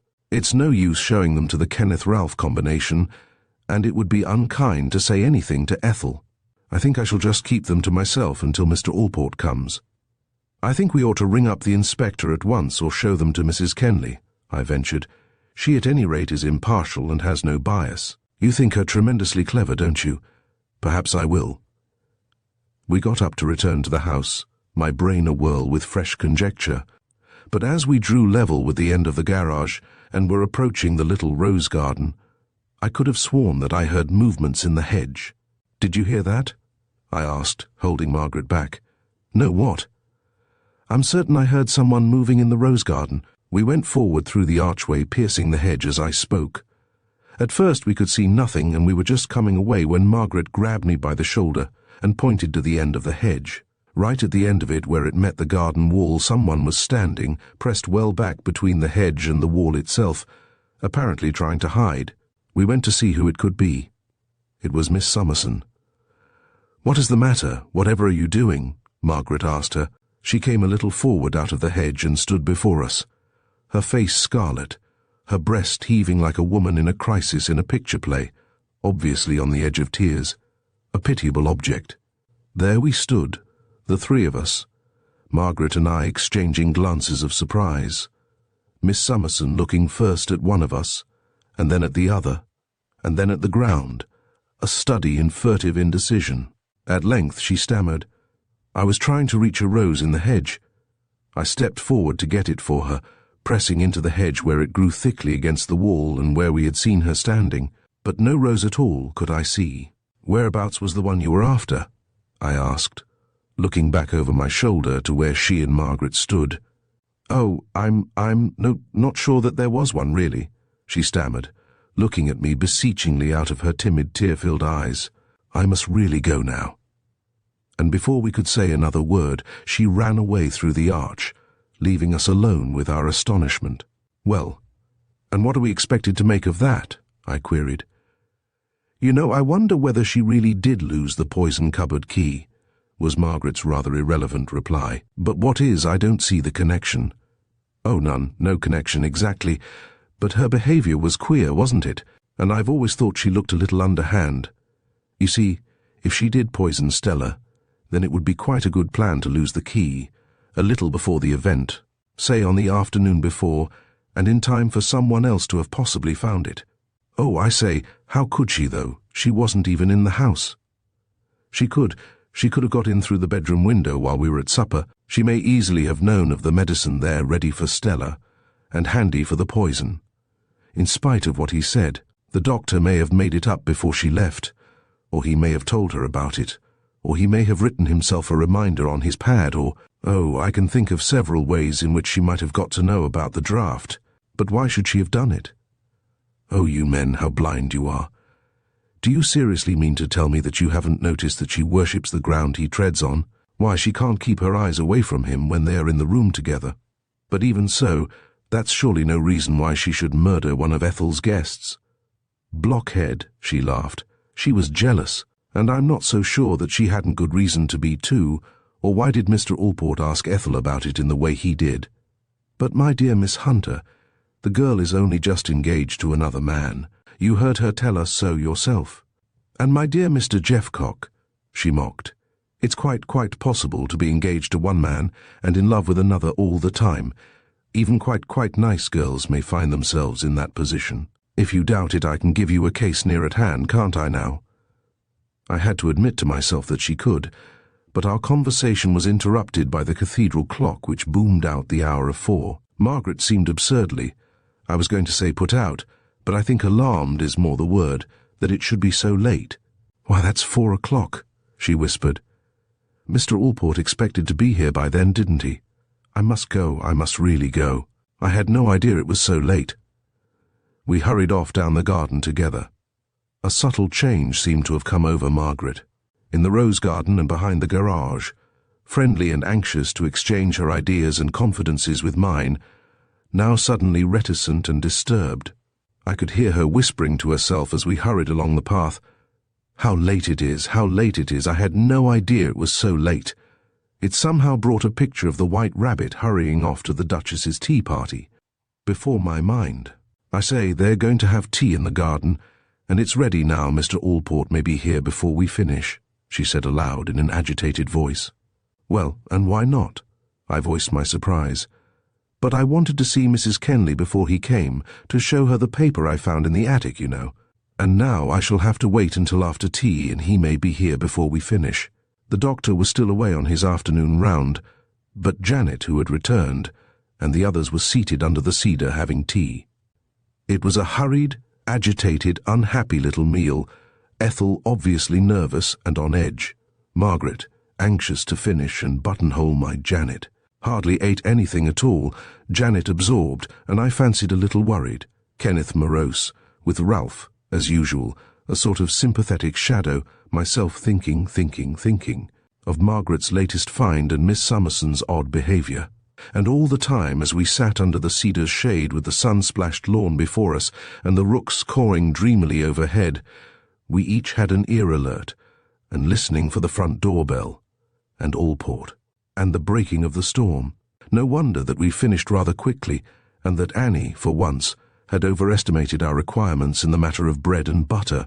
The two boys went off to the garage to make Ralph's beloved and expensive car ready for the anticipated journey back to Sheffield, as soon as Allport should arrive and release them from their parole. Ethel went indoors to aid the overworked Annie, and I think to escape from the rest of us. I saw Margaret turn and whisper to Janet as soon as Ethel had gone. They were seated next to each other, Janet next to me, Margaret in the chair beyond, and it just happened that I was looking at Janet's hand as it rested on the arm of her wicker chair when Margaret began to whisper, I was thinking how characteristic those hands of hers were, rather large for a woman, strong and gentle at once, with fingers that tapered away like a dream, hands that were both manly and womanly at once. And then, to my astonishment, I noticed that the wicker of the chair arm was bending beneath her grip. She rose to her feet as I glanced at her in surprise which increased when I felt her tap my foot with hers as she said, "I don't suppose that I shall be gone for more than 5 minutes. Mr. Jeffcock, about 5 minutes, Mr. Jeffcock." For all the world as though we had had some definite arrangement together, and she were making some excuse. But she took Margaret by the arm and walked away before I could question her about it. They went into the house together. Chapter 15. A Close Call. And now I come to the one part of my story that it gives me real pleasure to write, and that is the full admission of my precipitate and headlong falling in love with Janet, and how in a single day my liking for her broadened out and deepened into adoration.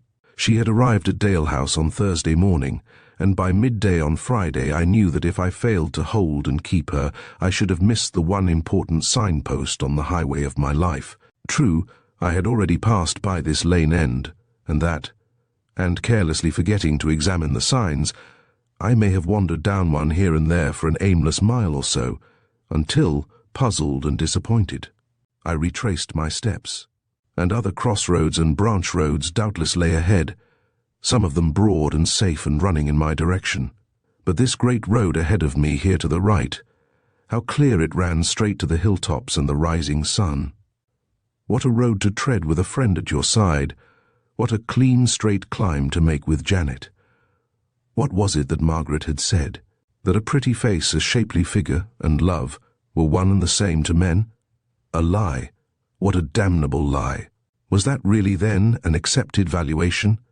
I thought of some of the married couples I knew. Could they ever have been in love? Could this bright clear light so soon die down to a guttering smoky flame? Or had they missed their way and turned down some by-road before their proper time? And that other reason for marriage, written down so inappropriately in the prayer book service, an attribute of married love perhaps, but surely nothing to do with spiritual love and the plighting of troth in the church before God? What had such animal stuff to do with this hallowed, uplifting ecstasy that filled my soul when Janet's wide grey eyes met mine? A sentimental fool do you call me for writing thus? Then, if already married, you, my friend, have married a friend or a mistress, or perhaps fortune has smiled on you, and the mistress you have married is also your friend. But friend, or mistress, or both, you know nothing whatever of love. Love at first sight, then? Yes, of course it was. But doesn't all true love come quick and sharp like that? Perhaps to friends whose friendship has stood stolid and unromantic through the years, there comes this sudden uplift, and the grey old tree has bloomed at last. Or perhaps the warm sun of a single day has rushed the growth through bud to flower. However it may have been, whether I had somehow skipped a stage, or whether the peculiarly harrowing circumstances in which we had met had quickened my perceptions, I knew with an exhilarating certainty that I was in love with Janet. Time stood still when I looked at Janet. The sunny garden became a drab, uninteresting desert when Janet was away. Cut the rose from the tree and what an ungainly plant is left. Raze the great cathedral to the ground, and what a mean little town of twisted, narrow streets. Yes, I was in love with Janet. She was my rose and my shining tower. 5 o'clock came floating down as I sat there dreaming. She must have been gone for far more than the 5 minutes she had mentioned, for nearly half an hour. I would go and try to find her. Or was she coming to me now? Would she look at me? Could I hold her eyes with mine again? My pulses quickened at the thought. But it was only Margaret who came hurrying toward me across the lawn. "Mrs. Kenley wants you," she said. "Oh, Mr. Jeffcock, please do come at once. We found out something absolutely thrilling. It's the end." "Where? How do you mean?" I asked her. "I can't tell you now, but Mrs. Kenley wants you up in the box room where I found the paper this afternoon. She told me to come and find you. She said that you were to help her and would come." So Janet had taken her into our partnership. I don't know what line of argument I took, or why I arrived at such a conclusion, but I remembered having an instinctive feeling that the curtain had been rung up for the final scene. What, I wondered, would be the setting, and who the villain of the piece? Ralph? Kenneth? Ethel? Or the Tundish? I visualized my table and the numbers I had set down against each. Margaret, at any rate, seemed to have been correctly assessed, or Janet would never have given away the fact that she and Allport were working together. No single thought of suspicion disturbed my dull and stupid brain. As we made our way back to the house, she told me that I was to join her on the upper landing in a minute. If I met any of the others, I was to pretend that I was going to my room. She was breathing quickly, and looking at her sidewise, I could see how wildly excited and hot she was. She mopped her face as we walked along, and I could feel my own excitement welling up in sympathy with hers. There was no one about when we reached the house, and I succeeded in joining her on the upper landing a minute later, without having attracted attention to my movements. I was aglow with the thought that I was to help and work with my Janet. Margaret was waiting for me at the foot of the little stairway that leads to the disused attics. She was smiling and held her fingers to her lips, enjoining silence. Yet again I was impressed with her utter lack of feeling and her unconquerable desire to attract. Even at such a time she was looking arch, enjoying the situation. "Now we must be very quiet. You mustn't speak a word. At first you won't be able to understand what has happened, but Mrs. Kenley will explain it when she comes. Remember that it's her instructions which you're obeying." We went up the creaking, disused stairs to the narrow attic passage under the roof, and I followed her as quietly as I could.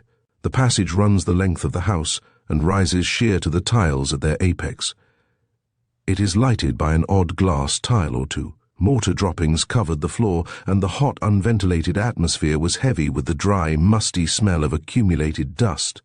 The attics themselves open out of the passage to left and right, but the doors were shut and we passed them all. I was following close behind her, and she turned her head and giggled at me as we made our way along. "Francis, you'll be simply thrilled," she whispered. She had never called me Francis before, and she lingered on the word, somehow drawing it out and caressing it as she spoke. "Francis," she said, and it made me feel uncomfortable. There is a low door at the end of the passage, and she stopped in front of it, her hand on the knob. "This is the box room," she whispered. "It's pitch dark inside, and you'll have to let me guide you. Mrs. Kenley will join us in a minute. You mustn't say a word, though, for if you do, you'll spoil the whole of the scheme she has made." She was aquiver with excitement, and I could feel her trembling like a leaf as she put her hand in mine when we got inside the stuffy, darkened room. What fresh mystery was lurking here, I wondered. God, had I only known in time. She closed and shut the door behind us. "You'll have to stoop," she whispered again, "for the roof slopes down in places, but you must follow me for Mrs. Kenley's, for clever Mrs. Kenley's sake." I could feel her hot breath on my face. So close to me she stood. Not understanding what was afoot, but full of a vague uneasiness, I followed where she led. What else, I asked, was there that I could have done? She still held me by the hand, and we moved slowly across the room. First we went straight forward for a little way, and then we seemed to turn, but the blackness was so dense, and I so busy with conjecture, that soon I had lost my bearings. She told me when to stoop, and finally we drew up against what felt like a wooden partition. There she turned me round and told me to wait. I heard her go back across the room again, and to my amazement, she was laughing gently to herself, a low, contralto, throaty laugh. A laugh that so long as I live I shall never forget, a laugh that somehow filled me with dismay and foreboding, as it came gurgling to my ears across the darkened air. Suddenly she switched on an electric torch, and I could see her dim outline some 15 paces or so away from where I stood. What I had thought was a wooden partition was a chest of drawers, and I found myself wedged in a corner between it and a pile of trunks and the sloping roof. As my eyes became accustomed to the light, I could make out a broken-down old bedstead on the floor between us. The bottom end was missing and it sloped from head to foot, the top end canting forward at an angle to the floor. A dirty dust sheet covered it, and on an upturned box at the side of it, away from where I stood, I saw a large glass beaker. Margaret was playing her light on it. It was 3 parts full of liquid. "Now, Francis, remember that you're not to stir, and soon you'll understand how clever Mrs. Kenley trapped the wicked doctor." She began to laugh again, cruel and low, and then she continued in a sing-song sort of drone. "You can see the beaker, Francis?"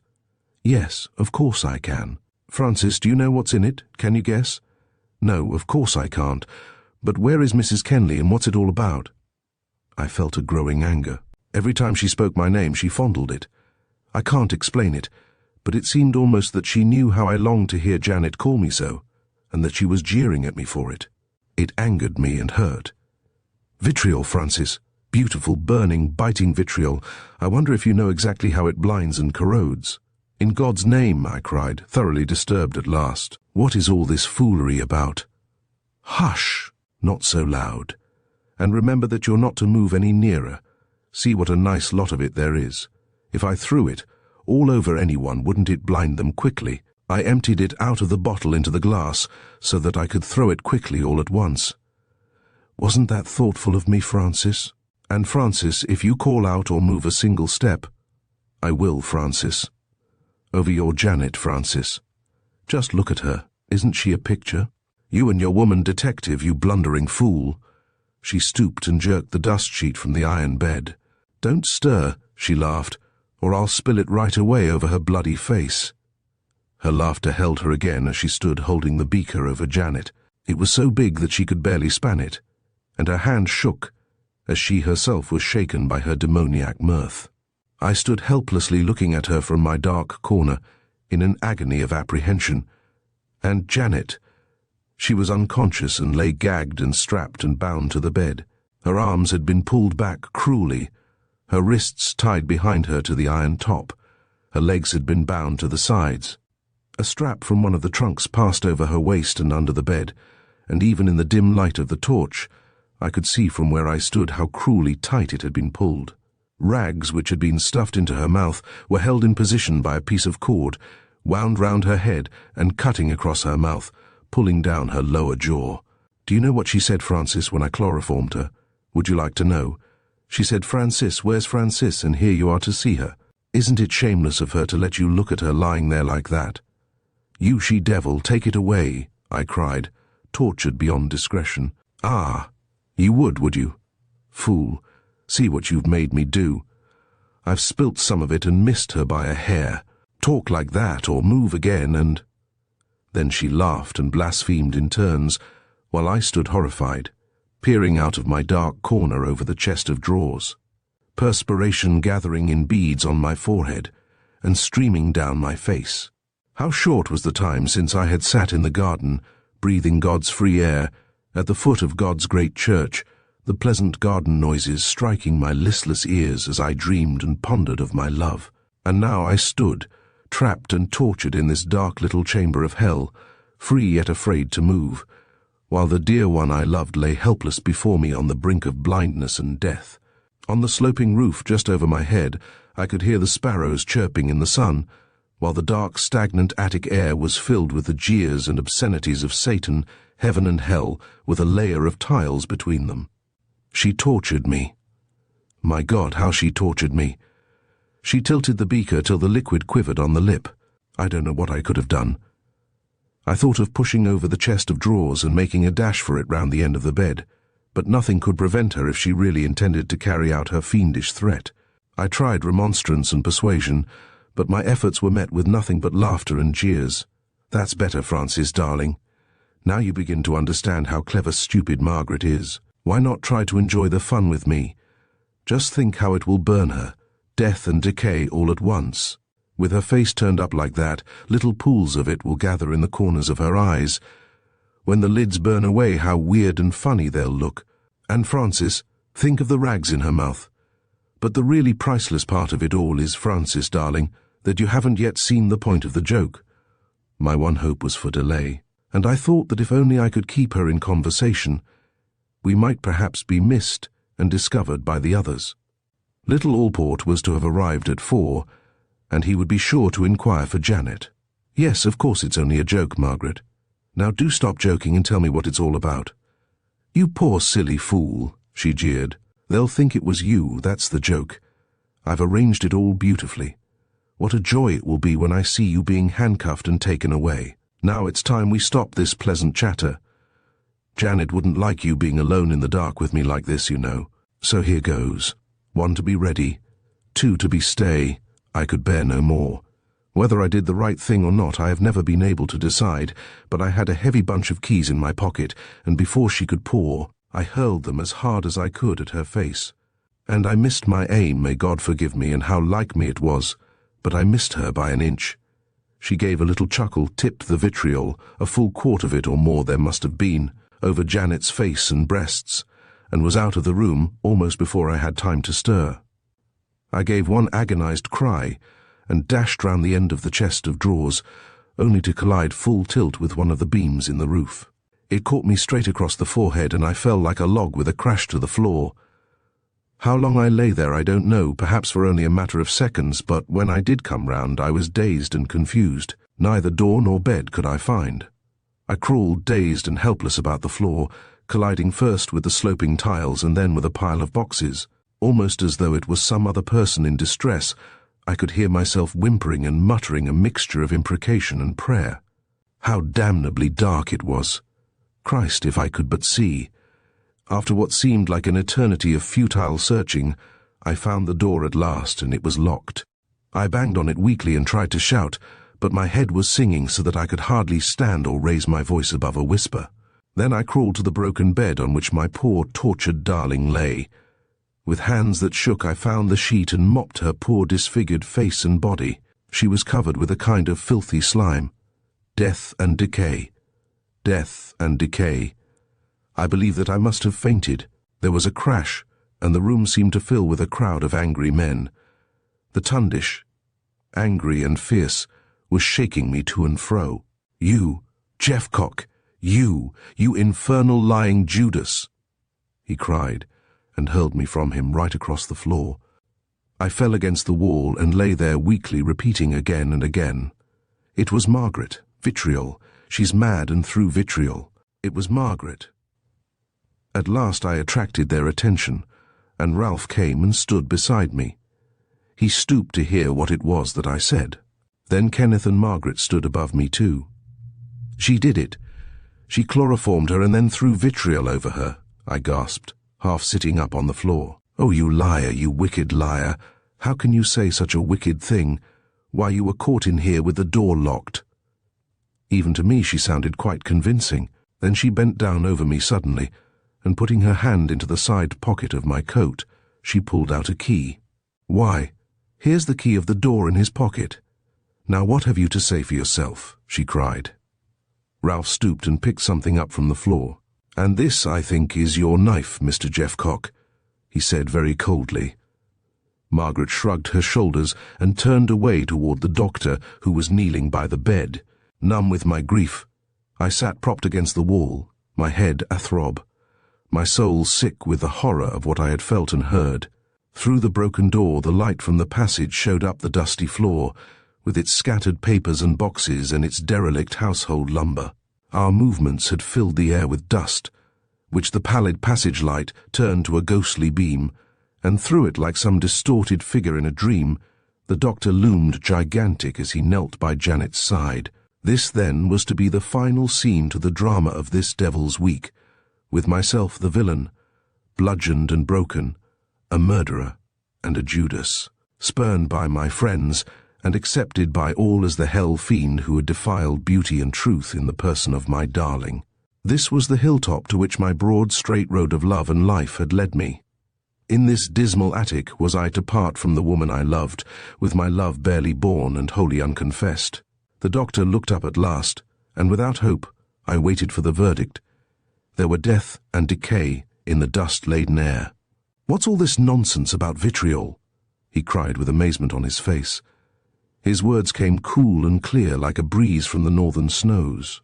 Margaret answered him, "Mr. Jeffcock said that I threw vitriol. Of course that's absurd, and so I thought that it must have been vitriol and that he'd thrown it himself. The door was locked and we've just found the key in his pocket. Oh, it's all too dreadful." "Well, we shall hear what Mrs. Kenley has to say about it in a minute when she comes round." "Comes round? Why, she can't recover, can she? After all that, she must be burned to death." There was a catch in her voice, and from where I sat, I could see her clasping and unclasping her hands nervously behind her back. The doctor got up from his knees. He said not a word, but stood towering above her, looking sternly down. "It wasn't vitriol," he said at length in a slow, measured voice. "As far as I can tell, it was medicinal paraffin or something of the kind, and has done her no harm whatever." I dropped forward on my knees, gazing at the doctor. A Judas he had called me, but I could have blessed him where he stood, like some diver who has dived too deep and fills his bursting lungs with painful breath. My relief was almost more than I could bear. There was a little time of silence, and then, like some echo from the lost, came Margaret's gentle laugh. Low at first, it grew in volume to an uncontrolled and piercing shriek that went reverberating through the empty attics, through the roof, and into the sunlit air. "I tell you, it was vitriol," she cried between her shouts of laughter. Then quite suddenly she ceased, while the doctor and the others stood looking at her aghast. "Or else that harlot Hilda Summerson has tricked me after all," she burst out again, and before the doctor and the two boys could recover from their surprise, she darted through the door and went racing down the narrow passage, her arms waving wildly as she shouted and shrieked, "Hilda, you harlot, I'm coming for you now!" She ran like one demented, and in her madness overlooked the stair-top when she reached it. But the stairs would not be ignored. We saw her disappear. There was a louder shriek and then a crash, a moan and then silence. The Tundish, with Kenneth and Ralph close behind, hurried after her.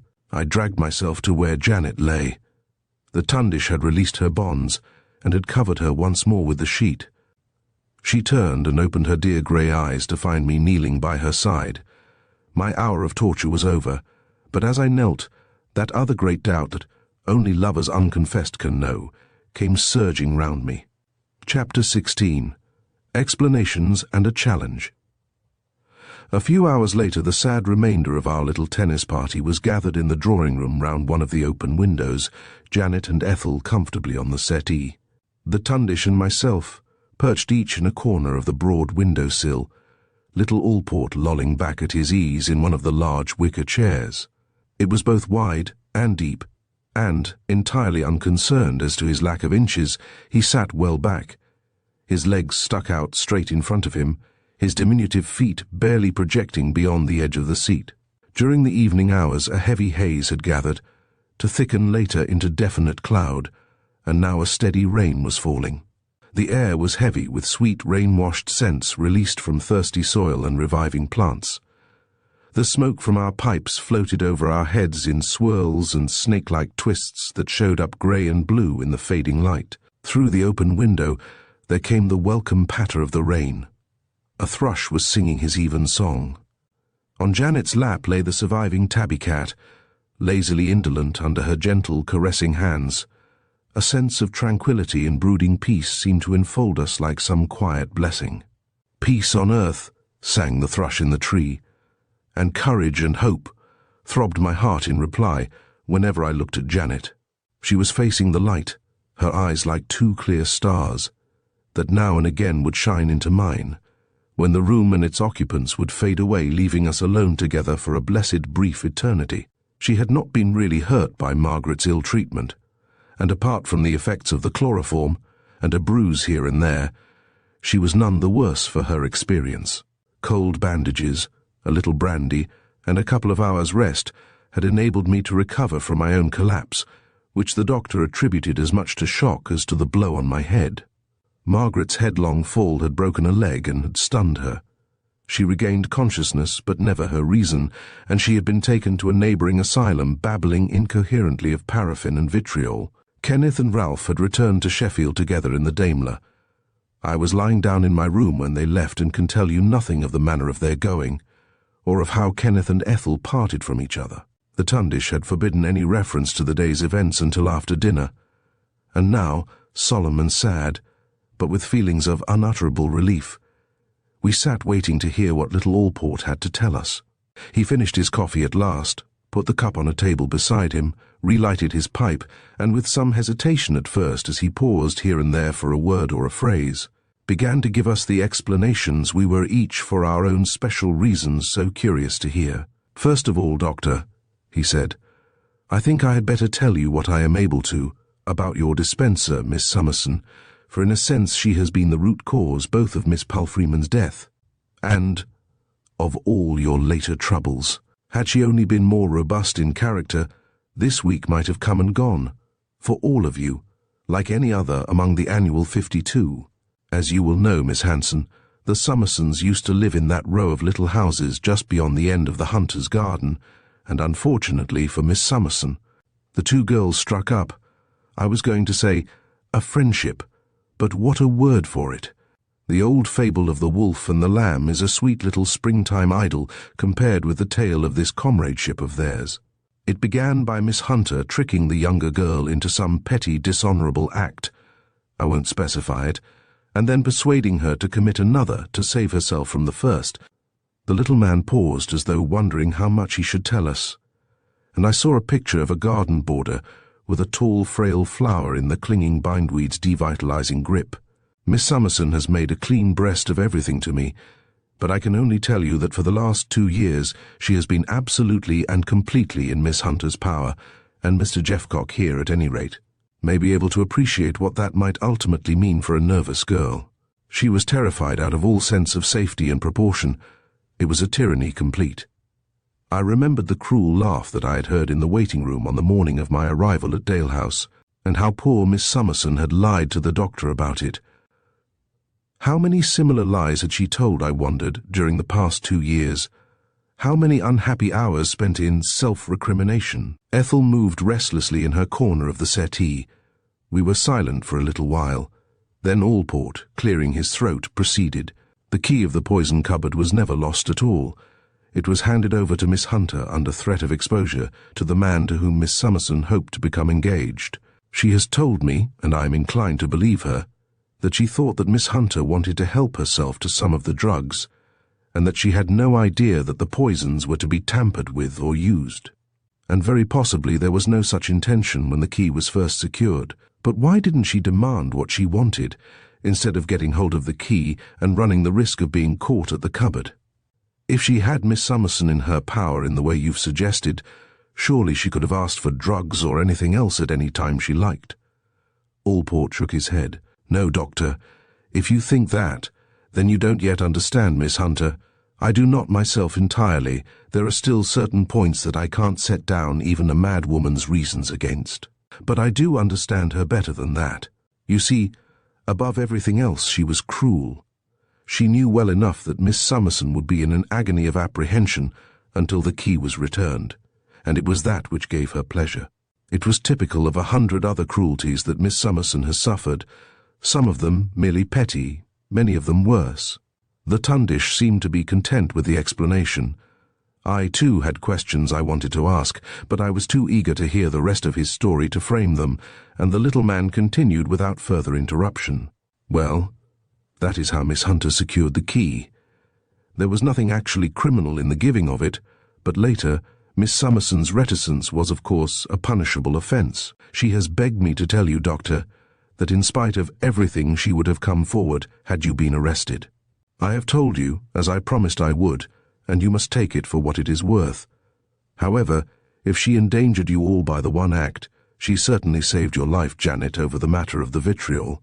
When she asked for the key, which according to promise was already overdue, it was not forthcoming, and a bottle of vitriol was demanded against its return. Fortunately, and we all know now how very fortunate it was, they were interrupted before the exchange could be made, and it gave Miss Summerson an opportunity to decant the contents of an old sulphuric acid bottle and substitute medicinal paraffin for it. And now I want you to try to understand the difficulty of my position on the morning after the murder. There was ample evidence to have warranted the arrest of the doctor here. He made up the fatal draught. He knew all about and had access to the poison. And both he and Miss Palfreeman had lived in Shanghai and had almost certainly been acquainted there. There was a possible motive. After the inquiry, an obvious one. The key of the locked bedroom door was found in his pocket. "What?" the Tundish exclaimed with unusual excitement. "Yes, in the pocket of your indoor coat, Doctor. I had my reasons for saying it was found elsewhere. For one thing, I wanted to observe Miss Hunter when I made the statement, to see how she would take it. I wish now that I had thought of some other place in which to have said I had hidden it, but I could not have foreseen the consequences of my deception. But China? How could you possibly have known at your round-table inquiry that I had lived in China and had met Miss Palfreeman there? My dear doctor, the little man laughed complacently, we live in civilized times. Times of telephones and medical directories, for instance. Within 5 minutes of Mr. Jeffcock's call to the police station on Wednesday morning, I was asking Scotland Yard to look up your record in the directory, and to find out if you were known by repute to any of the medical staff. Inspector Brown's superintendent knew exactly which players in the tournament were staying with Dr. Hanson, and before we came to Dalehouse inquiries with regard to Mr. Jeffcock's antecedents, and the rest of the party were already on foot. We did not know Miss Palfreeman's address, but you kindly furnished us with that before we even had to ask you for it. It was not a difficult matter for Scotland Yard to ascertain that Miss Palfreeman's uncle had been for a time in Shanghai, that her father, who was a government official, had committed suicide there, and that you had lived there too, and were almost certainly acquainted with all three of them. Yes, of course. How perfectly simple. But the quarrel? What about that? Neither the medical directory nor the girl at the telephone exchange could help you there. No, that was merely an instance of the nasty, suspicious turn a detective's mind instinctively takes. I didn't know that there had been any quarrel, but I did assume for the time that you had murdered Miss Palfreeman, and if you had done so, then surely it was only logical to make the assumption of a quarrel too. You did really suspect me then, and leave me at large? Surely that was a risk to take. No, as you will see later, I did not altogether suspect you, but I did when I was questioning you at my inquiry. When you treat a patient, doctor, you diagnose the disease and then you treat him for it, and you work consistently on the assumption that your diagnosis has been correct until you find out definitely that you have made a mistake. You don't make up your medicines to suit 2 or 3 possible ailments on the off chance that one of them may be correct. Well, my own experience has taught me that at an inquiry like the one we had round the dining room table on the Wednesday morning, the only possible way to obtain exact information is to assume that the questionee is guilty. It is no good making up your mind beforehand that X is guilty and allowing that to colour all the questions you put to Y. I believe that my success as a detective is due to the fact that for a time I can force myself into believing what I don't really believe, more than to anything else. I questioned each of you as Miss Palfreeman's murderer. As I questioned you, I was convinced of your guilt. Then, when it was over, I was able to stop play-acting and sift out the information I had secured. The conceited little fellow looked round brightly for approbation, after the manner of some small boy who knows he said something rather smart. Self-satisfied little beggar, just when I was beginning rather to like him too. The Tundish murmured something about a doctor's diagnosis not always being quite the pig-headed business he'd described, and Allport, filling up his pipe again, continued. As I was explaining, it was inevitable that my first suspicions should turn to the doctor, but there were several points that led me to think it might be a mistake to make an immediate arrest without further investigation. On the floor, near the bedside table, in Miss Palfreeman's room, I had picked up a tiny fragment of splintered glass and a good-sized diamond. The diamond had evidently fallen out of the setting on a ring or a brooch. It might have belonged to anyone, most likely to Miss Palfreeman herself, but when we came to search the bedrooms, we found no piece of jewellery from which a stone was missing. It struck me as being rather strange that its loss had not been advertised. Annie had heard nothing of it, and none of you had questioned her about its loss. It was possible, of course, that the owner might not have noticed that it was missing, but then I should have expected to find a damaged ring, either among Miss Palfreeman's belongings or in one of the other bedrooms. Not very much to go on, perhaps, but I felt it to be unnatural that a diamond of such considerable value should be lost and nothing said. It was my turn to interrupt, and unlike his previous attitude, the little man seemed now almost to welcome the interruption. I could see that he was in the throes of an exquisite, and I must admit a thoroughly deserved, enjoyment. He was like a child, I thought, sucking its favourite sweet, and making it last. I told him how I had caught Margaret searching the stairs for a sixpence that Annie found for her later on, and how my half-awakened suspicions had been allayed by the find. Then the Tundish informed us that he too had seen her searching, but in his case on the floor of poor Stella's room. He had been mounting the stairs to the upper landing. The door of the room was half closed, and he had seen movements within, or had fancied that he had. But when he had pushed the door open to see what it was, he had found Margaret kneeling devoutly in prayer at the side of the bed. Once again I was amazed at the placid doctor's powers of description. He was uncanny. He described the little incident in the fewest possible simple words, but like the bold strokes of a master they made the picture live. Margaret, on hands and knees, half frantic, searching the floor for her incriminating diamond, then a sudden creak on the stairs, and the doctor gently pushing open the door to find her kneeling in prayerful attitude at the side of Stella's bed, an attitude, surely, to make angels weep and Sapphira jealous. The little man smoked thoughtfully for a few minutes, rearranged the cushions at the back of his chair, and continued. Yes, it was very fortunate, very, that finding of the diamond on the bedroom floor. It might so easily have been trodden into the carpet. Luck was on the side of justice then. And again luck was with us when, quite by accident, I found that the little splinter of glass came from the stopper of the bottle of Chinese poison. Have you ever examined it carefully, Doctor? The Tundish shook his head. It's a really wonderful piece of work. The glass is very thin and fragile, and is doubled back underneath the curving irregular top, curling inward again close to the projection that fits the neck of the bottle itself. It was from this point that the tiny splinter was missing. By the merest chance, I happened to hold the bottle up to the light and look up underneath the stopper when we were in the dispensary together. Later I found that my little fragment fitted it exactly. I argued that had the doctor added the poison to the draught, the addition would have been made when it was prepared. Again, that bedroom key required explanation. You might just conceivably have returned upstairs and have thrown the glass among the ivy on the roof, and having locked the door, lied to Mr. Jeffcock about it. It was possible that you might have done that in order to throw suspicion on to someone else, but I could think of no satisfactory explanation that would account for your leaving the key in your own coat pocket. An oversight it might have been, but even at that early stage of our acquaintance, dropped bottle stoppers and glaring oversights did not seem to fit you, Doctor. Anyhow, I decided that in all the circumstances I ought to give you the benefit of the doubt, but that was about all I had to go on when I secured your promise that you would submit to a voluntary confinement if I held my hand. It never occurred to me that I might be putting you all in danger. True, the key of the poison cupboard was still missing, but I had no reason to anticipate any general attempt at slaughter. Before the joint conference in the dining room at which I succeeded in achieving such universal unpopularity, I became more than ever satisfied that my decision had been the right one, and the inquiry itself only added to my satisfaction. And if I had known what Miss Palfreeman's uncle has since told me, the inquiry would hardly have been necessary at all. The Tundish, who had been sitting quietly in his corner of the window seat, with his hands clasped round one knee, became suddenly alert, and it was hardly necessary for Mr. Crawford to discuss my affairs.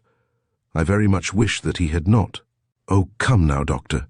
A detective's mind is chock full of curiosity, and it was only natural for anyone seated at that inquiry to wonder what it was that had caused Miss Palfreeman's father to commit suicide, and what part he imagined you had played in his disaster.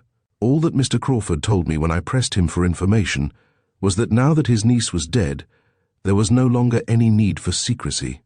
That, in his opinion, it had been absurd, in the circumstances, to keep it secret at all, and that if matters went against you, he could and would give certain information that would throw a very different light on the affair. The Tundish hesitated. For once he looked disturbed and at a loss.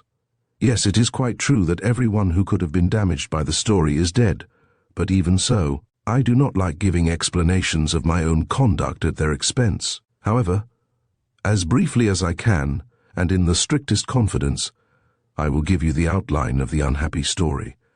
Miss Palfreeman's mother was a very beautiful and charming woman, and like all beautiful and charming women who are stationed at the world's outposts, she was subject to more than her share of temptation. She was soon the center of the English-speaking colony in Shanghai. She got badly into debt and stole and sold some of her husband's official papers in order to save herself from catastrophe. But she might have saved herself the trouble and have taken her debts to her maker. For only a few days after the papers were missed, she was taken seriously ill of the complaint from which she died. My friend, her husband, loved her. The papers were lost beyond recovery. Circumstances were such that though he suspected me of the theft, he could not make any open accusation or hope to substantiate it if he did. The doctor paused for a few minutes, obviously pondering what further details he should give us. The light had nearly gone, and I could just make out the strong outline of his clear-cut face from where I sat at the end of the window sill opposite to him. The wind was rising, and the rain was beating against the window now, the drops collecting in little rivulets and streams that wriggled down the panes.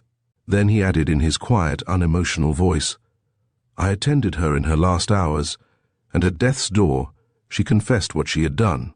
For the sake of her peace of mind, and for the sake of my friend, I promised that her secret should be kept. I did not know until yesterday that she had previously made a similar confession to her brother in writing." Well, that briefly is the story, and that is why I could not be more explicit about the quarrel with Stella's father and her natural dislike for me. Ethel, what did you think, I wonder, of the man of your choice, as you sat there on the settee by Janet's side in the fast-fading light? To me, it came in a sudden flash of enlightenment, the reason for the impressive power of the unemotional, unassuming man. Bedrock, fundamental, essential honesty was the one foundation of his quiet strength, a rock on which he stood deriding fear and all the petty evils that beset the half-and-halfer. I felt a flush of shame that I could have allowed my amateurish reasoning to besmirch my belief in such a one. My sheets of notes and my table of relative guilt, which I still carried in my pocket, scoffed at me aloud. But for you, Ethel, what a glow of happiness his words must have brought you. Of all of us, you alone had trusted him through thick and through thin. You had overdrawn your account at the bank of blind belief, and your lover had met the debt and paid you back in full. No wonder your eyes were bright. There was another little pause when the Tundish had finished speaking. We none of us made any comment, and Allport again continued his explanations. As you already know, I found some burned papers in Miss Hunter's bedroom grate, but you did not know that there was one unburned fragment among the rest. Quite unmistakably, it was the corner of a photograph, and fortunately it was the corner bearing the photographer's name. A little later in the drawing room, you and Inspector Brown were there, Mr. Jeffcock, and once again, by the sheerest piece of good fortune, I caught sight of exactly the same name across the corner of a photograph of Mr. Bennet that stood on the top of the piano. It had been taken in Sheffield by Parbury, and the letters RBERRY had straggled across the corner of the bit I had found in the bedroom grate. And allowing for the treatment it had received, the texture and quality of the heavy mounts were both the same. I could not be certain that the photo Miss Hunter had burned was a duplicate of the one on the piano, but somehow I felt that it might be, and I decided to find out more about it if I could, and as far as I might, the extent to which the two had been acquainted. I did find out a certain amount from my direct questions to Miss Hunter, but it was to Mr. Bennet that I was chiefly indebted, though I put no question to him. You will remember that one of the questions I asked you, Miss Hanson, was whether the doctor had ever shown any sign that he might perhaps be attracted by Miss Palfreeman. A quiet yes came from Ethel's corner of the settee. When I asked that question, Mr. Bennet quite unmistakably took a suddenly increased interest in the proceedings. I concluded that he had had a special interest in Miss Palfreeman himself, and I felt that there might still be a motive if Miss Hunter had committed the crime and not the doctor. Please don't imagine that I actually arrived at my conclusions on such vague and shadowy material. I merely felt that the whole affair required further scrutiny, but even now, I don't think I understand why she burned the photo. Why did she do it? Ethel queried. She burned the photo because she didn't want it to be found among her belongings. She would feel that it would be too patent that her old love affair with Mr. Bennet still survived so far as she was concerned, and that if it came to light that Mr. Bennet had been obviously attracted by Miss Palfreeman, it might suggest a possible motive. But she knew that both Dr. Wallace and I knew exactly how fond she has always been of Ralph, Ethel objected. She couldn't count on our not telling you. No, that is quite true, but I think that it was a reasonable action for her to take all the same. For her to bring a photo with her on a short visit was a complete admission of her feelings. It was definite. The mere fact that the finding of the unburned corner did help to convince me that she was involved proves that she was right in what she did, if only she had taken more care. Ethel nodded her agreement. I was dissatisfied too, even then, about Miss Summerson. I don't know whether it struck you in the same way, but to me, there was something unnatural about her behavior when she told us she had lost the key. I was convinced that she was keeping information back. Very much against the inspector's wishes then, I had made up my mind before the inquiry that I would not immediately arrest the doctor and after the inquiry. And in spite of what came out about the practical joke and the quarrel with Miss Palfreeman's father, I saw no real reason to alter my decision. I quite made up my mind to leave you undivided, and to put an unknown agent into the house who could not be suspected of having any connection with the police. I saw my darling bend her graceful head lower over the cat. What made you change your mind then? Ethel asked. He didn't change his mind, Janet replied. I'd almost forgotten that Ethel and the Tundish were both of them unaware of Janet's connection with Allport, and even after she had spoken they were a little time in grasping what her words implied. It was the Tundish who tumbled to it first. Well then, Mrs. Kenley, he said pleasantly, we are more indebted to you than ever. You relieved us of Torquemada here in the chair. You saved us from Aunt Emmeline. You probably prevented us all from cutting one another's throats. And all the time you were solving the mystery that had entangled us in its meshes. But I don't begin to understand. You are Bob Kenley's wife, aren't you? You must be because of Mother's letter. Ethel was properly bewildered, and took some convincing that Janet could be anything other than she had pretended, but ultimately all was explained. And I was relieved to see that Janet had not in any way lost prestige by what had come to light. With Mrs. Kenley safely installed in the house, I went over to Sheffield to make what inquiries I could. I was soon satisfied that there had been something in the nature of a love affair between Miss Hunter and Mr. Bennet.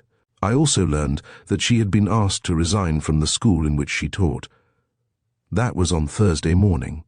In the evening, when I got back here, I was met with the disturbing information that the Chinese flagon had been found to contain nothing but water, and that the poison itself was still in the murderer's private possession. You will see at once that almost surely cut out the doctor, unless he was being very, very clever and had removed it just to make me come to the conclusion I did. I had practically made up my mind to break up the party and rely on obtaining further evidence in some other way, but Janet overpersuaded me, and we took Mr. Jeffcock partly into our confidence so that she should have someone always at hand in case of need. When I remembered how I had caught them behind the garage, it amused me, his reference to taking me into their confidence. I smiled to myself, and I thought that Janet was equally amused, but I made no comment. This is what I imagine actually happened. Mr. Bennet's obvious attentions to Miss Palfreeman aroused Miss Hunter's jealousy. Who knows what castles she had built? On the foundation that they were staying in the same house and playing in the same tournament together. What hopes she may not have had with regard to their reunion. Perhaps at the psychological moment, she heard the doctor tell Miss Palfreeman that her medicine had been sent upstairs, or perhaps she saw Annie taking it up. The cupboard key she already had, and in spite of what you have said, Doctor, she probably knew a good deal about the poison. Remember her connection with Miss Summerson. I think that the poison must have been taken from the cupboard and added to the draught sometime between 6 and 7 on Tuesday. What made her decide to keep the rest I can't explain, neither have I found out where she put it. But it would be easy to hide. For instance, she could have put it in one of her scent bottles and have hidden it in the garden. On the Wednesday morning after the murder was discovered, she probably lost her nerve to some extent, and thought she might add to her safety by throwing away the glass and putting the key to the bedroom door in the doctor's pocket. As luck would have it, the doctor unfortunately drew particular attention to the fact that he hadn't locked the door. When Mr. Dane stated at the inquiry that the doctor had laid unnatural stress on the fact that all of you might have been upstairs unknown to the rest during Tuesday evening, That probably decided her later actions. And explains the second notice, and the hiding of the newspaper in Mr. Jeffcock's bedroom. That still puzzles me, I exclaimed. Why on earth didn't she hide the paper in the doctor's room? I think that she wanted to spread the suspicion, Allport answered me after a pause. And it wasn't a bad plan either. She had already put the medicine glass inside one of your socks before she threw it out of the window among the ivy on the roof. But for accidents such as the unburned corner of photograph, the splinter of glass and the diamond, we might have been sadly at sea. And it may interest you to know, Mr. Jeffcock, that for a period you were the prime favourite of our good friend Inspector Brown. But why didn't you suspect me in the same way that you suspected Margaret? Just at first, I mean, Ethel asked him. There was the photograph, for one thing, and then as we sat round the dining-room table, it was quite obvious to me that... Well, I think I shall leave the doctor to find out what it was that was so obvious by himself, if he doesn't know it already. The little man actually chuckled. John, don't be such a tease, Janet admonished. Allport was going up in my estimation again, but I did not like his frequent Janets nor Janet calling him John. Interested as I had been in what he had told us, I wanted to get ahead with that still greater mystery that concerned Janet and me alone, and already a half-formed plan of campaign was shaping in my head. I suppressed several questions that I really wanted to ask, but the others were not so considerate. Why did she attack Mrs. Kenley? Came from the doctor. And by the way, Jeffcock, he added, turning to me, I still owe you an apology for my conduct in the box-room. But poor Margaret came to me in a great state and told me that she had just seen you drag Mrs. Kenley along the attic passage and into the box-room at the end of it, locking the door behind you, and when I had broken the door down, there you were with the atmosphere reeking of chloroform. Your mistake was both understandable and excusable, I assured him. As to why she attacked me, I believe that she suspected me from the very beginning, Janet said, picking up the cat and cuddling her up against her neck in the most distracting fashion. To start with, I am almost sure that she overheard, or at any rate, saw me talking to you behind the garage, John. As Mr. Jeffcock and I came away, someone, I am certain, moved in the bushes nearby. She probably coupled what she saw with the fact that it was I who had discovered her diamond with such surprising ease in the grass on the lawn. When she came to think about it, she would realize what a mistake she had made in claiming it as hers. Didn't you really find the diamond there, then? Ethel questioned. No, of course I didn't. Mr. Allport gave it to me. Whether she may not also have seen me searching in one of your bedrooms, I don't know. But she was very sly, and she trapped me cleverly in the box-room. Just after we finished tea in the garden, she whispered to me that she wanted to show me something indoors. I was suspicious, but I still had a sneaking feeling that you might have been the culprit after all, Dr. Wallace. The incident of the bird bath had put me off the scent. It was odd that you should have come up to the rose garden and have noticed that the bath had disappeared so immediately after Mr. Jeffcock and I had found the dead birds. Whatever are you talking about? Yes, birds and a cat. Hasn't John told you of our sad little find in the rose garden? Just before you came to call us in to breakfast this morning, we had found that the poison had been emptied into the bird bath. There were dozens of dead birds and one of the cats lying dead on the lawn.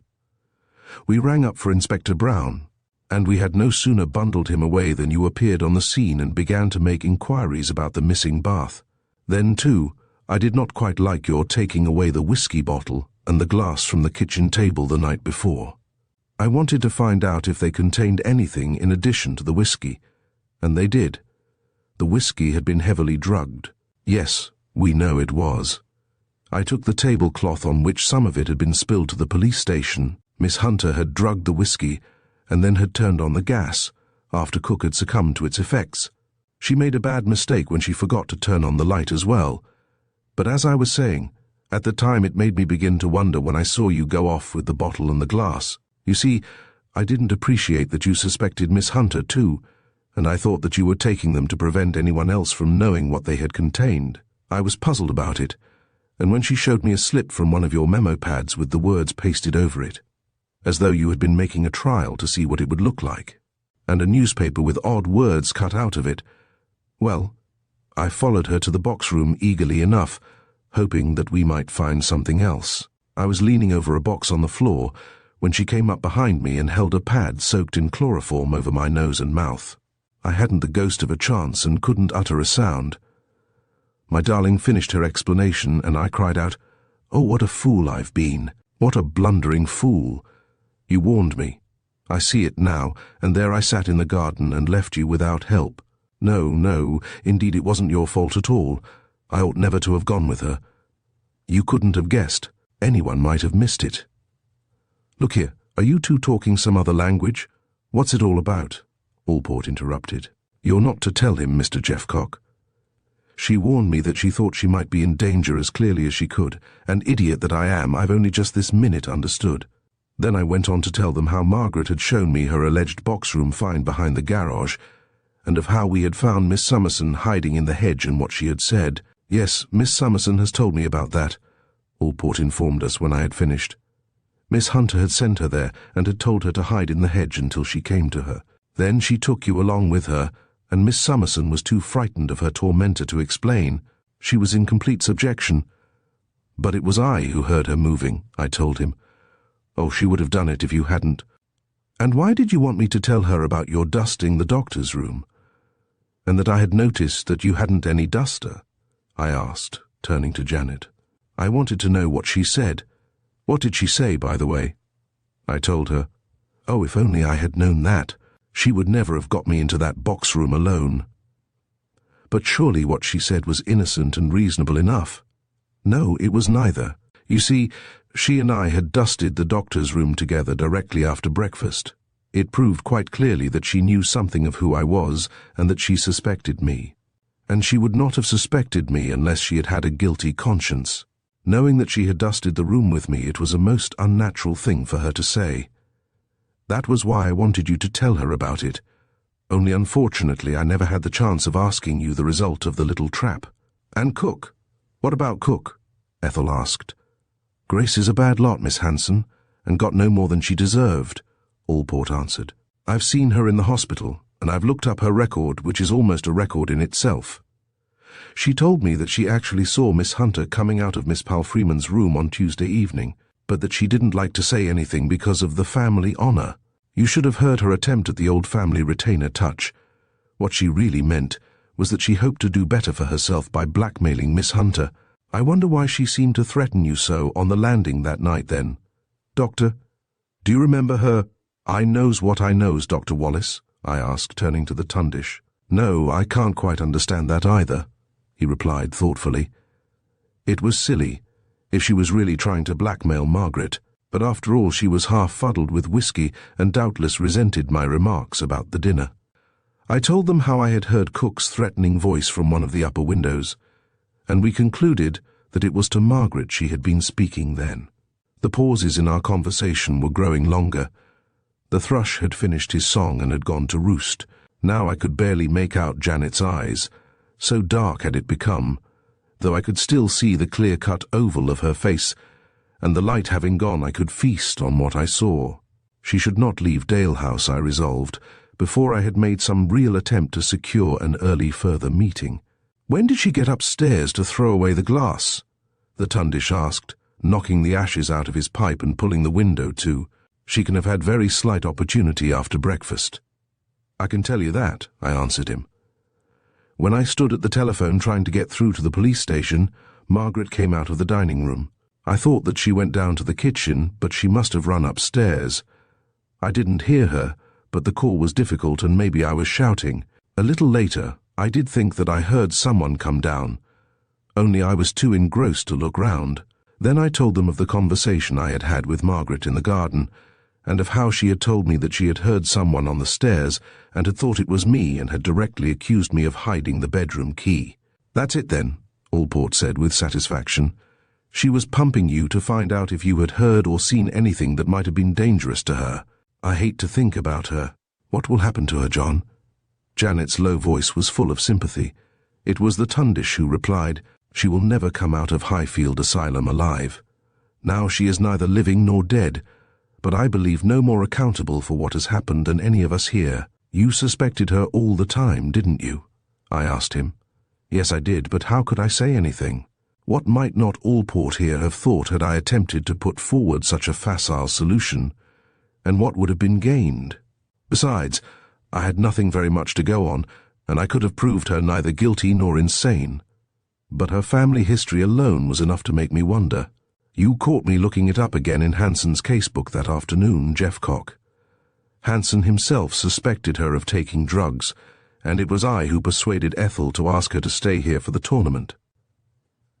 Ethel didn't want to because young Bennett was coming, and she knew that she still cared for him, and that unfortunately, from her point of view, he no longer cared for her.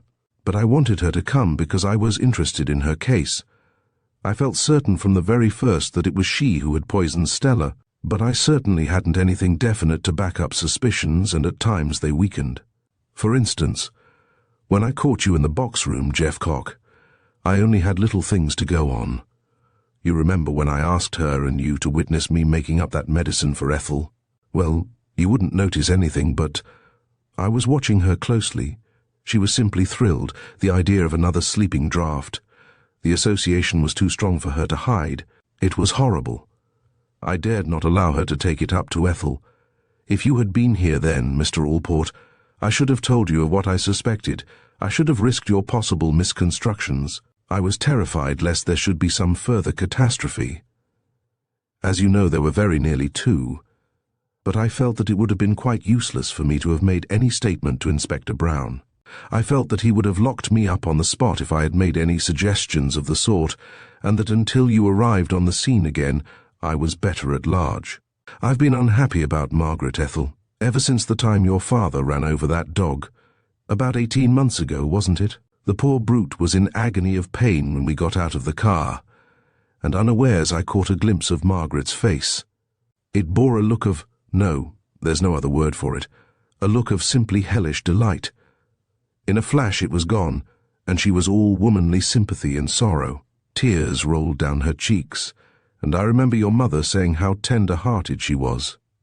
Do you mean to tell us that she has been mad for more than a year, without anyone being the wiser? Allport queried. No, not mad, but she was abnormal, wildly excitable. A borderland case. Anything might have pushed her over the line. There was insanity on both sides of the family.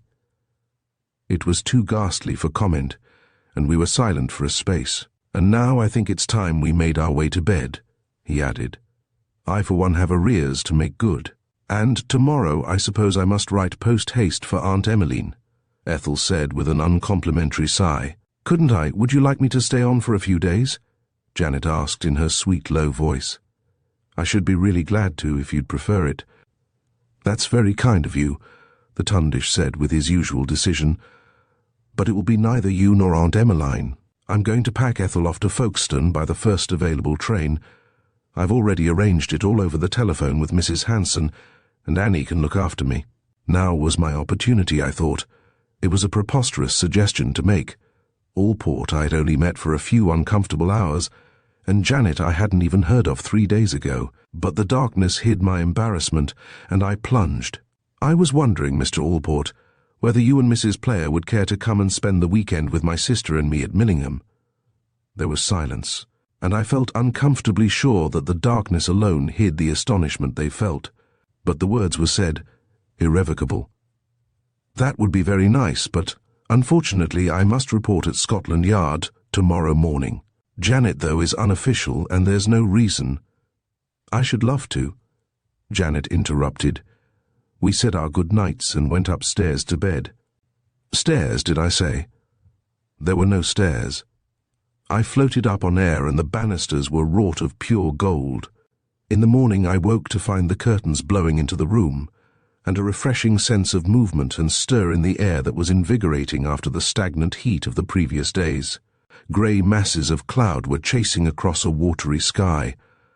Over the lawn that looked like some sodden piece of toast, odd shriveled leaves went scurrying. It was a day for action, and dressing as quickly as I could, I went and fetched my car from the inn before the others were down for breakfast. It had been arranged that Ethel and Allport were to travel together as far as London, and our meal was a hurried one as they wished to catch an early train. I was on thorns lest Janet should receive some letter, or something unforeseen should occur to prevent her from coming with me, but nothing so disastrous happened, and soon after 9:30, we were saying goodbye to the solitary Tundish, who came into Dalehouse Lane to see us off. The placid, inscrutable Tundish, for that is how I shall think of him always, looked just the same steady Tundish of the previous days, and not one whit relieved to find that his troubles had vanished. "Goodbye, Jeff Cock," he cried, and with a merry twinkle in his eyes. "Goodbye, Mrs. Kenley Player. Something makes me think that we shall meet again." Did he mean anything? Had I given myself away so completely then? Had Janet noticed, I wondered, but I dared not look at Janet, so I slipped in the clutch, and soon Dalehouse and Merchester were left behind. Things of the past, the open country and the future lay ahead. Was ever air so fresh and cool, or country scents so sweet? Was ever woman more perfect than this dear one, so demure and quiet at my side? The road stretched straight and true ahead, and Janet and I were starting our journey together. Under the tree, where I had stopped on my way into Merchester, I drew up again to take one last look at the cathedral. Like a plain white column, some gigantic cenotaph, I thought, it stood out against the bank of grey cloud behind it. We were kneeling on the seat, looking over the back of the car, and after a time I turned to find Janet looking at me with a quiet little smile. "A penny for your thoughts," she said. She looked distractingly bewitching. I had plunged when I had asked her to come to Millingham, and I made up my mind to plunge once again. My thoughts were with a certain unhappy general, I prevaricated boldly, and I was wondering whether you always treated your admirers so.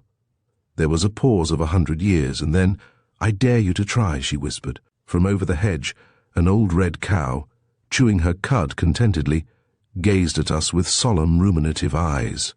A field or two away there was a steady chop, chop, as some son of the soil chopped turnips for his sheep. Ahead of us and again behind, the road was deserted and clear. I took my courage in my hands and accepted her challenge. Thank you for joining us at Storytime Haven. We hope you enjoyed the suspense and intrigue of the Dalehouse murder. As the mystery unfolds, we witness how sharp observations and the unmasking of hidden truths bring justice in unexpected ways. Don't forget to like, subscribe, and share if you enjoyed this thrilling adventure. Stay tuned for more classic tales of suspense and mystery. Until next time, keep your curiosity alive and always be ready for the next story. Goodbye for now.